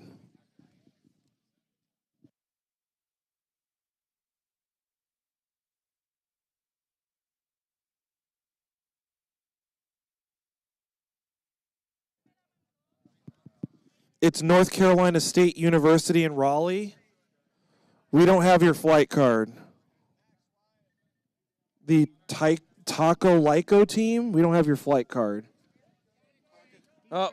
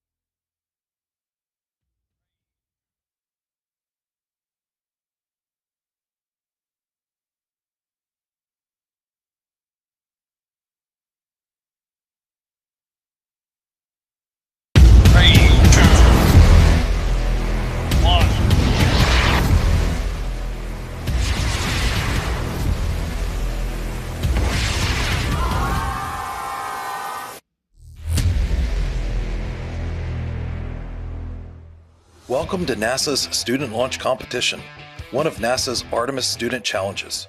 For our student teams, it actually is rocket science. NASA Student Launch is an annual engineering competition designed to introduce students to the exciting world of high-powered rocketry. Student Launch engages students from middle schools to universities in a 9-month engineering design life cycle program, mirroring the activities of a spaceflight program. Teams design, build, test, and launch high-powered rockets and scientific payloads. Teams are divided into 2 primary divisions, college, university, or USLI, and middle school, high school, or SLI. Each year, USLI teams are tasked with completing a unique payload or mission objective. SLI teams are permitted to develop a science experiment or engineering payload appropriate to their capabilities and curriculum. How high do rockets go? For our competition, they'll reach altitudes between 3,500 and 6,000 feet. Instead of trying to fly the highest, teams try to fly the closest to their target altitude, which they submit during the preliminary design review, a full 6 months before their competition launch. A rigorous and competitive proposal selection process kicks off this Artemis Student Challenge. Once selected, competing teams must complete a series of milestone reviews mirroring the NASA engineering design lifecycle. Each review involves preparing a technical report detailing launch vehicle and payload design, technical drawings, simulation data, safety and hazards analysis, test data, timeline and budget estimations, and STEM engagement. Teams present each milestone via video teleconference to a review panel comprised of NASA subject matter experts. To finish out the season in April, teams compete in a final competition launch event hosted in Rocket City, Huntsville, Alabama, home of NASA's Marshall Space Flight Center. For the 2021 and 2022 competition seasons, teams unable to gather or travel effectively are permitted to join the new Design Division. The Design Division maintains the focus and technical excellence of the Artemis Student Challenge programs. without requiring a rocket to be constructed or flown. If you would like to learn more about NASA Student Launch or other NASA Artemis Student Challenges, visit us at our website or on social media. Visit stem.nasa.gov/Artemis and see how you can join one of NASA's mission-related student challenges.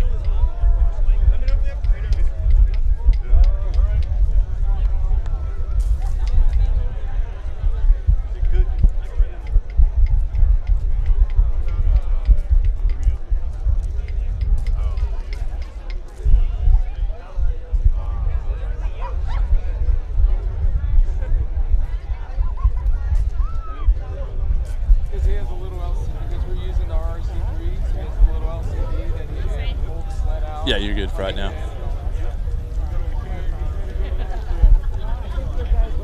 I told him, we can always talk. We can always talk. We were the first one. Hey everyone, and welcome back to the 2023 finale of the NASA Student Launch Competition. Our rockets for our third volley are out there on the launch rails. We are just moments away from launching this next group. Now, just for as a reminder, we've got over 40 teams from states all across the United States here. We've got middle school teams, high school teams, and college teams. They are ready to fly. So now, let's send it on over to Gerald for commentary for launch. And thanks for joining us. Let's see these babies fly.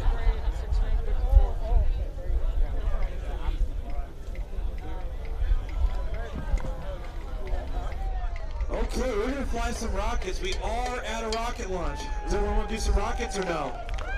Okay, there's a couple people. Well, we'll do it anyway. On pad number 10, we have Rams and Rockets from Angelo State University from San Angelo, Texas. Name it.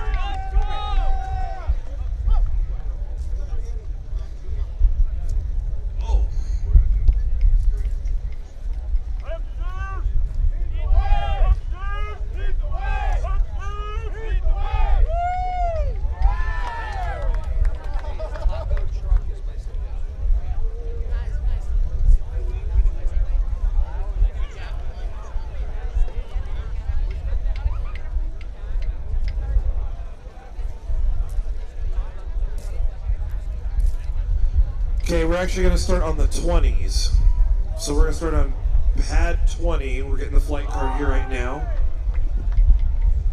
Got a little bit of a launch box issue on 10, 11, 12. Oh, it's okay. Don't worry. Your rocket will still fly. Just wait. Okay, we're going to go to pad number 20. This is Team Hydra. Okay, yeah. Team Hydra, this is Mathmania Robotics out of Mission Viejo, California. The name rocket is Encina. Okay, this is 27-pound rocket, 4-inch in diameter, 7 feet 7 inches tall. Yeah, phonetically I'm not sure how to pronounce it, so I apologize. The other vehicle notes is the apogee is 5,000 feet. We have split fins because it looks bad. $$. It is green because of the name Enclita, which is Hydra's mother. I think it's a tie into Greek mythology. The experimentation information is a sled spinner. We are doing the University Challenge. An RRC-3 detects landing. Then our sleds rotate until the camera is oriented around a 2-axis using an IMU. Then the RTL SP or SDR receives and decodes the APR commands. Our Raspberry Pi controls the stepper motor and camera to follow the commands. Our team is 9 students in middle and high school. Our team is split between 2 counties and we are 2 hours apart. We attend all 6 different schools. Most of the team flew here, but one of our team members drove the 32 hours from California with our mentors. Let's give them a hand. That's quite a feat to be able to pull all that off. Okay, so yeah, this is going to be pad number 20, the green rocket in front of us, pad 20. We have a clear sky, we have a clear range. We are going to launch pad 20 in 5, 4, 3, 2, 1, ignition.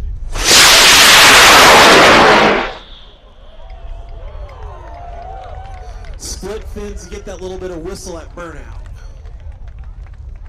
Starting to arc over.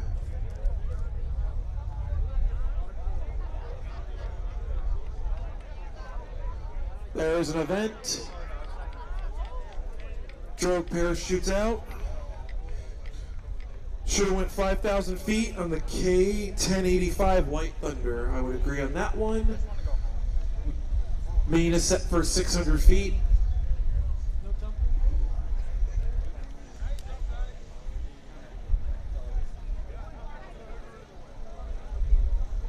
Okay, we're probably about 1,500 feet right now.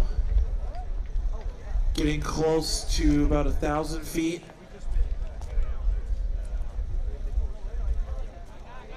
Okay, about 800 feet right now. Should have a main any moment. Main would be good. Now it opens.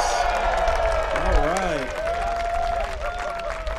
All of Southern California was involved with preparing that rocket. Good flight.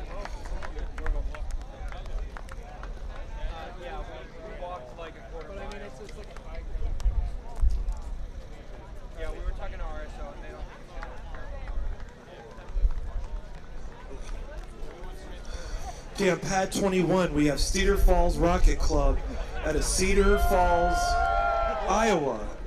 The name of this rocket is Project Raven, or Raven, spelled different. 26 pounds, 5 inch in diameter, 8 feet tall. Apogee is set for 4,500 feet on a K-1440 White Thunder. This does have the Experiment Information Drone. It's the autonomous drone. This stands for Deployable Rocketry Operational Navigational Equipment. This will guide students to landing after flight, or students will guide it after flight. And then, oh yeah, this is the one where I think the team made their own drone for this one, so the drone will fly out and fly where it needs to go. The rocket is painted, is represented, I guess, the Raven from the Marvel movies, Odin and Raven, and it was painted by a local artist. The team did let me know to make their own drone from scratch was quite challenging, and the payload drives the name of the rocket. Also, as a unique story, is their team's advisor competed in the very first TARC competition back in 2002.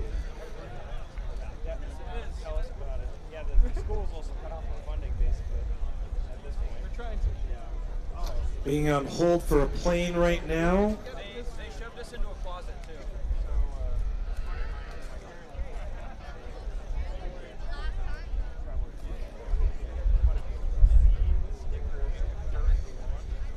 Okay, we're going to launch Project Raven on pad number 21. So that's in front of us. Look all the way to the right. It's the one second from the right. Okay, pad 21. We have a clear sky. We have a clear range. We're going to launch in 5, 4, 3, 2, 1, ignition.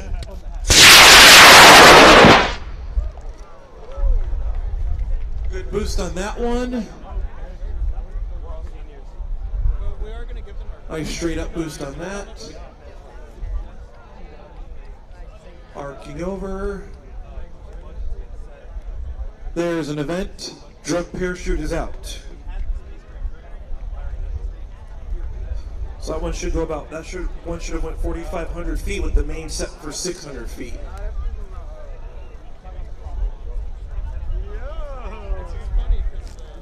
So still can see it under its drug recovery.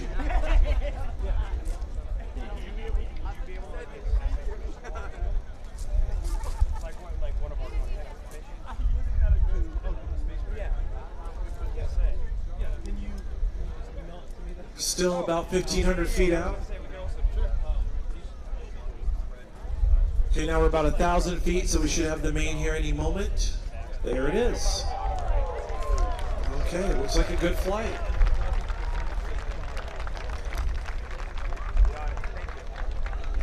So there's supposed to be maybe a drone flying out, or is that, I don't know if that's upon landing. Oh, it's on landing.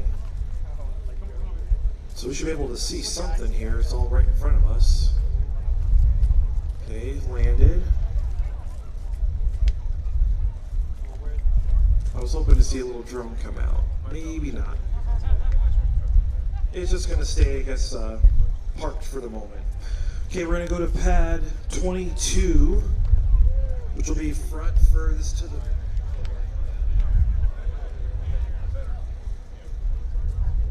No. No.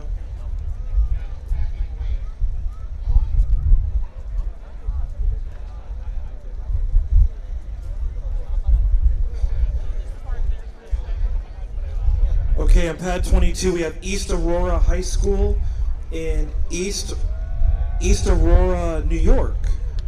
Name of this project is Project New Heights. 25-pound rocket, 5.5-inch diameter, 6 feet 1 inch tall. This is the 5th full-scale flight, 3rd on this airframe. On the experiment information, it has the NIRAI-3360, pronounced NEAT-I 360. It has got near-infrared atmospheric imaging system in 360 degrees. It's flying an Aerotech K700 White Lightning, and this rocket should go, don't have because it's an unknown estimated altitude, at least from my paperwork. This one does carry 3 GoPro cameras and measures pressure and temperature, and does have the infrared lens. Has a 3D printed nose cone. This is the 2nd rocket that was built in 4 days after the first one had a higher than normal descent rate, whatever that means. This is a small and mighty team of 6 members, a very tenacious group. The rocket crashed, built and rebuilt a new one. One of the team members, I was hoping that team member was wearing that orange full suit. I don't know if they're wearing that orange suit again. Maybe they left it at home, but. Okay. So we are going to go on the project, looks like, Project New Heights on pad 22. Clear sky, clear range. We're going to launch this rocket in 5, 4, 3, 2, 1, ignition.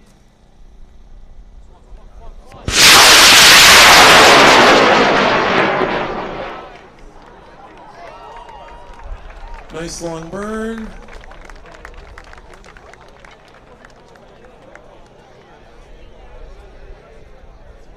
Starting to arc over. There is a parachute out. Drove parachutes out on that rocket.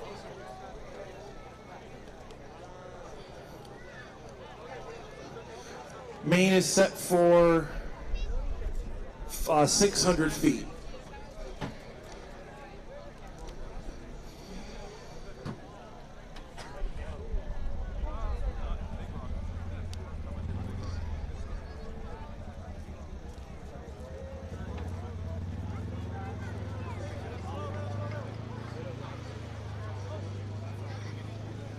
Okay, so we're about 1,500 feet. Should be close to 1,000 feet, so we'll need that main parachute any moment. There it is. All right.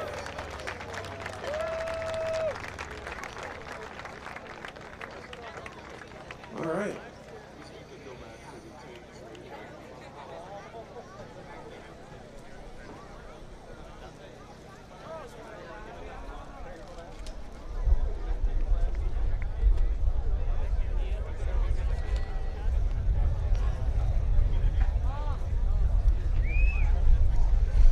Okay, you see a couple folks walk into the pad 10, 11, and 12. They're just cycling the boxes, so I'll start reading off the flight card. I'm not flying anything, but I want to let's read the cards.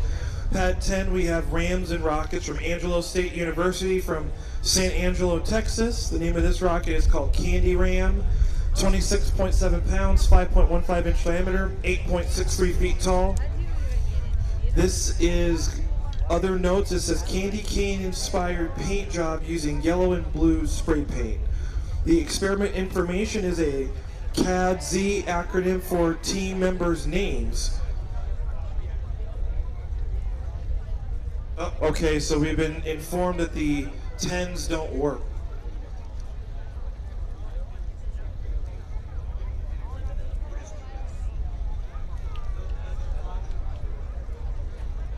So we're going to have to go to the away cell. The boxes on 10, 11, 12 does not work.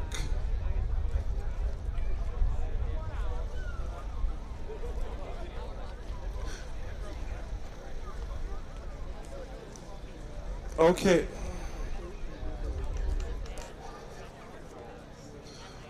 Okay, on pad, we're going to go to the far back pads, the 500-foot pads on pad 40. Guess I don't need to say anything. They already know they're up. This is a team name is Draco. This is a University of Puerto Rico at Mayaguez campus. Name of the rocket is Draco. It weighs 50.6 pounds, 6 inch in diameter, 10 feet tall. The experiment information has an LSR rover, autonomous self-righting rover with on-site image recognition. So this rocket is flying on an Cicerone L-2375 White Thunder. Should go estimated altitude 5,690 feet. So that'd be the tie for the highest projected altitude. And on their payload, it had like a bunch of chains on there, so it looks like it kind of moves around. And then these fins are elliptical, slotted, and monocoated. They also made a special unique mascot, their bulldog, being in a spacesuit. This team has 46 team members, 26 of them are here at the competition. They are full in subscale flight linen in some very, very tall grass. I saw the photo. Pretty impressive. They found it. On pad 40, we are going to go with Draco. We have a clear sky. Pad 40. We have a clear sky. We have a clear range. We're going to launch 40 in 5, 4, 3, 2, 1, ignition.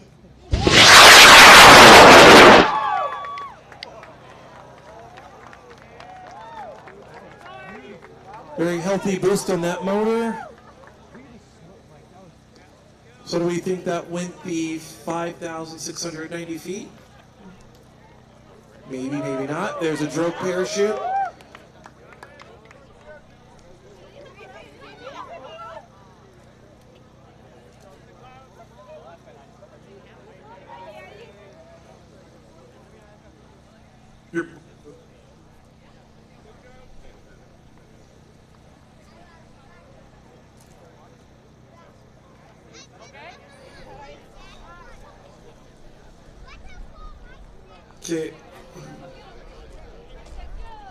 Okay, main is set for 700 feet, so we're probably about 1,500 feet right now.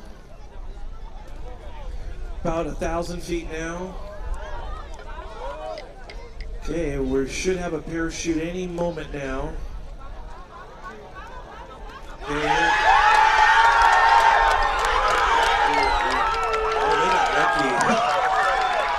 So their main parachute's out. They're very excited, and they were lucky the booster hit the parachute but did not tangle. I want to go over there with that chanting. That sounds like fun. All right. Okay, we're going to pad number 41. Okay, pad 41, this is Knights Experimental Rocketry, University of Central Florida in Orlando, Florida. Name of this rocket is Asclepius. Thank you for phonetically helping me out on that one. 26.3 pounds, 5.2 inch in diameter, 6.9 feet tall, has an orange lower body, white upper body, and a black switchband. Does have a payload integrated launch log called the PIL. Has a self-orienting cylinder with deployable camera. This is flying on a K1000 Blue Thunder. Should go about 5,500 feet. And then they named it based on the PIL as their payload. It actually goes back to Asclepius. That is hard for me to pronounce, but it does stand for, represents the Greek god of medicine. Earlier when I saw it this week, the rocket was not painted. Now it is painted. So in between when they had it, they got some paint on it. And they also do carry the second biggest quick links out here at a whopping 4,600 pound brake force for those quick links. It looks like, and this team is also very proud they can get this rocket ready and prepared within 15 minutes. They have a lot of carbon fiber on it and used a lot of it as building components. The team did have to overcome some subscale and full-scale flights. The first one didn't fare well. You'll have to ask them about it. It landed in the only one canal in miles, so they did say it is submarine tested. I'm not sure what that means, but the rocket is submarine tested and approved. On pad 41, we are going to launch Asclepius on K1000, clear sky. Clear sky, clear range. We're going to launch in 5, 4, 3, 2, 1, ignition.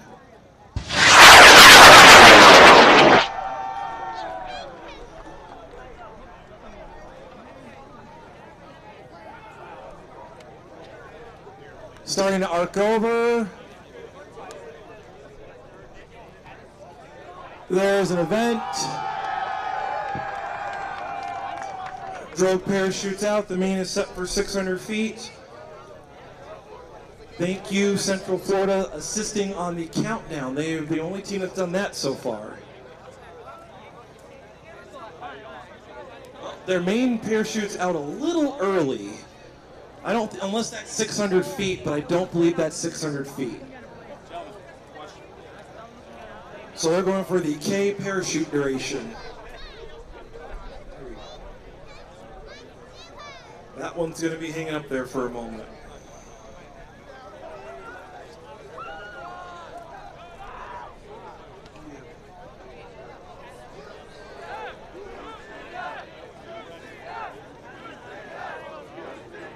I hear the UCF chant. They're pretty excited and pumped. We will continue on. We'll keep an eye on that one up in the air right now. So on pad 42,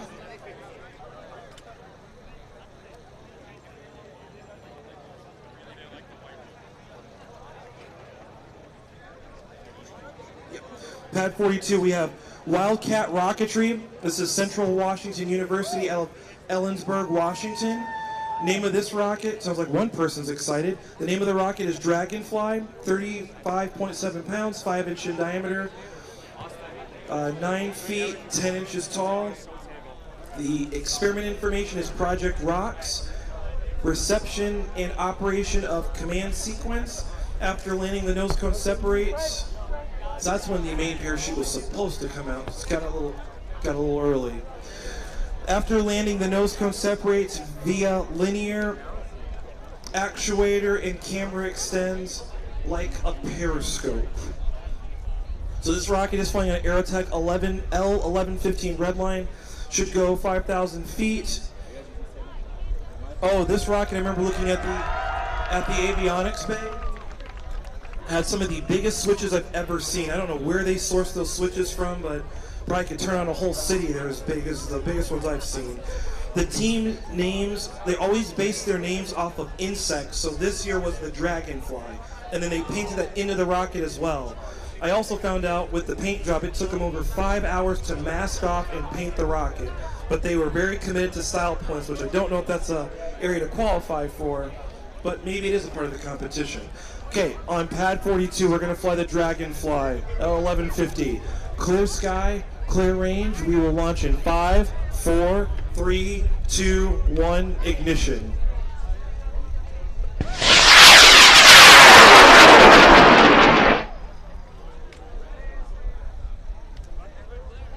Okay.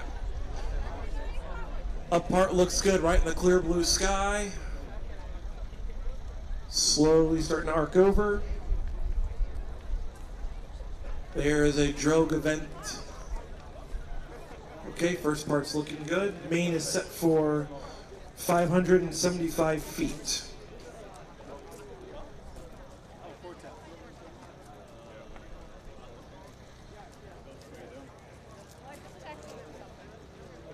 That one probably definitely went all of 5,000 feet.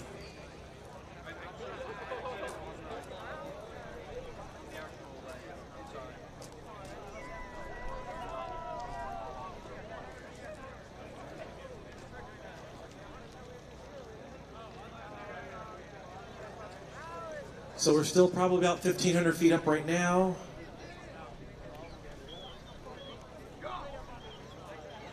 Okay, about 1,000 feet. So pretty soon here we should see the main event. There it is. Okay, looks like a really good flight on that one. Yep, going for closest to the pad. Okay, on pad 43, we have Buckeye Space Launch Initiative. The school is The Ohio State University in Columbus, Ohio. The name of this rocket is Cosmos. What was that? No, the name of the rocket is Cosmos, not to be mixed up with North Dakota Cosmo. So Cosmos here, Cosmo earlier. This is the first time this team has ever had a flight in Huntsville, Alabama. It's a 34-pound rocket, 6-inch in diameter, 9.33 feet tall. They want to say thank you to Spring Grove for help on the motor. So thank you. Nice for the teams to kind of work together on this one. They use the experiment information. It's called CLAMP, Camera Lander Area Mapping Payload. Has a servo motor, powers twist of leads and screws attached to the nose cone. The nose cone separates from the body tube and the camera then deploys. This is flying on an Aerotech. Oh, no, actually, no, it's changed. It's flying on a Cicerone K1440. I think that's the White Thunder motor. Maybe 4,800 feet. I'd probably say probably closer to 4,000 feet. Oh, and with this rocket in the payload section, it had the most wires I've ever seen. I think they took a computer, took all the wires out of it, and stuffed it into that payload. It was very organized, but just a lot of wires. They did say in the subscale flight the nose cone went away. I don't know what they mean by went away, but they had to do another nose cone. They said usually when you attach the nose cone, that's a good thing, so they must have forgot to do that. This is the 4th year the team has competed, though it's the first time they've made it out here.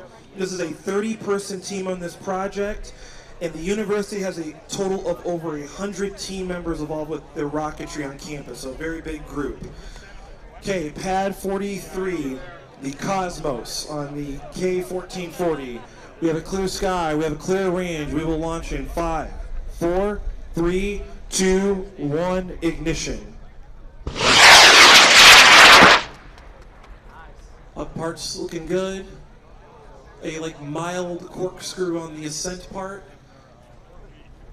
You probably have to guess maybe up to 3,000 feet. There is a drogue on that.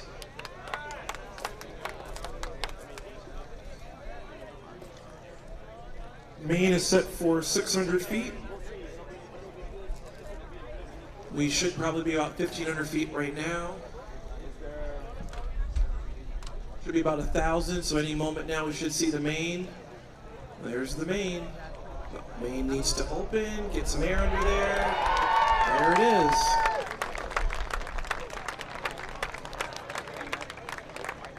All right, nice showing for the first time out here. Good, looks like to be a good flight.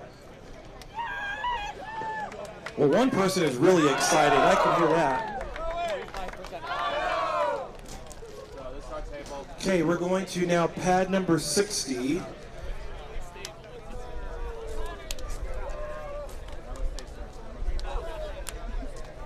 Okay, yeah, we're going to pad 60. This is NASA at SL at VT. This is Virginia Tech at Blacksburg, Virginia. The name of this rocket is the Fighting Gobbler, 54 pounds, 6.17 inch diameter. Length is 146 feet tall. That is a really tall rocket. The other vehicle notes is this a LiPo located in upper forward section. Okay, I feel like a lot of rockets have LiPo batteries, but they wanted to call that one out. The experiment information is called OWL. It is an autonomous camera receiving radio commands. This one is flying on a Aerotech L1420 Redline. Should go about 5,000 feet. This was a pretty unique rocket with the payload. I saw the camera that rotates in 2 different axes, swivels in both directions, and the payload is always set to land upright. Had a really cool paint job as it faded into the school team colors. This team also has about 30 to 32 team members, and 16 of them are here today. I was told the team also has their own Instagram page. They also have a brochure about their rocket labs, which was pretty neat to see, a pretty well done professionally brochure.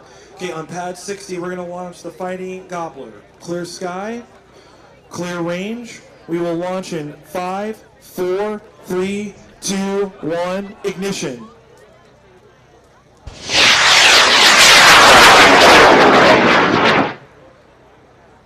Up parts looking good. A really nice, slow, majestic takeoff. Easy on the electronics is what they were going for. Arcing over.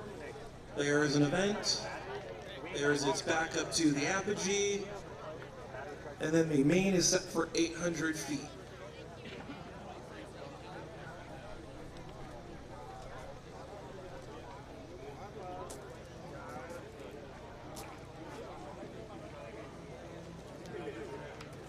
So we're probably about 1,500 feet right now. Probably close to 1,000 feet. So this one we should see the main pretty soon here. I believe it was at 800.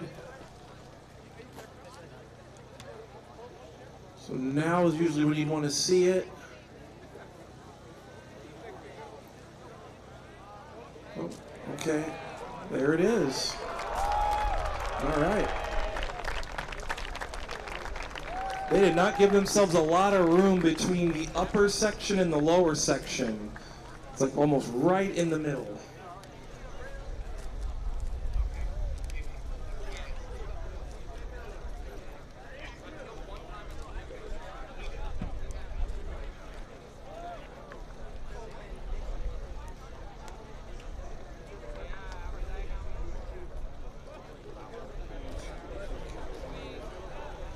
Okay, we're now going to pad 61. Pad 61 is it Taco Lycos? I'm hearing yes and no at the same time. This is North Carolina State University of Raleigh, North Carolina.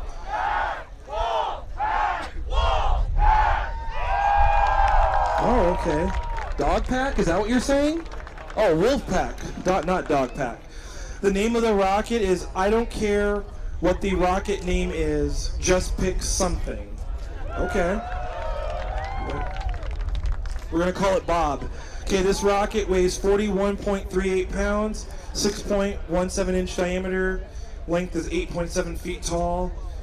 This rocket does have a unique paint job. It is painted like Rainbow Road. If anyone's ever played Mario Kart, that's one of those really hard levels. But it's painted like the Rainbow Road. They put a lot of work into that.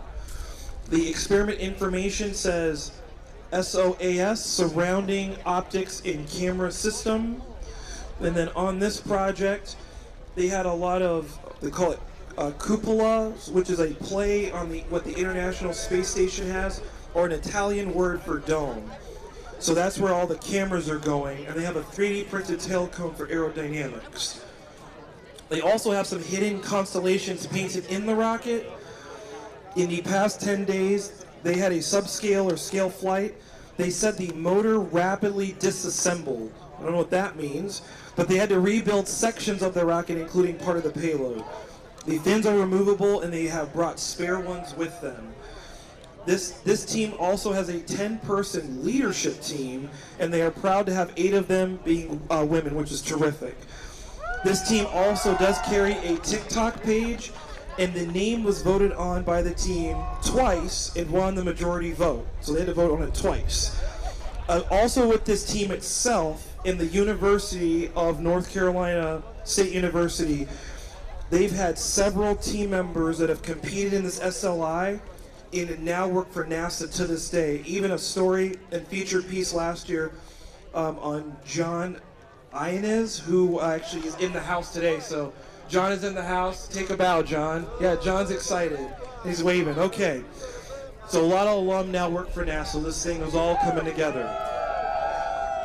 Okay, well actually maybe we'll call the rocket John instead of Bob. Okay, on pad 61, we have a clear sky, we have a clear range.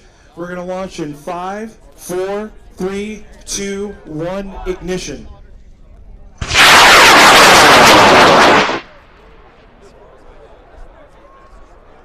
Oh, I meant it's an Aerotech L1520 Blue Thunder. Should be on its way to 4,500 feet. Starting to arc over. There is a drogue parachute out. The main, maybe 1,000 feet, 600 feet? 600 feet for the main.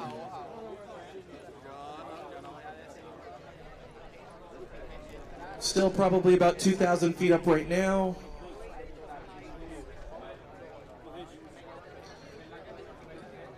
Approaching 1,000 right now.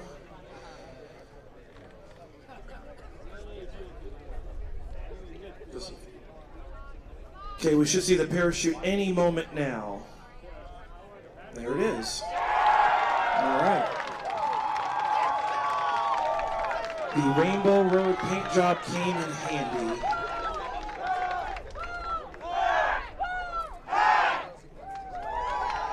Yes, Wolfpack, they are very excited.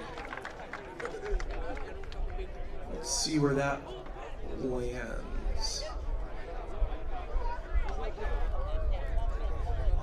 Nope, it's in front of the tree, so they'll be able to recover that one. Okay, on pad 62, we have Cedarville student launch at a Cedarville University in Cedarville, Ohio. Name of this rocket is called Trailblazer, 56.34 pounds, 6 inch in diameter, is 10 feet tall.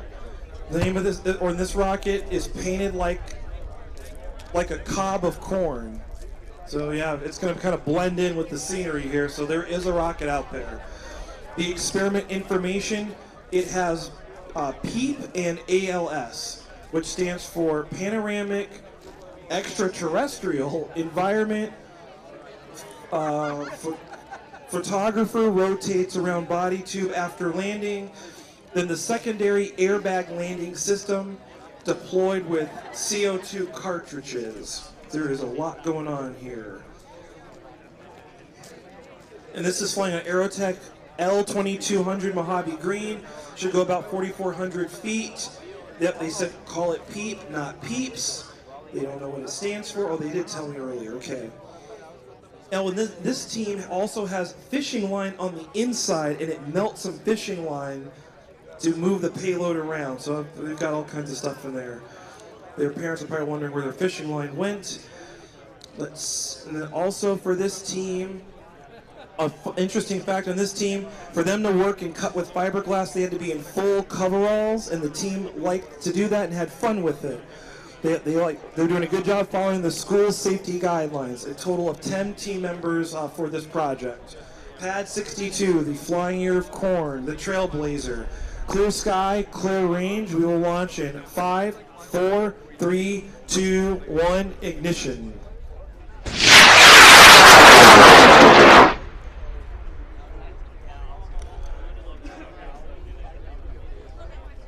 Supposed to be on its way to 4,400 feet. Starting to arc over. There's an event. And then the main is set for 800 feet.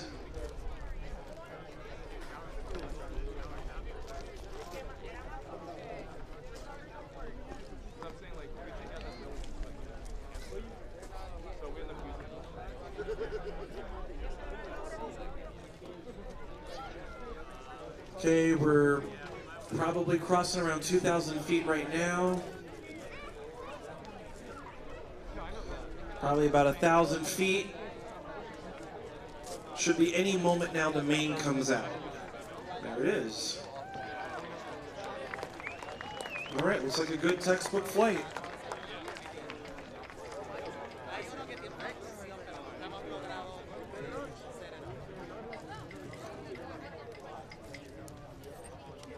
Okay, on pad 63, this is Notre Dame rocketry team, University of Notre Dame in South Bend, Indiana. All right, the name of this rocket is called the Brunstein, which is pretty cool. They named it after their mentor, Dave. So Dave Brunstein has been a mentor for a number of years for this team, so pretty cool that they've attributed the rocket after him. Rocket weighs 53.6 pounds. 6.17 inch diameter, 10.875 feet tall. This rocket does have an apogee control system on board that actively adjusts altitude using extending fins. So the target altitude is 4,600 feet on an Aerotech L2200 Mojave Green. On the experiment information, it has a 360-degree rotating optical imager called IROI. Lead screws system deploys camera out of front end payload body tube. Camera can spin 360 degrees about Z-axis from RAFCO. Lots of stuff going on there. So without that air braking system, the rocket would go to 5,300 feet, but it's going to have it limit itself to 4,600 feet. When looking at the rocket, the fins looked really small, but done all its subscale flights, they noticed it was a little bit overstable. and they said they filed the fins down. Hope it didn't take too long. And then they said this rocket has a very strong selfie game. So I don't know what's going on with their selfie game, but that rocket possesses it. This team is a 50-person team.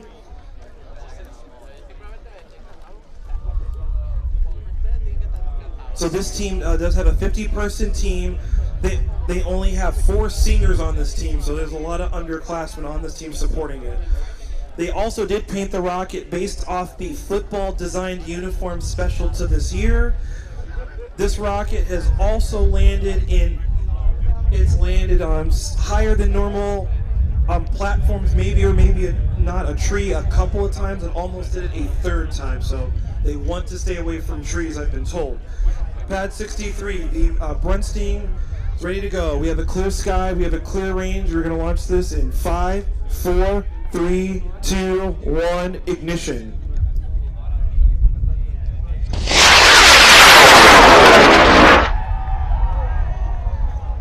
So it should limit itself to 4,600 feet.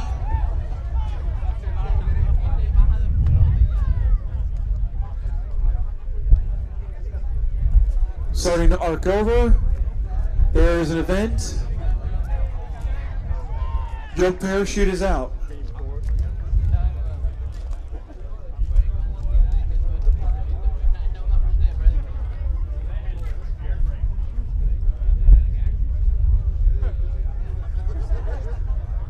So the main on this one is set for 900 feet.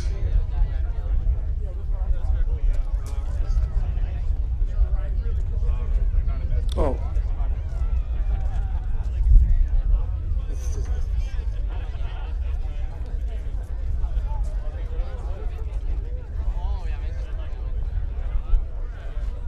Parachutes, or I'm sorry, the rocket's still about 2,000 feet up.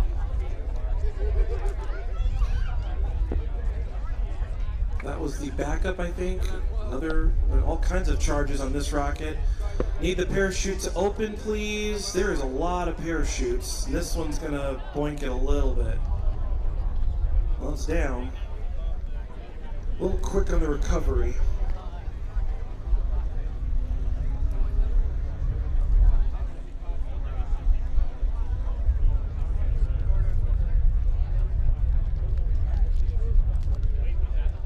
Okay, so we're going to pad number 80. This is the United States Naval Academy out of Maryland. The name of this rocket is called Sunday Scaries. Well, today's Saturday. So the rocket weighs 35.15 pounds, 6 inch in diameter, 9 feet 7 inches tall. So in the vehicle notes, many of the 13 team members are going into naval aviation and hope to join the ranks of the 54 astronauts who have graduated from the Naval Academy, more than any other institution in the world. And with the experiment information, the electronics has a gyroscopic gimbal, they call it the egg, a fully 3D printed gimbal which sits within a 6-inch ball, carries Raspberry Pi and radio. This is supposed to be flying on a Aerotech L850 White Lightning. It should go about 5,078 feet. The team did have to rebuild the payload completely in 1 week. They identified some errors to fix and improve. The team likes to work well under pressure. They like to say diamonds under pressure. In preparation, this team had a lot of parachute events or issues, so hopefully they got all that worked out. The team also went with a elegant and classy paint job. Like the team, those aren't my words. The team also has a ritual on launch day eating Dunkin' Donuts. So hope they got their donuts in. The team is made up of all seniors that serve in this team is also made up of all seniors, and they serves in the academy and also does leadership roles within the academy. And we also want to give a round of applause to them because they're going to be serving in our U.S. military. So let's give them a round of applause in advance. So thank you so much for what you're going to be doing. And then this team will also be going into roles as officers, either the Navy or the Marines, either air or ground. And then my buddy Lucas probably came and talked to me 100 different times.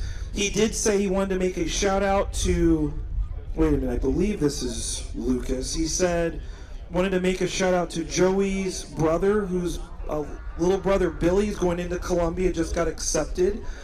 Lucas's little sister Vea just got accepted into UNC Chapel Hill this week, and then wants to give a shout out to his mom DJ. So I hope I have that tied to the right school. So hope I got all that right. A lot of notes. Okay, on pad number 80, we're gonna fly the Sunday Scaries rocket. We have a clear sky. We have a clear range on pad 80. We're gonna go in 5, 4, 3, 2, 1, ignition.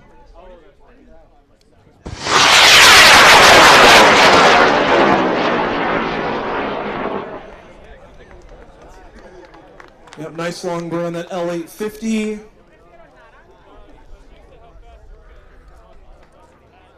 Looks like it's starting to arc over. There's a parachute. It's back up to the main. Drove parachutes out. So earlier this morning, I was just kind of walking around and seeing what the teams were doing. This team decided to just do like a push-up contest. So I think they were trying to do like 100 push-ups. Oh, wrong team. Oh, wrong team. I've been... Oh, are we going to have like a push-up throwdown maybe?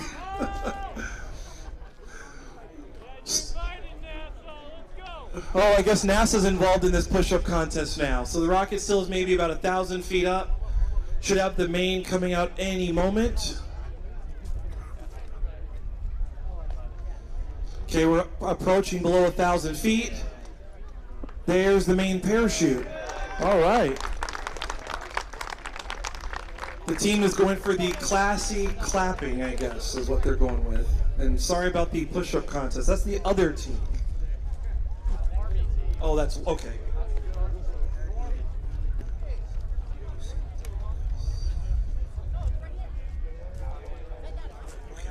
On pad 81, we have Eclipse Rocketry. This is University of California, Davis, out of Davis, California.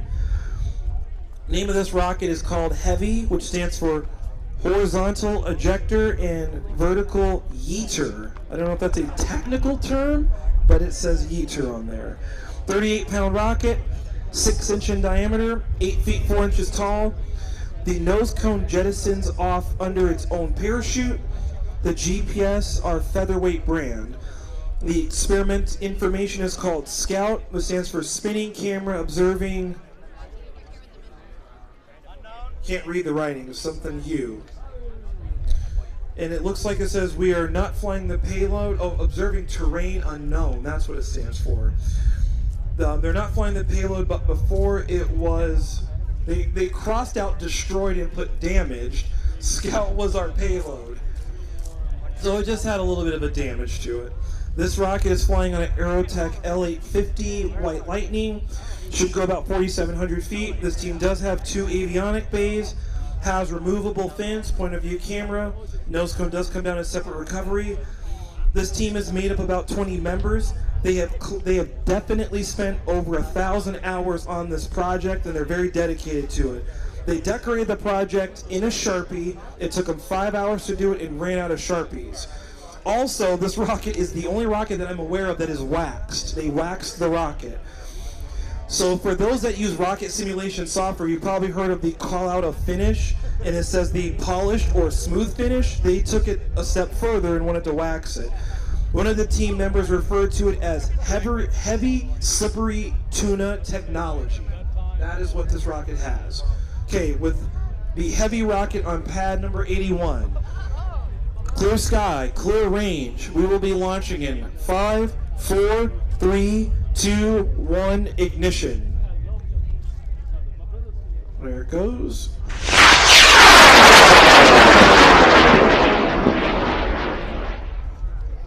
Okay, up part's looking good.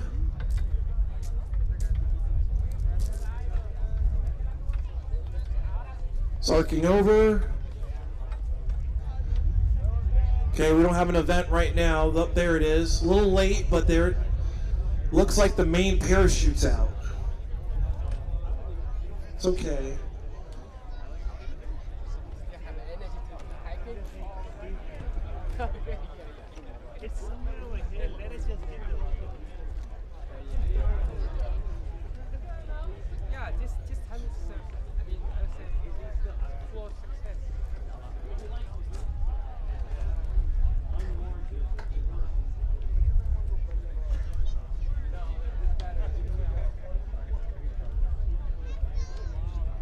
Okay, that rocket will be it'll be up there for a little bit. Just want to, I guess, do a scan of the field. Take some time. But pad 82, this is Vanderbilt Aerospace Design Lab. This is Vanderbilt. This is the school out of Nashville, Tennessee. Name of the rocket is called Newham. Has an unknown weight, 6-inch in diameter, 10 feet tall. The experiment information is called Primary Payload Autonomous Camera System with a camera that lifts, it swivels out after recovering. Radio commands post-landing. Secondary payload is an air brake system targeting apogee called AAC. This one is flying on an CTI L2375. It should go about 4,500 feet. This rocket did have 3 different sets of fins, 1 stationary, 1 variable to hit its target altitude, and then 1 that deploys upon landing. That's what it's called, the active apogee control. The name of the rocket is called New Ham. It's actually a tribute to Ham, which is the first monkey to go into space. Yes, tribute to the monkey Ham. This is a 10 team members, and this is actually a part of a senior design project. And when I remember looking at that rocket, there was a lot of carbon fiber, lots of fins. They got a lot of stuff in that project, so we'll see how it all comes together.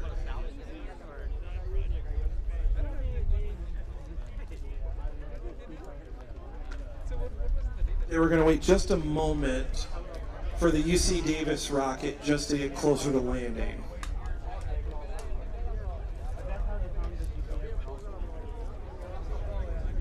Yeah, it looks like UC Davis had like the nose cone part just landed, and then there's the rest of it up in the air.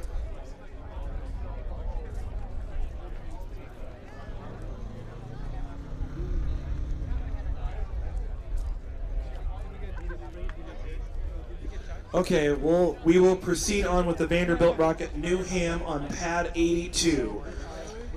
We have a clear sky. We have a clear range. We're going to launch New Ham in 5, 4, 3, 2, 1, ignition.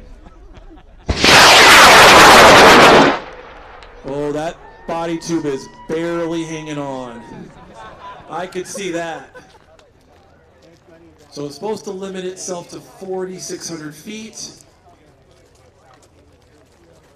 It's arcing over. There's an event.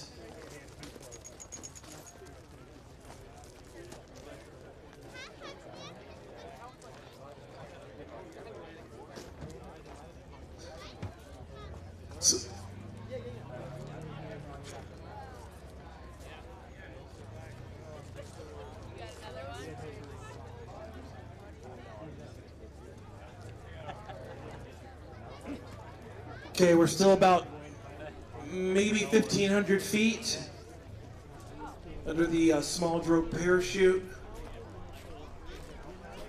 Main is set for 650 feet. We're approaching 1,000 feet right now. Should see the main parachute any moment. There it is. Open up. All right.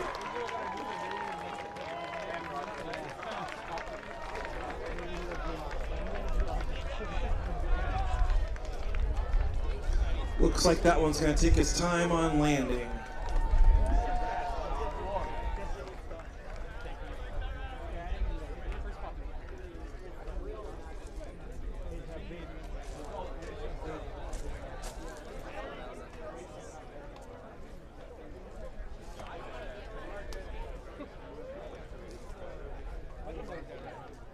So upon this rocket landing, it's supposed to then pop out one of the cameras and then start to swivel around. Doing a little maintenance out there at the launch pad. It's a little warm down there, so just trying to cool it off for just a moment.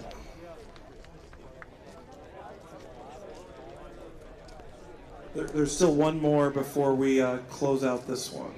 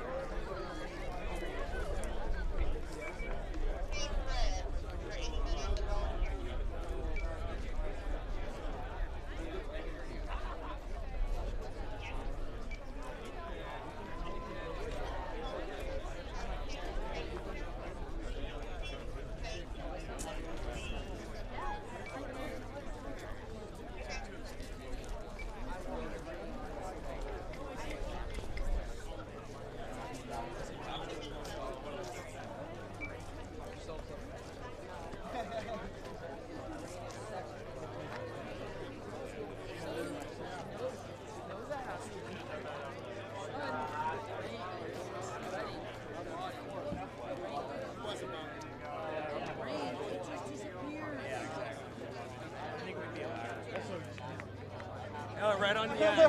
Here, take my card. Here's a show all my information. Right. Yeah. Have a good one. Great idea.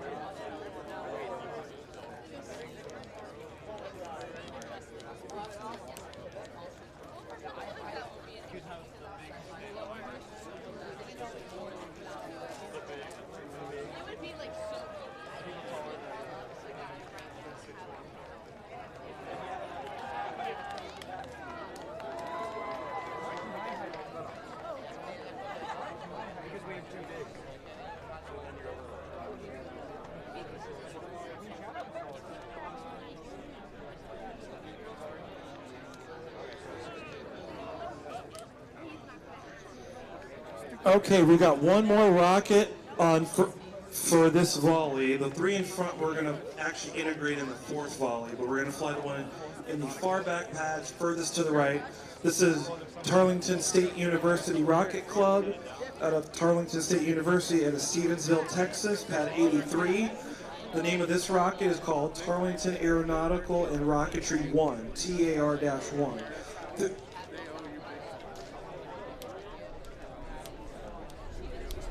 Okay, 4-inch in diameter, 9.16 feet tall. The experiment information is called the Gimbal Actuator System, GAS, as a linear actuator pushes gimbal camera arm out on payload, and if it works, it'll be straight gas.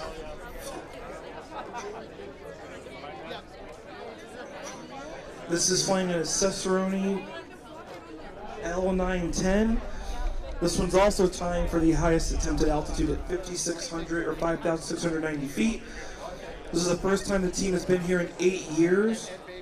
A week ago, they had a failed and foul payload, which had to be completely redone, and they were able to build a new one and rebuilt it. The rocket is painted in all black, and then when I first saw it, was not have any accents, so now they've got purple added to it. So they like the subtle as more look, but added some purple. This rocket project and team helped the university also spearhead their AIAA membership acceptance. So pretty cool, it's all coming together.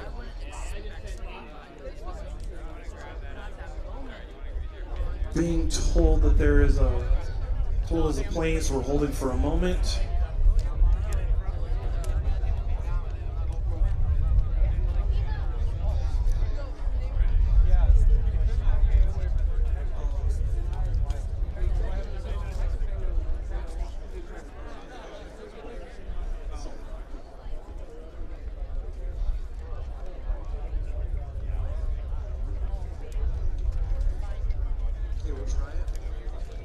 Okay, we're going to try pad 83, the TAR-1. Clear sky, clear range. We're going to try in 5, 4, 3, 2, 1, ignition.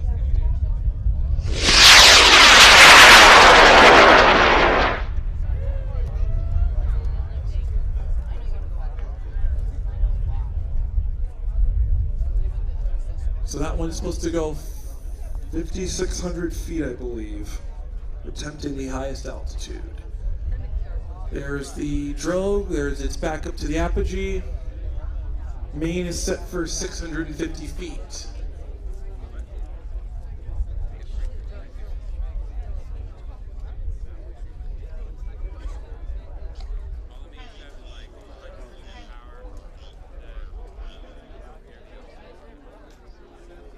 There's still probably a couple thousand feet up right now.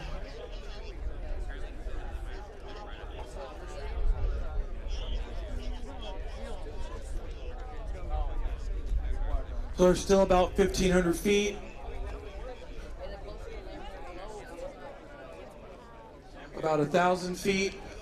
Just below it, we should see the parachute pretty soon, right about now. There we go.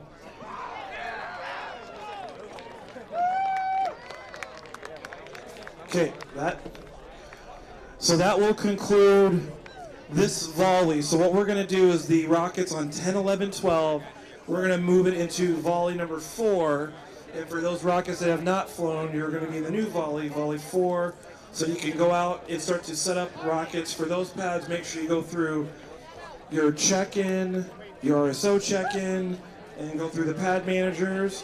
And then for recovering rockets, you got to be outside of the range to go get your rocket. So walking around to go recover it.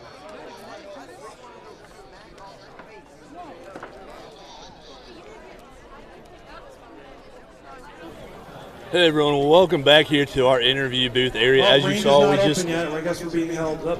just launched a number of rockets here at NASA Student Launch. NASA Student Launch is one of 8 Artemis student challenges that the agency hosts to engage the next generation of engineers, scientists, explorers, and NASA spaceflight team members.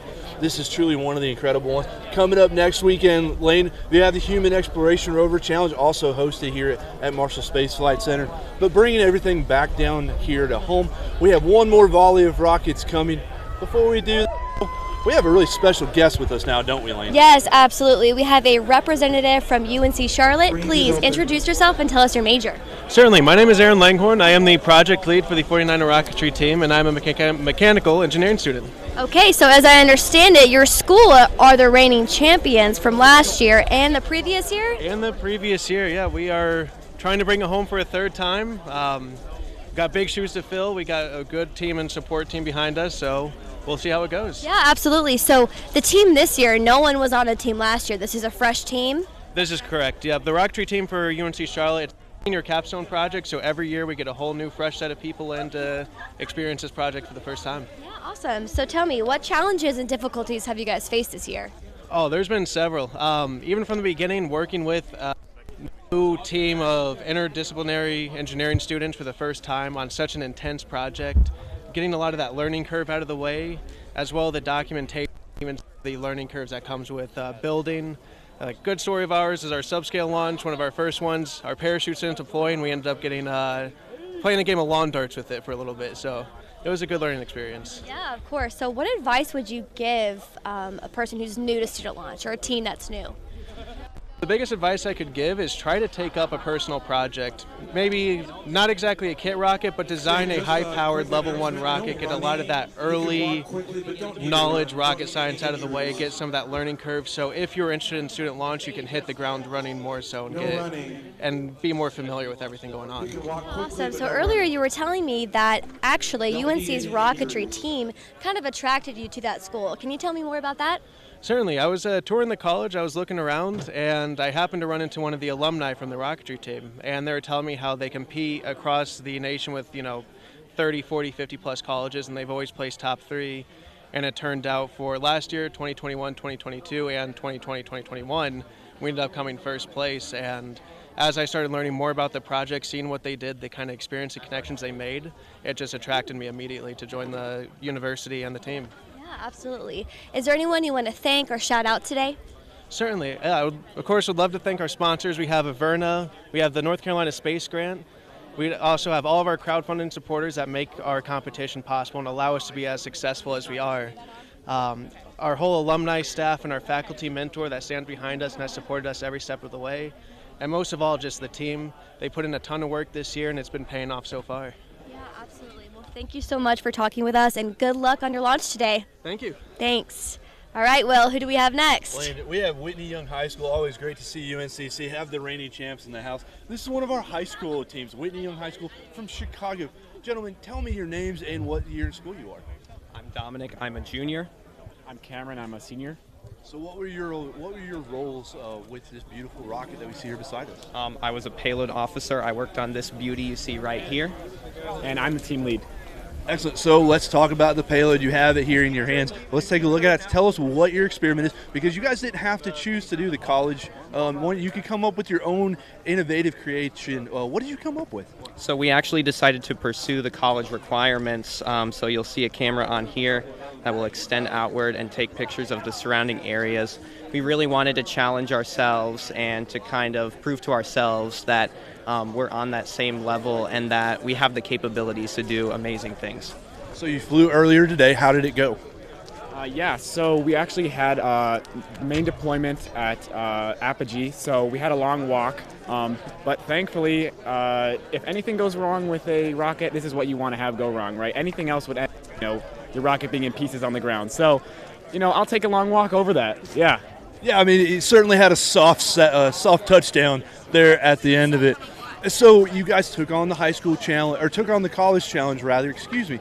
And I understand you guys have been competing in student launch the last few years, but this is your first time actually being able to come back to Huntsville. What has this experience been like for you? So it's actually a really great experience, especially to be a part of the program for so many years and then never really get to realize the fruits of your labor, the fruits of these last 9 months.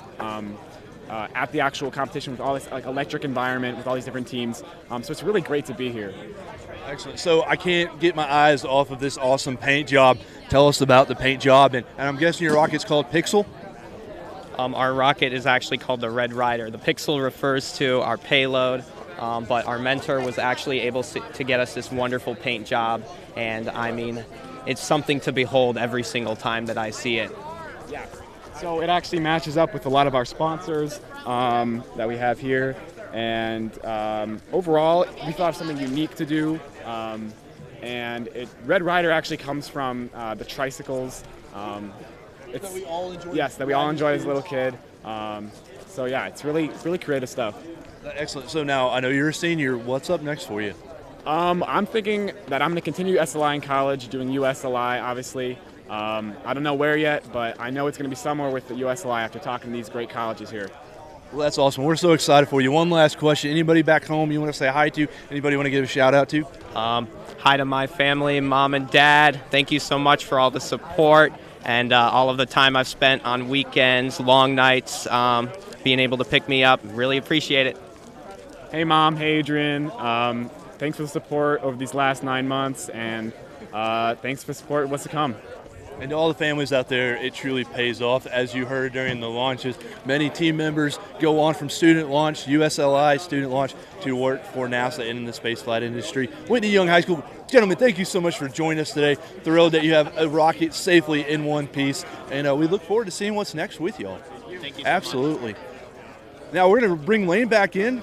Lane, what's going on? We got another team to talk to? Got another team, another group of high schoolers, which is super exciting. Hey guys, how's it going? Your team is Math Mania, correct? Okay, so please introduce yourself and tell us your year in school. Okay, my name is Jasmine Killian. I'm a junior and I go to Francis Parker. My name is Parth Solanki and I'm a senior at Tribuco Hills High School. Okay, awesome. So from my understanding, you guys come from a handful of different schools. So how has that been navigating coming from different schools? It's been really hard, especially since like a lot of us live 2 hours apart from each other. So scheduling workshops and launches and carpool, it's been kind of tough. But yeah, of course. Have you guys launched today, or how'd the launch go? It went good. From what we can see, we had Drogue and Maine, and yeah. Awesome. Good to hear. The flight looked almost perfect. Now we just hope that our payload worked exactly as we wanted. Yeah, so tell me a little bit more about your payload.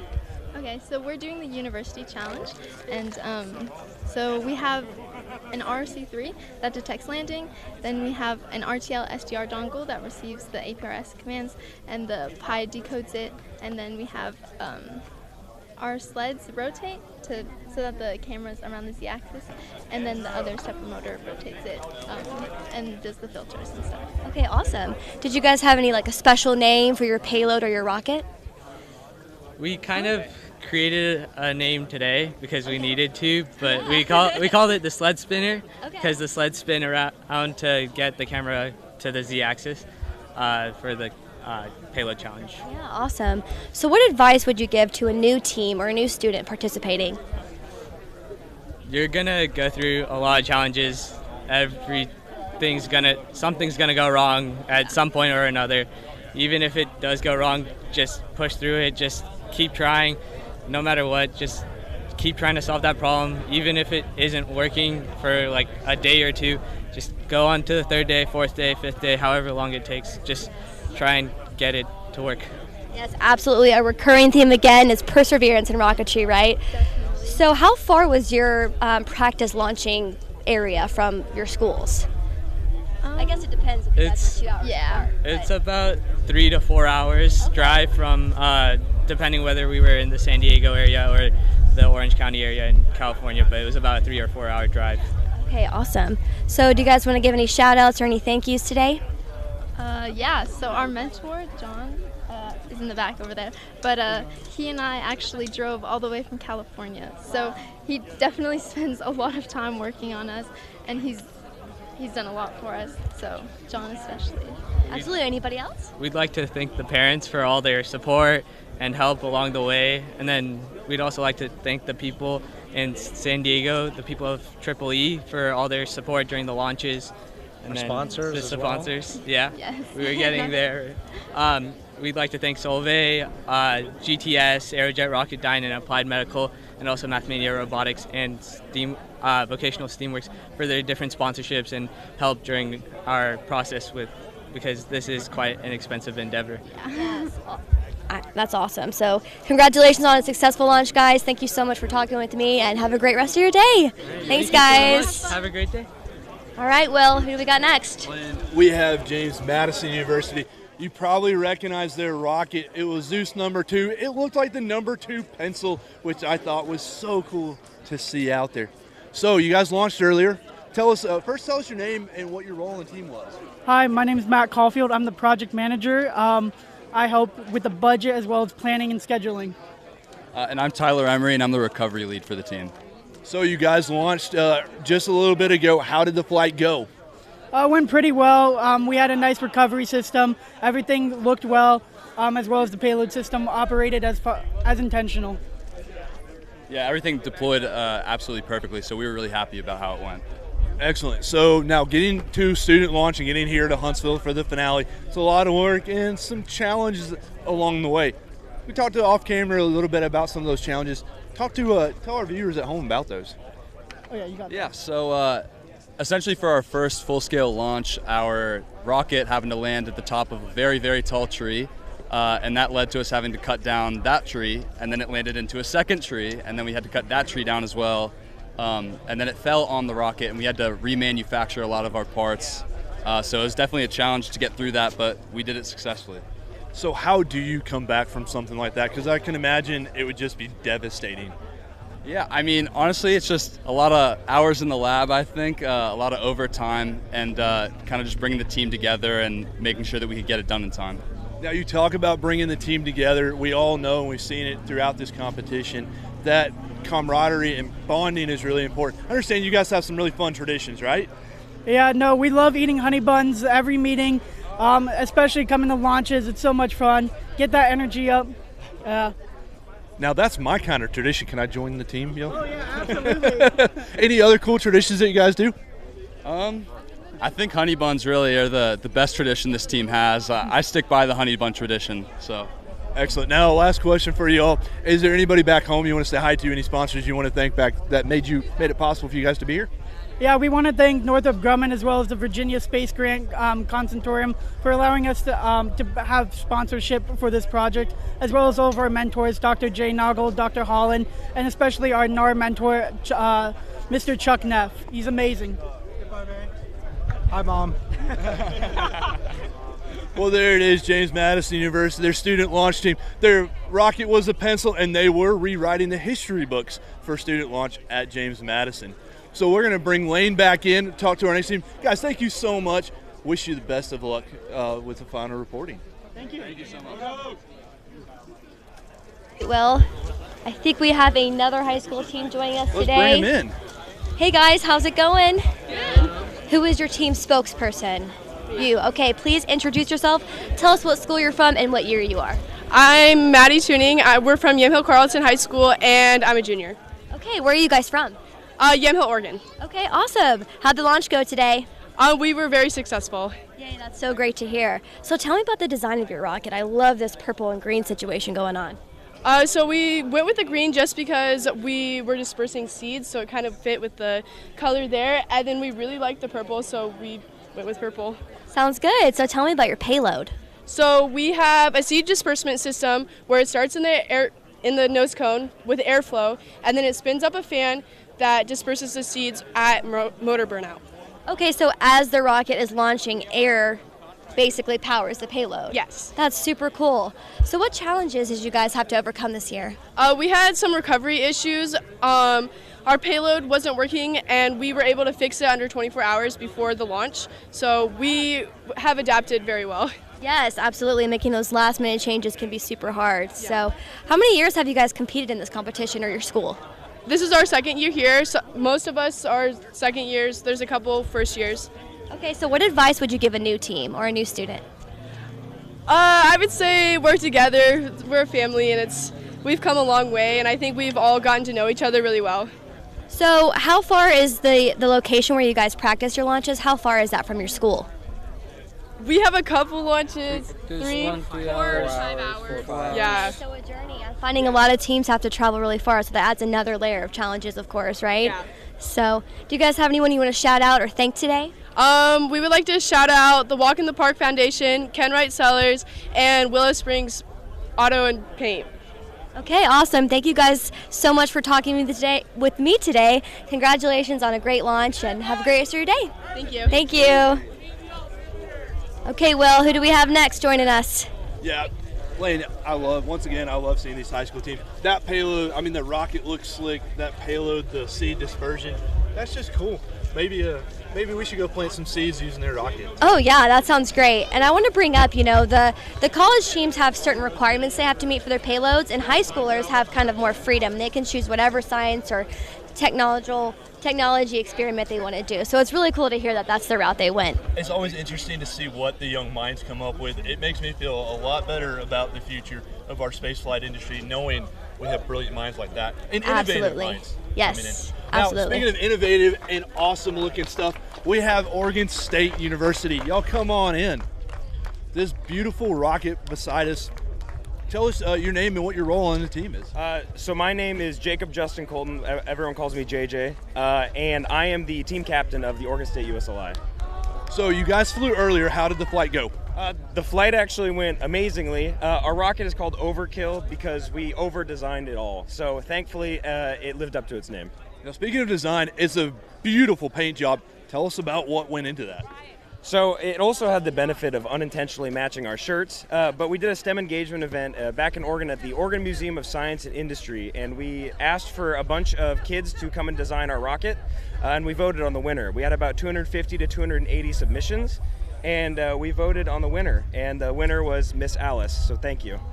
So, hi to Miss Alice, beautiful rocket that you designed. And for everybody back home, STEM engagement is one of the key requirements for NASA student launch. So great that you guys were able to do that. Now, I understand that you guys are starting, we talk about traditions. NASA, we are deep in with our traditions. I understand you guys have a new one you're starting this year. Yeah, so we actually, we kind of wanted to stand out more, and it became kind of when I would get to meetings, I would always wear a Hawaiian shirt and be like the dad of the team.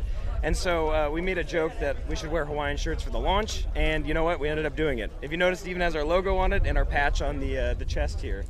Oh, that's so cool. Well, so tell us about the Payload Challenge and how you guys undertook that really challenging obstacle that we put in front of you. Yeah, so the challenge certainly had a lot of avenues to go down.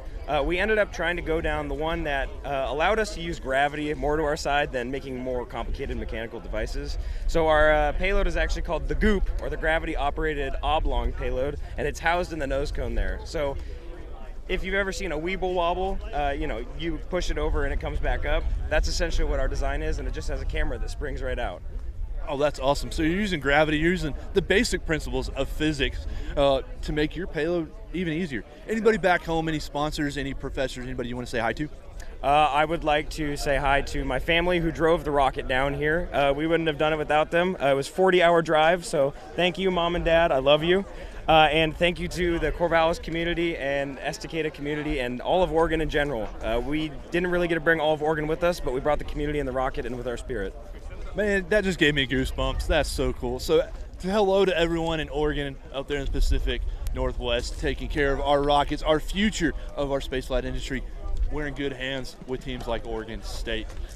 So congratulations, and we look forward to seeing how the rest of the competition goes for y'all. Thank you so much. That is Oregon State, the Beavers, coming down here, a 40-hour drive. So Lane, we have another team that we get to talk to? Awesome. So here they come. They had the corn rocket, which we've been promoting on social media, so make sure to follow us there as well. But hi, please introduce yourself and tell us your year in school. My name is Annie Rourke. I'm a senior mechanical engineering major from Cedarville University. Awesome. So how'd the launch go today? Overall, we think it went pretty well. We had good ascent. Both our recovery events were successful. We had a couple issues on the landing. Just our parachute's so big, we were banging around, but we're really happy with our recovery. So yeah, that's great. So what are you most proud of about your rocket?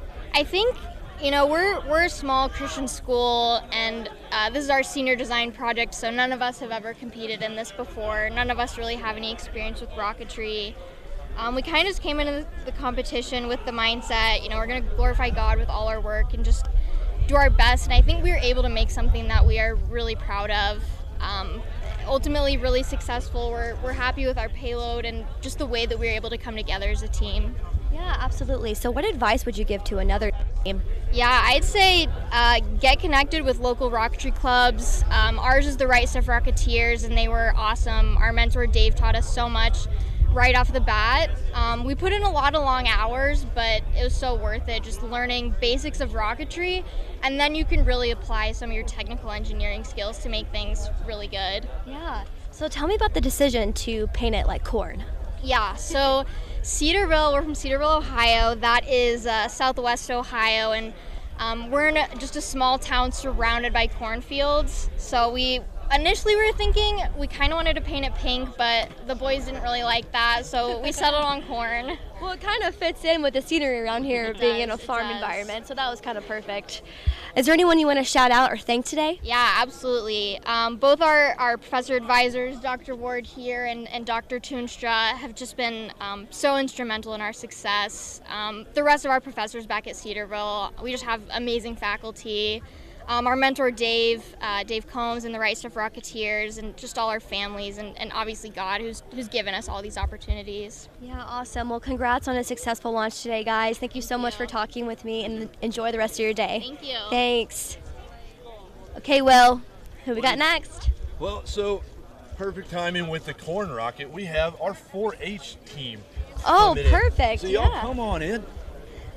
Tell me your name and what your role is here on the team. My name is Sean. I'm the team captain. We're with Morris County 4-H. We're really happy to be here. So now I'm going to ask a silly question. Where is Morris County? What state are y'all from? It's northern Jersey. It's far away from Alabama. Excellent. So what has this experience been like? I know being a 4-H club, you're not a typical high school team. Understand multiple schools that you guys are go to? Yep, we all go to different schools, even different counties all across the state. Some of us are several hours from each other, so it's a logistical nightmare, but we made it happen. So what has this experience been like for you, and what's been your favorite part? It's been extremely difficult. You know, we're one of the smallest teams with just 5 people that you see here. Getting all that work in with paperwork and all of that, it's very difficult, but it's been very fun, extremely rewarding. We're very grateful to all of the student launch team for this, frankly, life-changing experience.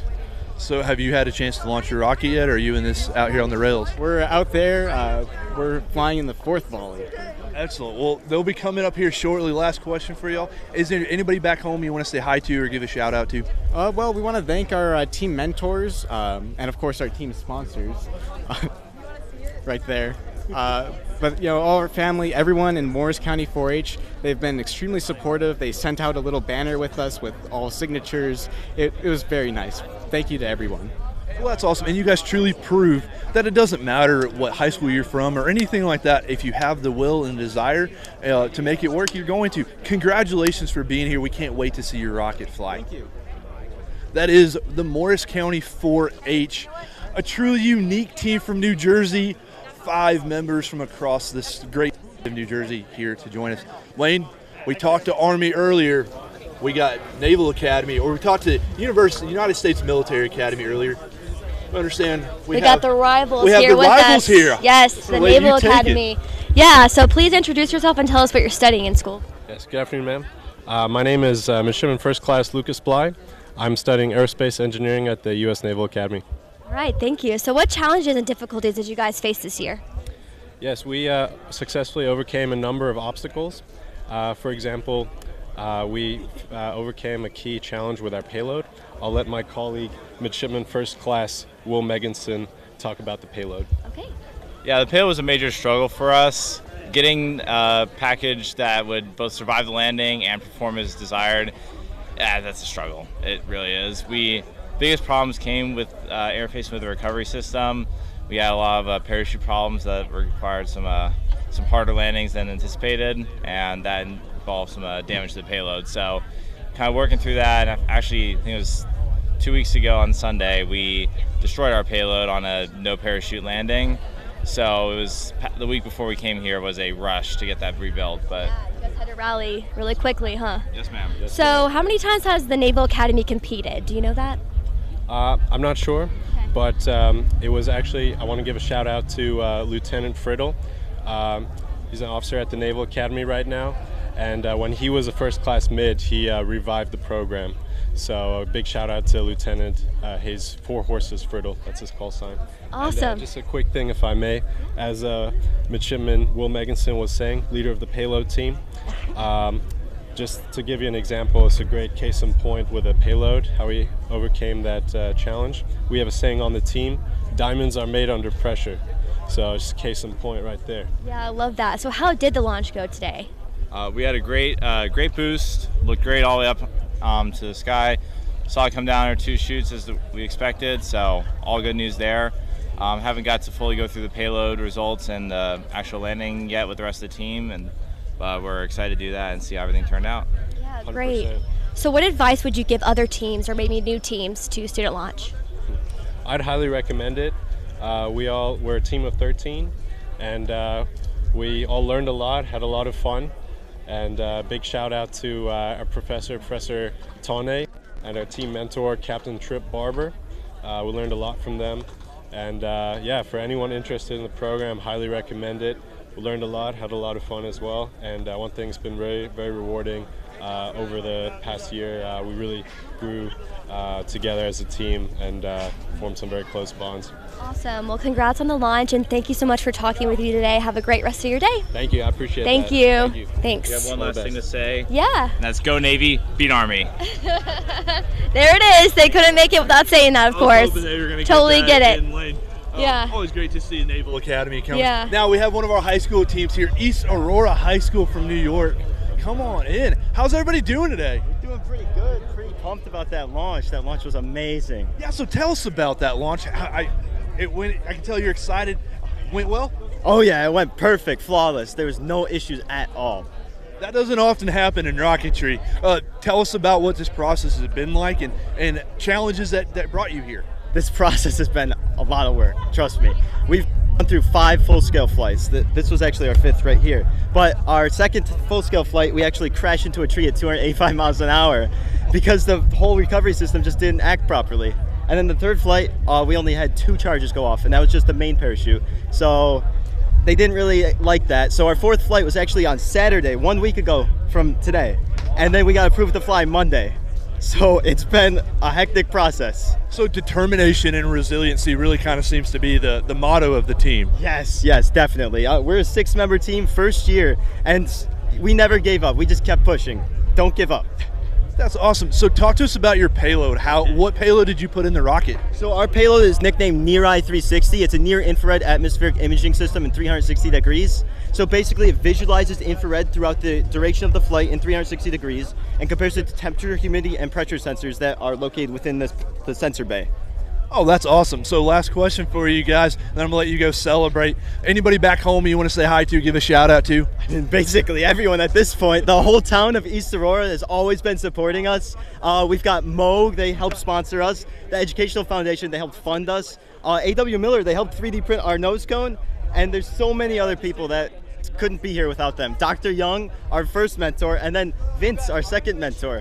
It's been a hectic process, but we pushed through, we made it, and we're so glad to be here. That's awesome. We're so glad to have you, so glad to see big smiles on the faces. To everyone at East Aurora, New York, thank you so much for supporting the team. We truly appreciate it, and I know they do too. Y'all can give a wave to Mom and Dad and everybody. That is East Aurora High School in New York. Thank you so much, y'all. Congratulations. So, Lane, we've got another team. Yep, we got another team. They're from Northern Arizona University. Hey, how's it going today? Please introduce yourself. Hi there, my name is Dawson Purcell, and I'm a mechanical engineer from Northern Arizona. Okay, how'd the launch go today? You know, it went pretty good. It went pretty good. All transport systems functioned nominally. Most of our payload systems did function nominally. We had a little bit of issue with deployment because we did deploy away from the body tube to produce any drag due to recovery. We experienced a little hiccup with that, but mostly our systems work nominally. Yeah, that's great to hear. So what challenges have you guys kind of faced over the school year? Yeah, you know, I think it's going to be the same with most teams, but resources, time management, that kind of thing, getting parts on, here on time. Northern Arizona actually experienced a record-breaking snowfall, so we had a lot of snow days off, and we're plowing through the snow just to get there and build the rocket. In Arizona? Yes, ma'am. Wow, that's incredible to hear. So what advice would you give to teams who are new to the competition? Oh my goodness, start early. Start early and really run through your planning. Look at your motor selection and shoot high and bring your apogee down is what I would definitely recommend. That's one of the biggest things we've been seeing, a lot of students not meeting apogee too. So. Yeah. So how many people are on your team? Are you guys a bigger team or more of a smaller team, somewhere in the middle? For our school, we're kind of big, but maybe not compared to some other schools out here. We typically roll with about 13 individuals in our group. We're able to bring down 6 of those individuals. Okay. So how was the journey out here? Did you guys drive or did you fly? Luckily, we flew. We did fly out here, and it wasn't too bad. We jumped on the airplane, got here pretty quick, and was able to get up and get set up. So. Yeah, great. Is there anyone you want to shout out? Think any sponsors or people back home? Yeah, absolutely. So first, we weren't able to take all of our team, and those guys worked really hard. So it's great. I really like to thank them. Our faculty at our at our university, Dean Wan as well, really helped out.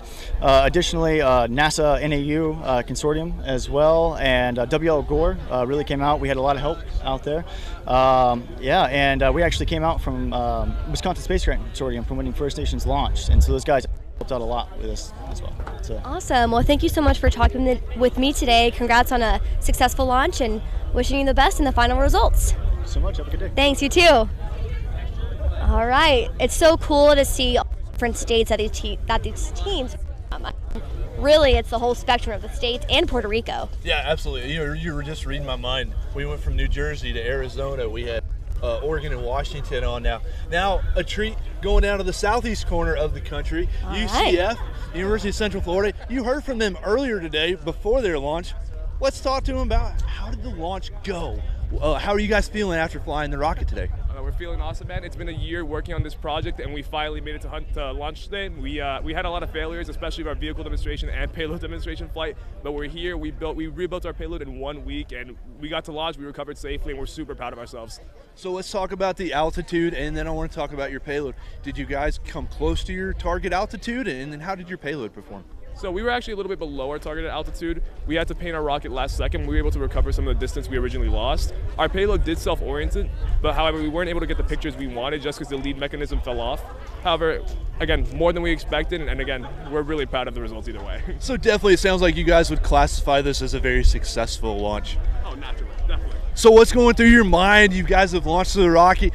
Are you guys able to take a breath now, or what's up next for you? Well, honestly, so we're part of an organization called KXR. We do various projects. We do hybrid ion, liquid, and solid propulsion. So these kids are going to keep moving on. They've been doing amazing work, and this is actually most of these kids, it's their first year doing rocketry, and they're moving on to bigger and better things, and they're going to keep going, keep working hard. So I know the managers and I will be working on the PLAR document. However, these kids will continue doing the amazing stuff they're doing already. So what's been the favorite part? And I see a piece of hardware. I've got to ask about that. What's been the favorite part? And then tell us what we have here out from your rocket. So this is the Payload Integrated Launch Log. We lovingly call it the PIL. It is a cylinder with a self-orienting mechanism right here. And then what once was our lead elevator is somewhere in here of our camera. It spits it out, opens the hatch, and self-orients it. So have you guys had fun? Oh, no, plenty. It's been stressful, but it's been fun. Definitely worthwhile. That's excellent. Anybody back home you want to give a shout out to? Back home, honestly, just the rest of the club. There's 400 members back home watching us live right now. You guys are awesome. We couldn't do this without you. You guys have been our mentors and our guides. Thank you guys. Well, thank you so much for being here. Thank you all for your hard work, for your dedication, for coming. We hope to see you again next year and enjoying the NASA and the spaceflight community here soon. So thank you. That is the University of Central Florida. One last thing I'd like to say. Yeah. Go Knights! Go Knights! That's awesome. Wayne, bring you back in. I love the team spirit. So they had their Go Knights. The University of Puerto Rico Mayaguez is walking by us right now. We heard them chanting during their rocket launch. We got some instruments as well. Yeah. It's always great to see the team spirit that these.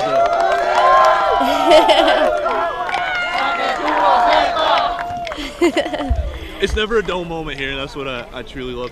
It looks like we are getting close to do it to the fourth and final round.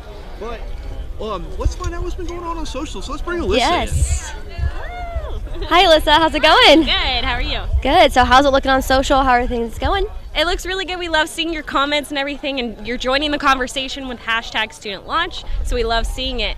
I just want to remind everyone, we're going to continue this conversation on, these awards are going to happen, I think, in June. Is that correct? Yes, June. Yeah, so we'll be posting those updates on the Student Launch Twitter and Facebook page after this event, so definitely follow us and stay tuned for that. We're also going to be posting on NASA's Marshall Space Flight Center social media accounts and the Space Launch System social media accounts as well to get your Artemis updates. So just want to plug those social accounts for sure. Yes, of course. If anybody tuned in late, maybe they missed their team in the early volley. Are they going to be able to catch that action later on? Absolutely. You can go to NASA Marshall's YouTube channel and be able to watch this video after this event is over. So definitely watch there. That's awesome. And we certainly appreciate all of you joining us on Marshall's YouTube channel, NASA Student Launch. We are getting close, but we're not quite there yet. So we're going to send you back to the wide shot. We'll be back with you shortly before the final launches. Shouldn't be too long from now. Thank you for joining us here at Bragg Farms in Toney, Alabama, just down the road from Marshall Space Flight Center, where we all work, for the 2023 NASA Student Launch finale. We'll be back with you shortly.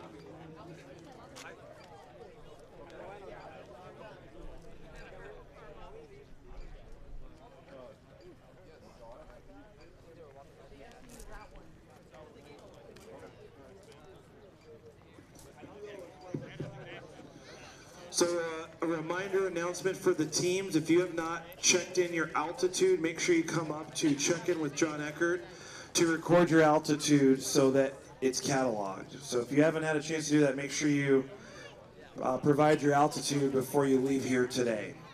Thank you.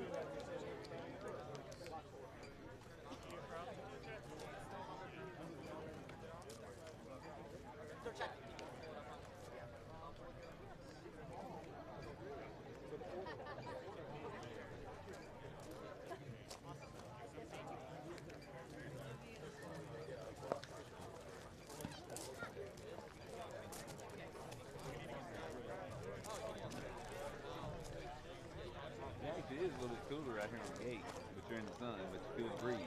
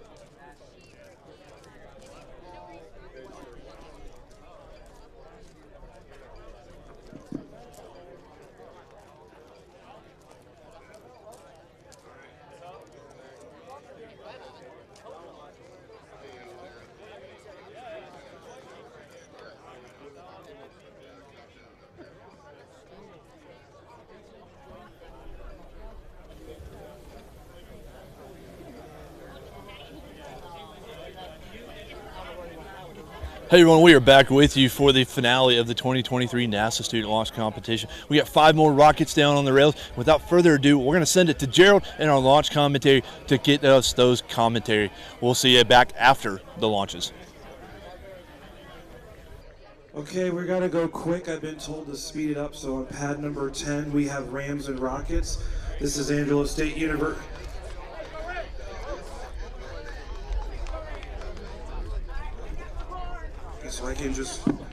So this is the name of the rocket is Candy Ram. It's 26.7 pounds, 5.15 inch diameter, 8.63 feet tall, candy cane inspired. It's got CADS, which is an acronym for the team members' names. It's flying on a Aerotech K1050. It should go 5,100 feet. On pad number 10, we have a clear sky. We have a clear range. We're gonna go in 5, 4, 3, 2, 1, ignition.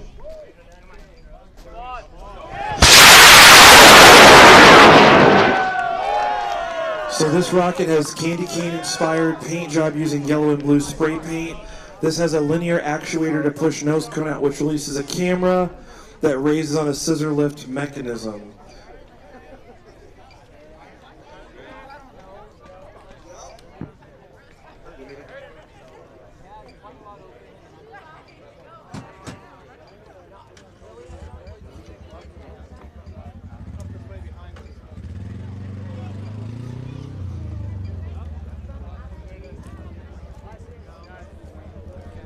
Okay, the rocket's probably a couple thousand feet up.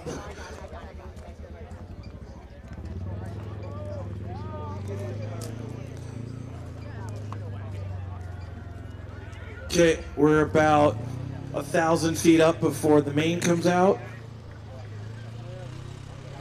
Parachutes out. All right. And this rocket with this team is the first time that they're out here. Has a scissor lift mechanism with a pendulum and gravity. They painted it like the candy cane following their spirals. And then they also did 3D paint or 3D print the inside parts to also match the school colors. So the original team was 4 members. The team worked from scratch and they had no history to work from. So pretty remarkable they got that all together as a team. Looks to be like a good flight. Hopefully the system does what it's supposed to do. We're supposed to be seeing a scissor lift type technology on this one.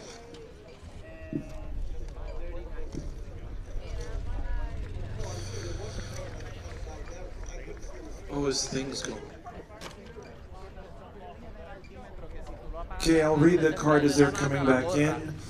So on pad number 11, we have Morris County 4-H. This is Resisto Jets Rocketry, the Morris County 4-H team out of Morristown, New Jersey. The name of this rocket is Baby Blue, 18.2 pounds, 4-inch diameter, 7.5 feet tall. This is flying on an Aerotech K1100 Blue Thunder. It's the white and red rocket, should go about 3,800 feet, and then this one does carry a complete external mission payload. We have a clear sky, we have a clear range. We are going to launch Morris County 4-H Baby Blue. It's painted red though. Okay, we're gonna launch in 5, 4, 3, 2, 1, ignition. Nice boost on that one. This one does have a large externally mounted camera arm. It's a USLI Payload Challenge robotic arm on side of rocket that deploys after landing. We weren't able to finish the software in time, so it's not quite working. Got an event on the rocket. We were the smallest team, just 5 people, our first year here. Very excited. Most of our team is NAR Junior Level 1. Well, welcome and congrats being NAR Junior Level 1. Second flight landed hard and might have tweaked the fin a little bit.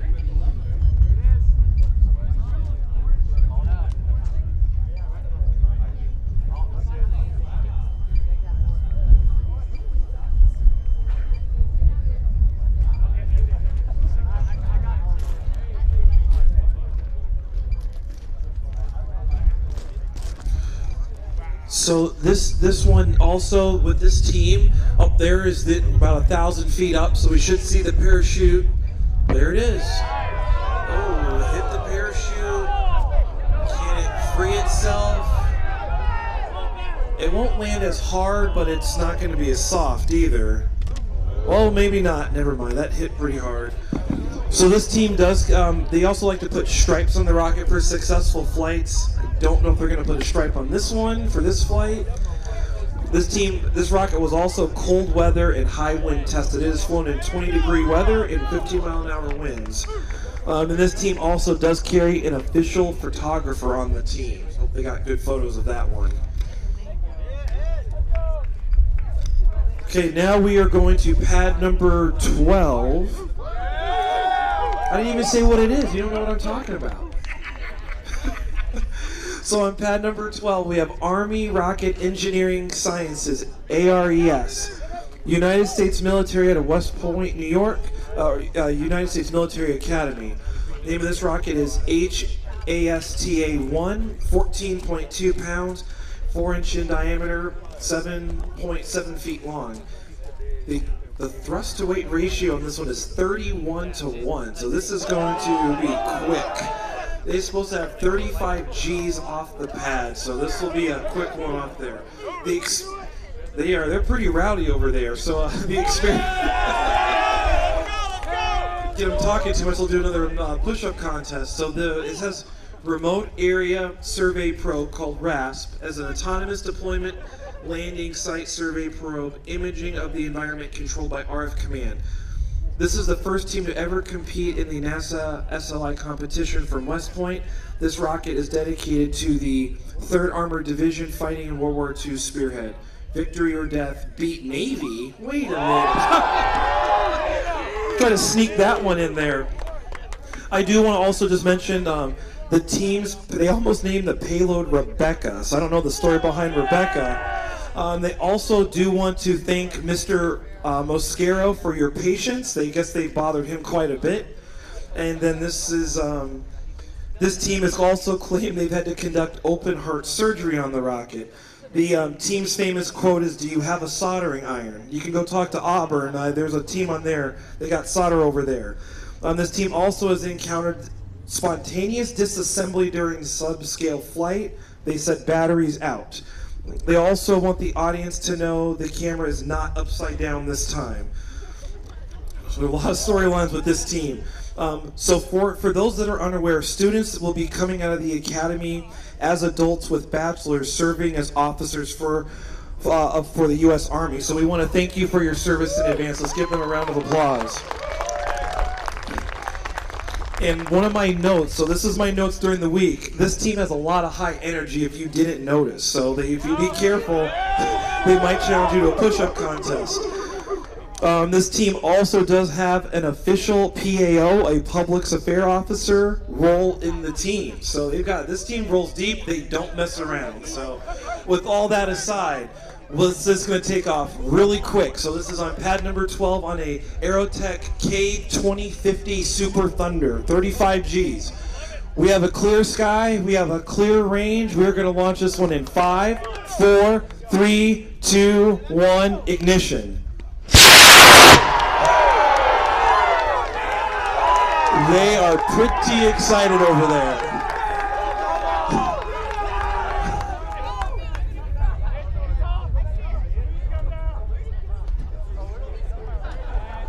Okay, there's an event. Okay, drogue parachute is out on that one. Main is set for 525 feet.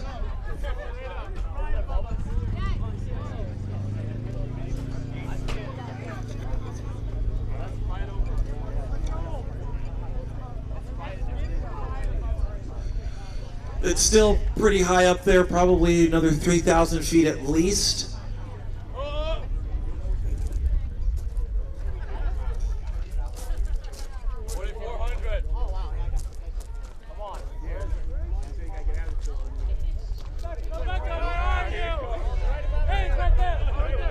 We're still probably another 2,000 feet up, maybe even a little bit more. Yeah, I would do a heads up on this one. So point at it, look at it, let your neighbors know. Look up, point at it, let your neighbors know. Main parachute is out on this one, but it is like by the crowd. Look at it, point at it, let your neighbors know. It should be in the open area, don't touch it when it lands. Looks like it should be right out in the open. Very close. Okay, looks like it's down. Okay. Who's ready for a push-up contest?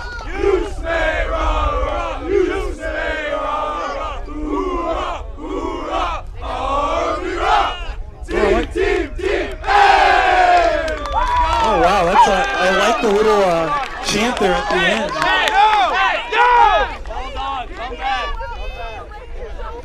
That is a very subdued team, that's what I'd say. Okay, on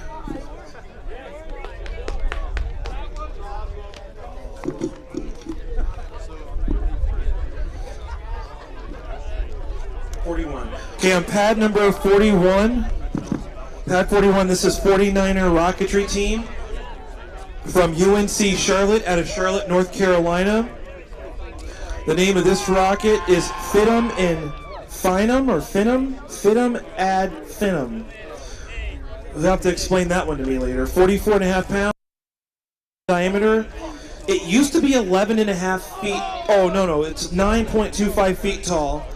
At 600 feet at main deployment, vehicle separates into 2 independent sections. This says Fitum ad Finum, about time you showed up. 600 feet, vehicle separates into 2 spots.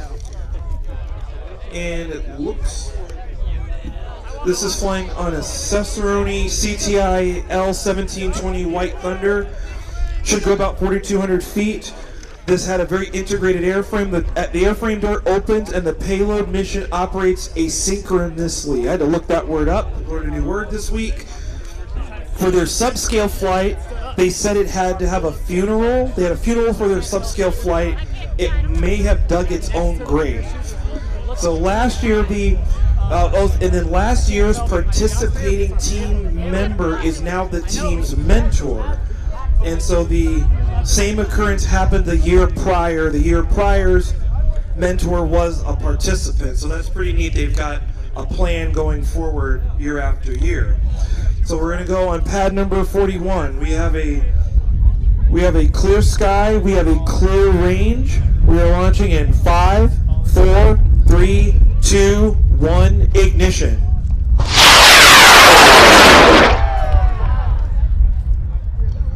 maybe a little overstable on the boost, or maybe the body tube was wanting to go one way, the rocket go the other way, but still went up the other way. Starting to arc over. There's an event, there's the backup to the apogee. Small drogue parachute is out. Main is set for 600 feet. Oh, looks like the main parachute's out early. Might have stripped the parachute. Now there's another piece that's a little bit low. So it looks like, unfortunately, the main parachute is up there by itself. The rest of the rocket is coming down on its drogue parachute.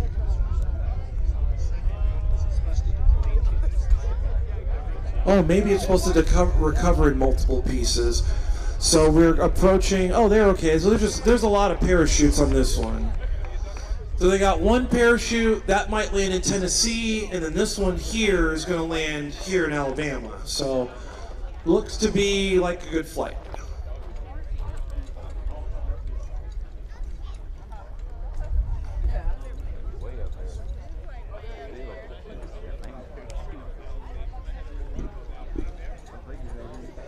Okay, we are on pad 42. Everyone give yourselves a round of applause. This is the last launch of the day. Yeah, this has been a fun day. Burned some calories. For us, had to put out a little bit of some fires, but we had a good day. A lot of good rockets flew well. A couple of bumps and bruises on some. A lot of fun experiments we were testing, and we're on the last one for this year's 2023 SLI USLI competition. So this team is WSU Everett Rocket Team out of WSU Everett out of Everett, Washington. The name of the rocket is C1, 40.27 pounds, 5.5 inch diameter, 10 feet tall. It's attempting a vertical landing. The legs deploy at 400 feet. This is the NASA USLI servo, actuated camera and landing leg deployment system. This is flying a Toney L1030 Redline. Should go 4,100 feet. It's their first time here.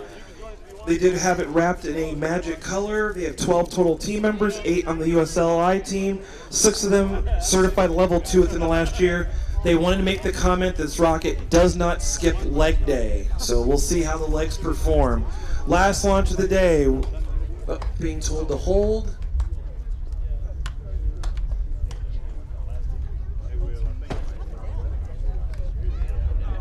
Okay, we're going to wait 1 second on the second part of the UNC rocket. I think it's payload or nose cone. It's northeast of us, but I just want to make sure where the wind will take it.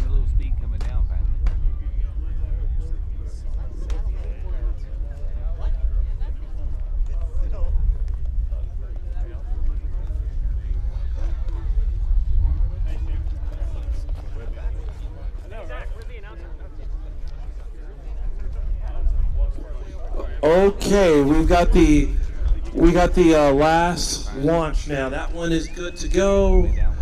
There's its backup.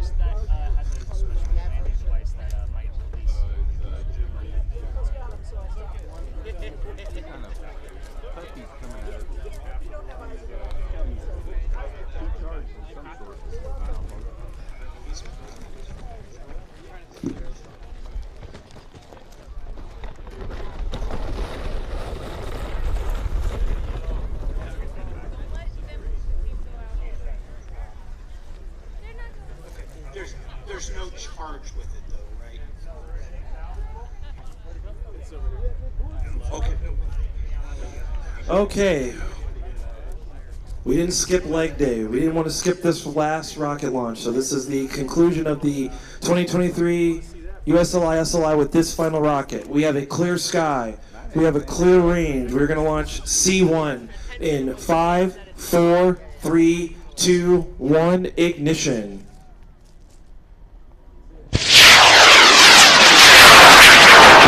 I see the legs came out a little early. Wanted to show off the legs, I guess. Starting to arc over. Yep. Heads up here, folks. The main parachute, oh, the legs are going to be, oh, well, now the parachute's out. Okay, heads up on the upper part under parachute. You want to get out from under the tents, just in case. Out from under the tents. So.